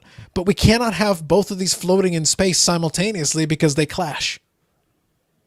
Money is usually easier for people to figure out. A currency like, oh, that seems silly. There are countries that have tried to do this in real history, and it fails for the reason that I just outlined. You cannot have the two at the same, because one breaks the other. Same thing with a grading thing. PSA is stuck, not because it doesn't want to consider them. Well, one critique I'll accept about that interview is that you could have done the follow-up and just be, can you give the rationale? Right. Well, the rationale, Nat would have told you. It's like, well, Carlos advised me and he told me intelligently so. This is what it is. And that's what he would have said. You can't say otherwise because no one gave him the follow-up question. That's what I say he's going to say. But the point is there is a logical reason. I'm not just doing it just to deny people their precious 9.5 or their subgrades. I'm like, no, guys, there's a good reason why it's too difficult. I agree. I'm just really, that's the one thing in this hobby that, it doesn't keep me up at night, but I think about it all the time is what is going to fall out once the dust settles. I think PSA is going to be at the National, and I think I read it's a $75, it might even be a $300 grade or whatever it is. I'm very, very anxious to see what settles because I just don't think they can open up the floodgates again for $15 bulk grades. Mm-hmm. And that was my thing is that sometimes it's dangerous to interview the owner of the company because all you're getting from that is his vision. Right. You're getting what he wants. And he is a collector. He does understand. He wants to bring back bulk grade. But then in subsequent interviews, if you listen to subsequent interviews where he gets to elaborate a little bit more, he goes, look, I want to bring it back. I'm paraphrasing, but he basically said, I want to bring it back. But as soon as I do, we're going to get destroyed. We're going to get slammed. Right. I know this. So it's like, yeah, you will. That's why I said, like, you're going to have to get real cute. Maybe you have to do my suggestion about the ultra modern. Maybe make it 5 years and be like, look, guys, you want to send in the Lamellos, it's $100 a card. Minimum, starting. I don't care if it's base. I don't care what it is. It's across the board. I think that is not going to be, if I was a betting man, and I am, I don't see PSA coming back. I was hoping for a $50 grade, but I don't think anything less than a $75 grade. I'd be shocked. On July 1st or whenever they're supposed to release? Well, they said they're going to start bringing them back in stages, so I guess they'll bring back, I think that's a 150. I think the 150 is I think 150 is the July one because they did leave themselves room. It was correct phrasing. I would have advised that as well. They phrased it correctly. Tiered. Mm-hmm. The one thing I'm thinking of, so the same way that I said the ultra modern, maybe that's a way you can get around it. What I would consider And you're going to have to think about this carefully. This would be my Nat, if you're off in the distance, here's some free advice. Here's some free advice for you. And for God's sake, you can afford it, so send a check. But anyway, you do have to take care of your set registry folk, though. And they're going to need something. It doesn't have to be bulk, but maybe stuff that's inside the set registry, and then be pickier about what you include in the set registry. Don't screw over your set registry guys because they are very loyal, and they are consistent, and they love sending in their stuff for their set registries. You have to find a way to give it to them. But if you have that price of the ultra modern, will it not ship the ultra modern? It'll help a lot. It'll help a lot. But there's certain stuff. There's certain stuff that people will. Right? Yeah, but there's certain stuff that people will try to. That's just outside of that they could still try sending if you gave them that opening. So I want to be very careful what I do with that. That's why I say like you're playing a weird game. If you go back, and again, this is all I do. Have a good night, Sanderson. Is if you go back and you see what guys have subbed and cards that have come back from PSA, it boggles my mind. Mm-hmm. And I'm not surprised of what happened with PSA. I will be the first to admit I was sending in rookie cards, some base rookie, but I wasn't sending in fourth year inserts or third. And that's what people were doing. And it's like, I understand why PSA would be like, but they were still making money on a $9 grade. Mm-hmm. But that's just not happening anymore. I mean, you can't do that. So I don't know how it's gonna fall out. But I agree, Carlos. I think they're gonna have to come up with something that doesn't let them get. Otherwise, they're gonna be right back in the same boat. Yeah, I try when I goes back to what I said earlier. I try to think of this as an analyst. I don't have a horse in this race. I don't care. Right. But I'm saying I put myself in the shoes because I am an analyst by trade. Like my job is to figure stuff out and be like, okay, what can I suggest to you that would make sense? Usually it's for technology, but the principles are the same. It's not a different concept. So I say to myself, okay, if you hired me to advise you, what would I do? Well, let me look at what you're doing right now. Let to the best of my ability, what I can see. So I say to, okay, this is what you got going on. This is your goal. This is your aim. This is what you're trying to get done. Mm-hmm. This is what you need to think about. These are the things you need to consider. PSA cannot throw away its loyal customer base. Those set registry guys are diehard. And they're serious. So you got to find, the problem is you don't have one constituency. There's some folks who are fixated. There's only one constituent, they think. And one of the regular guys here is usually Robert. He's a huge vintage guy. He's obsessed about vintage. And his solution to everything is to destroy the modern guys. And I go, well, that's only going to help you to a point because you also have to make money. You cannot throw, modern cards are still being made. There's more money to be made. Vintage is finite. Not every vintage card is going to end up being graded. And when you run out of vintage cards to grade, there's still modern cards. So PSA would like to have a sustainable business. They cannot throw away modern, but they have to find a way to balance. They cannot let you send everything. And Carlos, run this by you because this was a new concept to me, and it was always there, I think, or it became more prevalent. Mm-hmm. The submitters, where people were just sending in. Like when I would submit to PSA for bulk, I would either have 50 or 100 cards or 200, whatever it was, because that's what I do. Yep. But then it's like, well, I heard about like, well, PSA, you're a PSA submitter. So they were getting hundreds and thousands of cards from people. Mm-hmm. Then they were submitting to PSA and making, $1 or $2 a card. They said they would look over it, do whatever, which, okay. But what's happening with them? Because if they would, that was PSA's like, I don't know if it was a gravy train, but I think they overestimated just how much that would bring into them as opposed to individual people. That's right. Because the bulk submitters have created, that's why I've emphasized there's not one constituency. The bulk submitters are a constituency. Yeah. They represent inside different people with different rationales for sending in certain cards, but the bulk submitter is the one who represents them by sending in the mass, this big pile of cards. And PSA already said it, but most people don't pay attention to the whole thing because PSA told you. And let's take them at their word for now, because for something like this, there's no sense in lying because we can check numbers later as things come in. They said right before they had to close, they received within a day or two 600,000 cards. Okay, imagine if you're sitting there at the PSA receiving warehouse and 600,000 cards come in, and you're sitting there like, so what's our capacity? And right now, PSA is ramped up over time. Their capacity is about 30,000 cards a day. 600,000 cards is 20 days worth of full speed volume right now. If you shut the door right behind it, it would take you 20 days to clear that one day. Well, now you're 20 days behind. That's how you build up a backlog of millions. They actually they shut down the post office. I was getting, correct, and I knew it. I said in one of the videos too, because it was funny to me. And I told everybody that I knew, I told them PSA is it was the worst kept secret in the hobby. PSA is going to raise their price on this day. And it went to $15 to $25, I think. Mm-hmm. So I sent in everything I could. Every card I had that I thought was gradable, that was worth grading, that I was looking to grade, it went. Mm-hmm. They closed the Newport Beach post office because I was getting kickback from, I think, saying, your package is sitting. If it's not claimed within so many days, it will be returned. I was getting emails from PSA, don't worry about a thing. They were sending trucks, from what I understand, to the post office to pick up these cards. And it's crazy to think about, the influx like that. Yeah. One of the recent updates, and so that's why I say I don't put it on people to pay attention to that. That's basically, to be honest, for lack of a better term, that's why they got folks like me who do pay attention. Mm-hmm. Like I'll sit there and I'll be like, I'm monitoring it. I don't sit there and watch everything they do, but I do pay pretty close attention. Mm-hmm. So when something worthwhile changes, I'll try to bring it up to folks and I'll talk about it here if I can.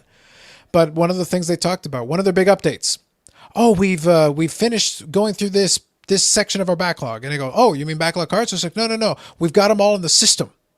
Yeah, it was a milestone when they had the stuff that was already in the boxes sitting there in boxes. They're like, yeah. And that said, it is like, we needed to get to that point because it's unacceptable that somebody sent us cards and we can't say, because their cards are not in the system, we can't even say where their cards are. They're in a box somewhere. We haven't even opened the box. Forget about grading the cards. We haven't opened the box. What's in the box? We don't know. I have probably 700 cards in PSA now, give or take. I don't have any, vision of getting them back for 8 or 9 months. I mean, that's just the way it is because I got them in the last book. Now I had a couple that I sent in and some other stuff. But the funny thing with PSA, and I will say this, I got a call out of the blue about 3 weeks ago. And they said, hey, can I speak with Andy? And I'm like, yeah, it's me. He goes, hey, this is so-and-so from PSA. And I said, okay, usually it's because the funny thing is, Carlos, you'll get a kick out of this. My cards are there so long, my credit card expired. Like literally. Nice. So they're calling to get a new, because it's been a year or whatever it is. Mm-hmm. So they said, yes, hey, we just want to tell you that your reslabs have been done. We deemed it our error, so we're not going to charge you. I had forgotten about this. So just want to let you know, thank you very much, and we're going to send you some extra goodies. They sent me a pen and a hat. At least they were making that effort, right? And I had forgotten because it was a couple slabs that came that, I mean, if you get enough slabs, you're going to see like they're just like a moisture or scratch or whatever it is. It's like usually it's not a big deal, but these were just horrific. Mm-hmm. And they, to their credit, they actually had someone pick up the phone, call me, fix it, try to do it. So their customer service, although not probably fantastic, I think that's one of the things they're trying to work on too. Mm-hmm. They just can't get the cards done fast enough. Yeah. And I am sympathetic to the point that I can imagine it's a logistical nightmare, and it's been for some time. And it's a company that's operated with what I guarantee are antiquated processes. There's holes there's more holes than Swiss cheese in their processes. And they could probably improve things just by tightening up those holes. That's going to help. That's going to be a big part of what they need to do. They need to tighten up. But right now they've got so much stuff. They're like, okay, I don't even have time to fix the holes. We need to get through enough of this stuff so that I've got enough room to be able to go, okay, now we have the capacity to be able to get somebody to help us work on these holes as we continue to process what's coming in. You would think that the money wouldn't be an issue, although they do charge once the cards are completed. But again, I am not an analytics or a problem solver like that. But my whole thing was, why wouldn't you just start building satellites around the country and then just have, the cards, being graded?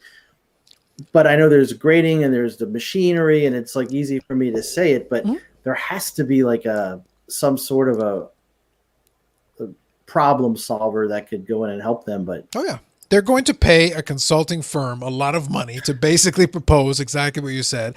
And my only regret is I got to get in on this business. It's like I got to get in on this. Can I bill? Because I got this. Yeah. Because the ideas are out there. Like a lot of us have them. Like even something as simple. Opening up other locations, Canadian location would be great.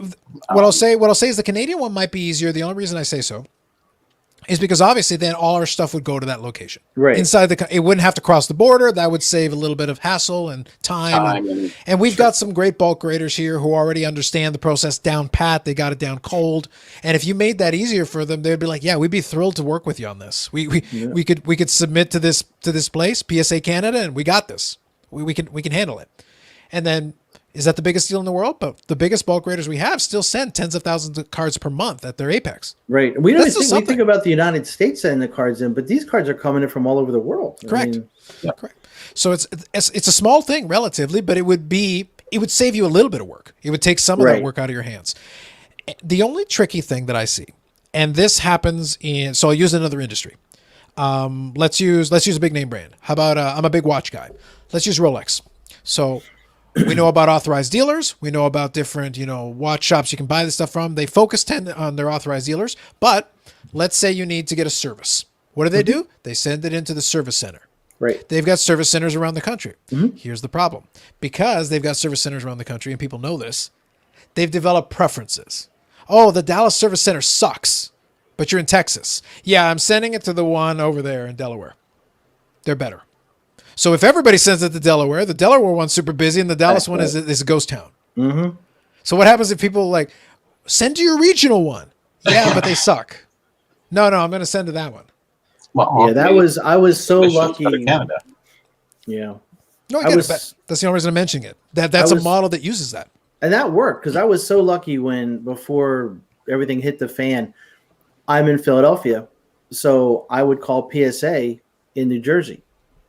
And I would drive my cards to them. They would pick them up. And then within a day, ship off. Because it wasn't going from point A to point B to point C. It was going from point A to point B. And now, forget about it, because they would actually have drop-offs there. Because I became friendly with one of the people over there. I'm like, why don't you just grade here? But they still have to ship it. Yeah, and that the only reason, and a lot of times when somebody will come up with such a suggestion, and I go, it is a good suggestion. I don't work for PSA, but my brain immediately goes into, okay, so what are the potential pitfalls here? What could I formulate that could be a huge bottleneck right now?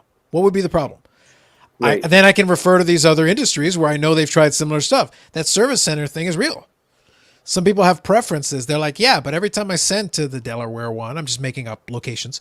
But if I send to the Delaware one, they treat me great. They do the service. It's quick. It's snappy. They do a great job. I get my stuff back nice and clean. Everything's good. But I send to the Texas one. I get it back. My case is scratched. A Rolex is an expensive watch. So imagine you send them your platinum day date that you paid $60,000 for, and they send it back with a scratch and a dent. You're furious. It's not a cheap thing to replace or fix. So, and that's with high value things. So relatively speaking, Rolex makes a lot of watches, but it's not like PSA taking in cards and having millions and millions and millions of cards. So what happens if you send it into your local one? They go and they dent your 52 tops mantle, and they're like, you saw the corners were clean, and all of a sudden you get back a 2, and you're like, what happened? It wasn't like this when I sent it to you. Yep. Oh, this service center has a really bad reputation with stuff like that. Well, then I'm never sending to them again. If people start making it, so you say, oh, well, PSA can choose. So now you want PSA to have one more distribution center to divert. So you want them to separate the boxes. What if I've got a big order? So are they going to send half my order to that one and half my order to this one? Uh-oh. I see another group of problems that could happen here. Another big group of problems. No easy solution for sure. And that's why I'm really, really anxious or just to see what happens. Maybe they'll make an announcement at the National that I won't be at. Who knows? There you go. Nice. But that's the thing. Like whenever there are proposals or ideas brought to the table, I'm always open to them. I have no inside information, but I can tell you where I could see if the pitfall is really obvious to me. I have to hope that if they hire somebody worth anything, they should be thinking of the exact same thing, because I came up with this. I'm not a quote unquote expert, but I was able to think of that off the top of my head. Mm-hmm. But that's the way my brain is wired. This is analysis and trying to come up with ideas and fixing problems is what I do for a living. So it's like, even if it's not my industry, I can come up with something, or I can see a potential problem or come up with an analogy in another industry, a similar issue that's been solved X way or Y way. And that's how you do it. So hopefully they have good people that can give them some good advice, because they're going to need some. Yep. It'll be very interesting. Yep. Or maybe it's a problem they really can't solve for the next year. It could be an issue with it, because until they have to basically get the backlog to a stage where they have the luxury of being able to divert some resource, because you might have to completely redo your processes. And if you completely redo, you might have to retrain your team, and you might have to do it in phases. You might have to be like, I can't just shut everything down and let everybody do it at the same time, because then suddenly we're closed. Can't do that. Yeah, I think that was the smartest thing they did, honestly, was at least they recognized the fact that they were just they were taking on too much water. I'm interested to see how that affected SGC, because they obviously shut down for a while, or then they boosted their prices up a lot, and I wonder how they're hanging. I don't know. They're back down now for the last few months, $30. Well, this is what I've been enjoying. So here's what we'll do, guys. If you've got any last comments, we're going to start winding her down. Timing's been good. And by the way, Andy, thank you for joining in. Great conversation. Yeah, it's my pleasure. It's been a pleasure having you here. So we'll wind her down, but I want to poke a little more fun at SGC since you opened the door for me.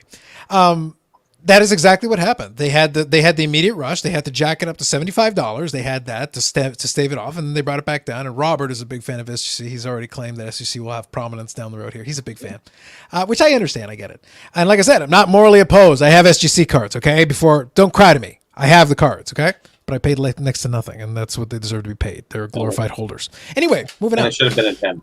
Yeah, exactly.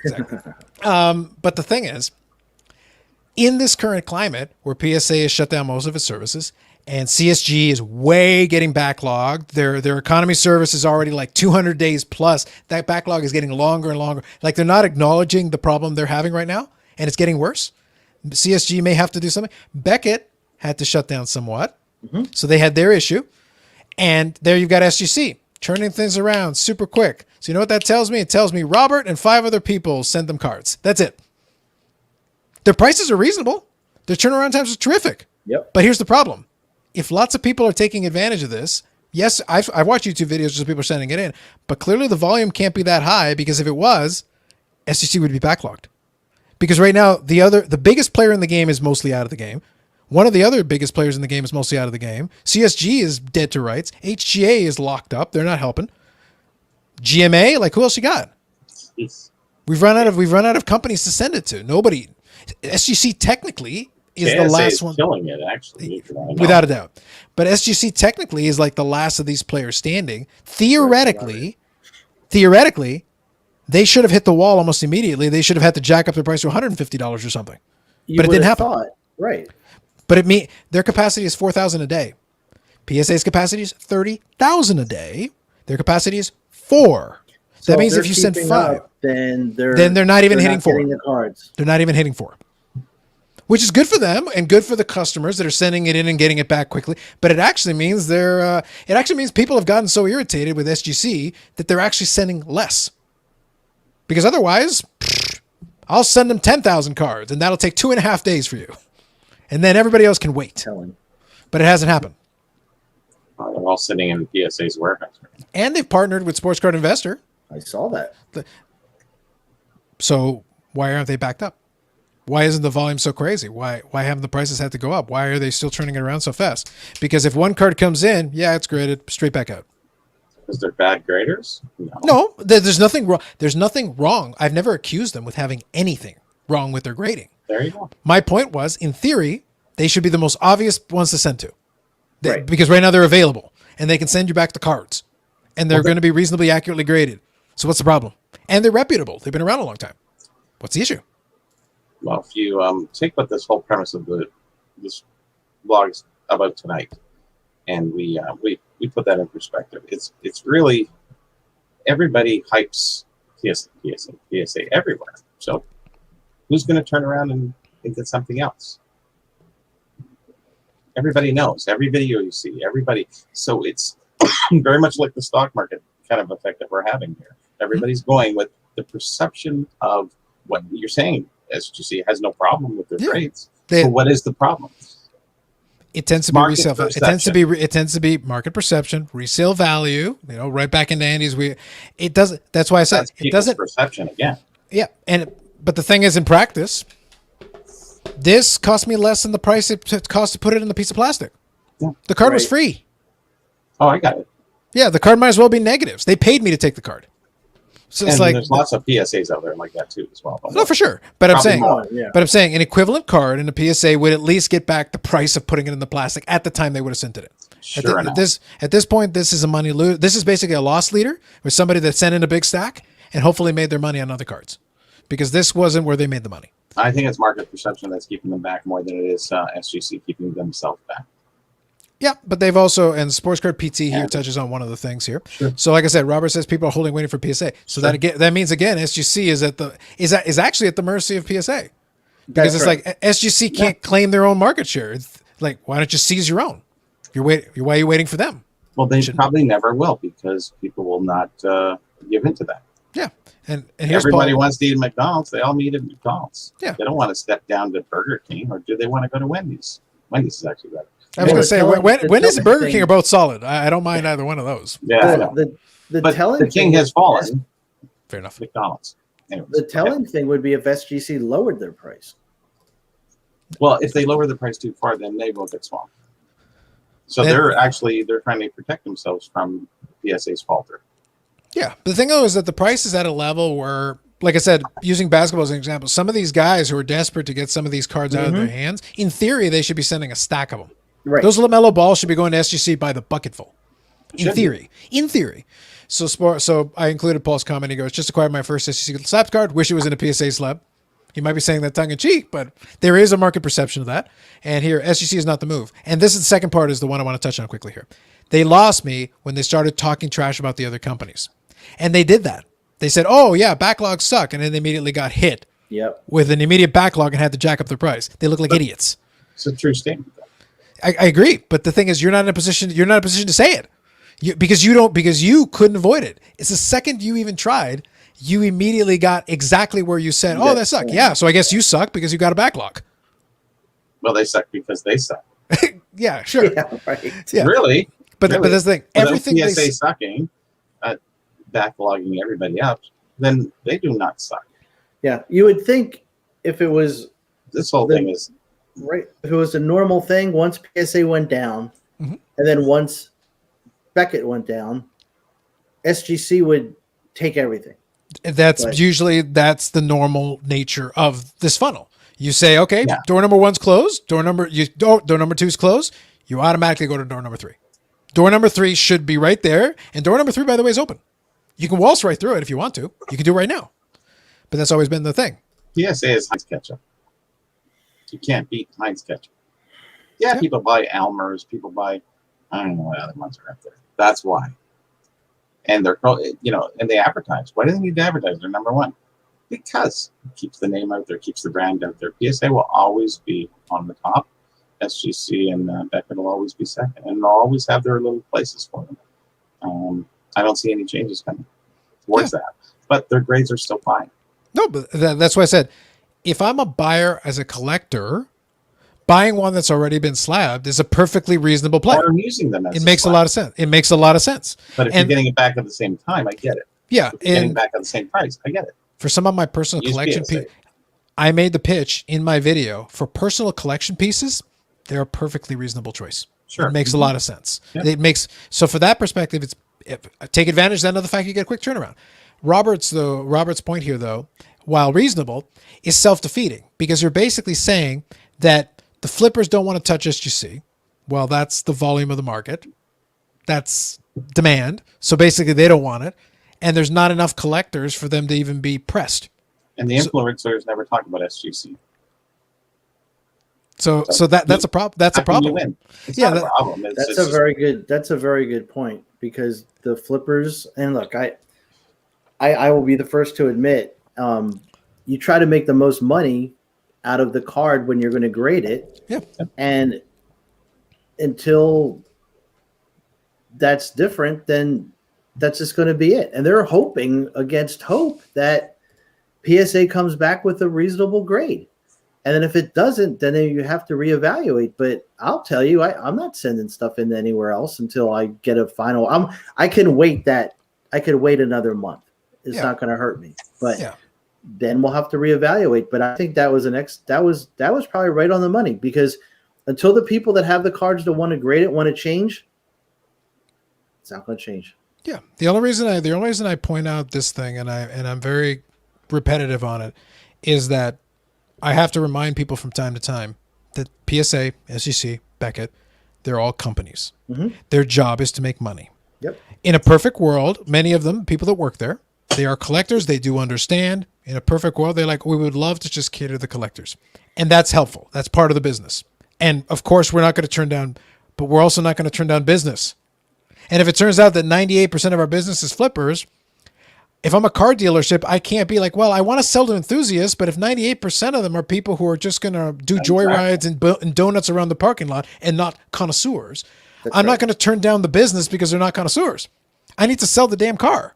Mm-hmm. And SGC's thing is like, sorry, I don't care why they send in the card. You need them to send in the card. If you're SGC, you don't want to be overwhelmed. You don't want to end up in a backlog. But you'd like to have 3,999 cards coming in per day. That's right. You want to be at a point where your capacity is 4,000, but you're getting 3,999. And we just hired all these graders, and we have all these new employees, and now we're not getting to where we need to be. Yeah.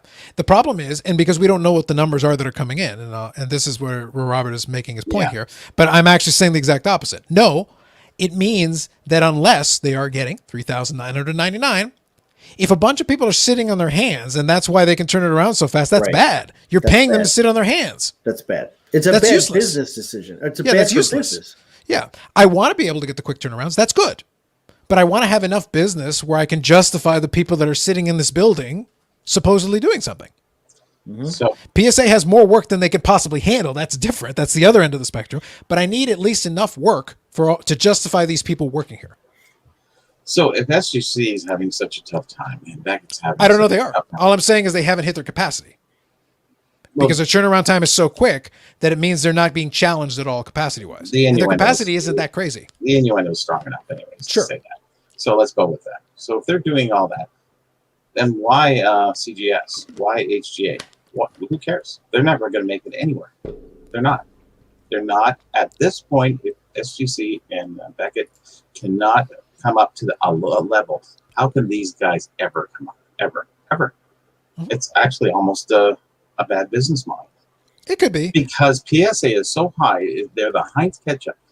As much as you buy Elmer's and begrudgingly have to eat it, the first time you can get a Heinz, you're going to go back to it. Yeah. I think it's financially viable. I think it's financially viable, though, to be number 2 in this industry. Oh, yeah. I think if you can be the solid, strong number 2, I think you can make plenty of money. I think they are, aren't they? Beckett? I need to pull up the finances. Well, I would say Beckett is better because money wise, just because they do the sheet cut cards. Yeah, they've got other stuff. As long as people find sheets or whatever do with cards, they're going to send them there. That is actually one source of their business. So they have a unique kind of business model there, where SGC doesn't. They're just kind of the second, third guy, and it's just going to be that way. And the other two companies, they're going to have a hell of a time, honestly. Like, how do they ever get market respect? How? When SGC's been out there and their grades are fine. How are these other guys going to get the respect? I'd like to see that. Is there an answer for that? No. Yeah. But I don't see them going anywhere. I think it was a boom time. Let's start a couple companies, and now you can, suffer with the rest of the hobby that's suffering. Now you're going to enjoy the dip. I don't know. I like the HGA card. grading slabs. I think they look nice. I think the holders look nice. That's why I said, if you're a collector, but how many collectors are out there, comparatively speaking, that are really grading cards? Most of the collectors, I'd have to say most collectors don't buy graded cards, like the real honest collectors that are across the board. Mm-hmm. They don't, because they know the financial burden behind it. They'll grade the rookies maybe, but the other cards are not. And guys who have never-ending sets. Dave, where's Dave? You get never-ending collections. Collections of sets of collections. Yeah. But I think though the value of a lot of times for grading was for the vintage guys predominantly because of authenticity. Right. Buying online, if you put the card in my hand and I'm at a show and I can hold it, I can pretty much I'm comfortable. I've held enough of some of these cards for some of these years that I can feel the density of the cardboard. And I've got at least a reasonable, this jives with the other ones I've handled. Not everybody can do that though. They don't, and online you can't. Online you're hoping the picture's good. That's all you're doing. You're relying on that. So the holder it helps the liquidity. It allows the transaction to occur because I don't have to trust you. And grading, the biggest problem that grading had for the forever time is that, it's near mint. It's got a hole punched into it. Well, that's near mint to me.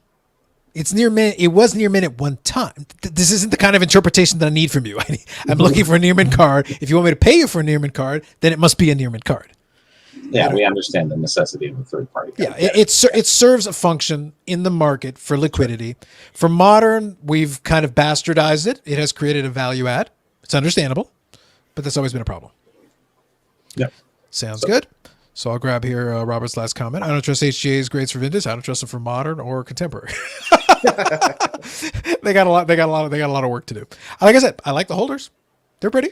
Holders are awesome. I mean, some of those are just. That's why I say if I wanted just a card in my personal collection, I would say just slab it with a color match. Don't even put a grade on it. Grade won't matter. But it will when you leave it to your kids and they have to sell it. That's the whole thing. This is the whole future thing down the road that everyone's thinking. You make a good point. I mean, it's like, I have no argument. Yeah, you're right. Don't say anything, Andy. We're good. Look at you, Bobby. Well, I'm not involved. I have no vested interest in graded cards. I have vested interest in documenting sets, but I can see the writing on the wall. If everything is as it stands right now, Mind SketchUp wins, and they win for how many years now? How many decades? Yeah, and this will be the last word on this one, and then we'll end on this one. Sure. One of the toughest things in the world to do is reverse pre-existing momentum. Mm-hmm. Oh yeah. Robert's arguments are, he's trying to make the case for SGC, but not enough people are listening to make that work. And you can use as much anecdotal evidence. Oh, but everybody I talked to, it's like, that's great. That's good for you. I sent some in this week. No, for sure. But you're sending vintage stuff. And we talked about this before. Vintage, SGC, hand in hand, it makes beautiful sense. So they found their lane. But they've always had that lane. Their problem is if they want, are they comfortable? If they wanted to be that viable number two, they had to expand beyond their lane. And their president right now is a young guy. He's not going to make a pitch for vintage. Here, he's like, we're good at vintage. Our heritage is that we're really good at vintage. So we've established that. We know we're good. A T206 card in an SGC holder makes perfect sense. I think they're so far from even catching a whiff of PSA that they'll never even get any closer. Yeah, it's very possible because right now. But I think they're a viable company. I think they're a good company. Viable is two different things. I would not hesitate to buy an SGC card after taking a look at it because it's probably graded accurately. But yes. I would not pay a premium for it, which is the fun. Comparatively speaking, premium. I would basically pay like $5 more than the raw card, if that. Oh, really? Like barely. And here's the thing: I'm not worried about whether the grade's accurate or not. It's just I don't need to pay any extra to it. I'll tell the dealer you can have $5 more than raw, and you'll like it. But you'll like it, okay? Or not sell it to you. The problem is they sell it to me. Well, you're talking how many value of cards here. I'm not talking. But I get what you're saying. But these are the cards that we're talking about being sent in the volume. It's not the Chamberlain from come on. But it depends on the card, right? If I say if I take a Wilt Chamberlain that's a 10 in SGC and a 10 in PSA, and the PSA sells for 75% more, the message that's going to be sent is like, so why'd you send it to SGC? Right. It wasn't that it was inaccurately graded. Is that you had the same number on two different holders, and you just lost 75% of that value for no reason. Is that an accurate evaluation of 75% more? It depends on the card. There are some cards where the difference is super dramatic. No, I get you, but I'm saying for some of those cards, the difference is massive on some of those cards. I It's understand. very large percentages. But I think the massive starts at the massive prices. Correct. And those would be the most significant cards. But for the less significant Not cards, for us, because we don't even deal in those. no, sure. But I'm saying for the cheaper cards, then I'm paying. Then I'm basically playing below raw in some cases. I'm like, I'm challenging you tonight. challenge me as much as you want. I I bought the cards. So- It's like, and the dealer was probably sad, and I was like, too bad for you. But I paid $30 a credit. That sucks for you. Pass You the can- Heinz. Yeah, it's like you can have $20 and pay the eBay fee, and then include shipping. Deal with it. And consider yourself lucky that I even deigned to give you a loss. Yeah. All right, so quickly, I've got these ones here. Graded cards eliminate some guesswork. Yeah, exactly. Because if you're relying on the photos, that's super. That was always one of the problems with eBay, and it took some of that away. It doesn't take everything away, but it helps. No. It helps. GAI was an interesting one because they had some of the PSA folks start them up. They were always an interesting one because when they went away, because some of the GAI cards, to Robert's point, he's right. Some of them are good. If you get a nice GAI card, it's probably fine. You could cross it over to PSA and you probably do great. And they did packs. Absolutely. So that's what I say. Like there were alternatives. Right now, today we've got a lot of alternatives. What's going to happen, I think, is we'll eventually settle the alphabet soup thing. Some of them are going to have to drop off. Maybe it's HGA. Maybe it's GMA. Maybe it's some of these other guys. We are going to need to. Competition is good, but we can't have too much competition, or it creates that confusion problem. That's why I did that 2 images of the 9.5. If I take the uninitiated, they're both established we're confused with the established companies, let alone the ones that just showed up recently. Yeah. The new person is going to have no idea. They have no clue. So SGC will get its numbers back, and then we'll get their numbers back if any of the other two drop out, or three. Yeah, exactly. And as long as we have 2 or 3 legitimate, viable ones, they can at least keep each other in check a little bit. Sure. As long as there's 3 legit. And I think that's good for the market. It helps spread it out a little bit. We don't want to have one absolute dominant player. Ideally, we'd love to balance it a little bit. It would be nice, yeah. Yeah. And we do have almost a monopoly at this point. Yeah, we can have a strong player, but I'd like to have at least a decent number 2, and then a number 3 to pick up the difference. And as long as they're all legit, that's a win for the consumer. Fine. That's a win for the consumer. It gives us all options. So Aussie Card Dad will have the last word here tonight. He says, I've been picking up SGC cards for 2 times, even 3 times less than some of the same cards graded by PSA. Absolutely. And that's been my experience. If I want a discount on a nice card, I'll buy an SGC card. Whatever it is. I can get it cheaper. Sure. Same with BGS, yeah. And BGS ones, some of them actually you can get for a discount too. PSA is still the dominant leader in that resale category. So some people are going to wait for them. So that part is true. True. Anyway, so guys, this is kind of a classic old school episode. We brought back a little bit of it. So thank you, Andy, for popping in. Some great topics, some great ideas. And I'm glad we were able to hash through and talk through some thoughts. So now, Andy, could you do me a favor and just tell everybody not to go to the National? And we'll move on. Yeah, do not go Under to any National, circumstances, it doesn't matter who you are. Do not go to the National. And doubly so for collectors, it would be foolish.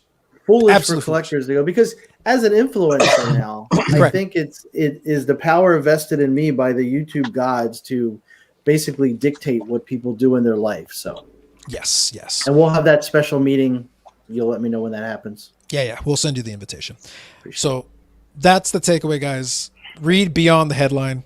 If you wanna complain about something, I'm not gonna stop you. My family loves complaining. This is national sport in my household. Trust me, I'm with you. But at least complain about the correct thing, because then God knows we will fact check you. If you refuse to at least complain about the correct thing, you will be mocked without mercy. As needed, as properly, it should be the case. And that's the best way.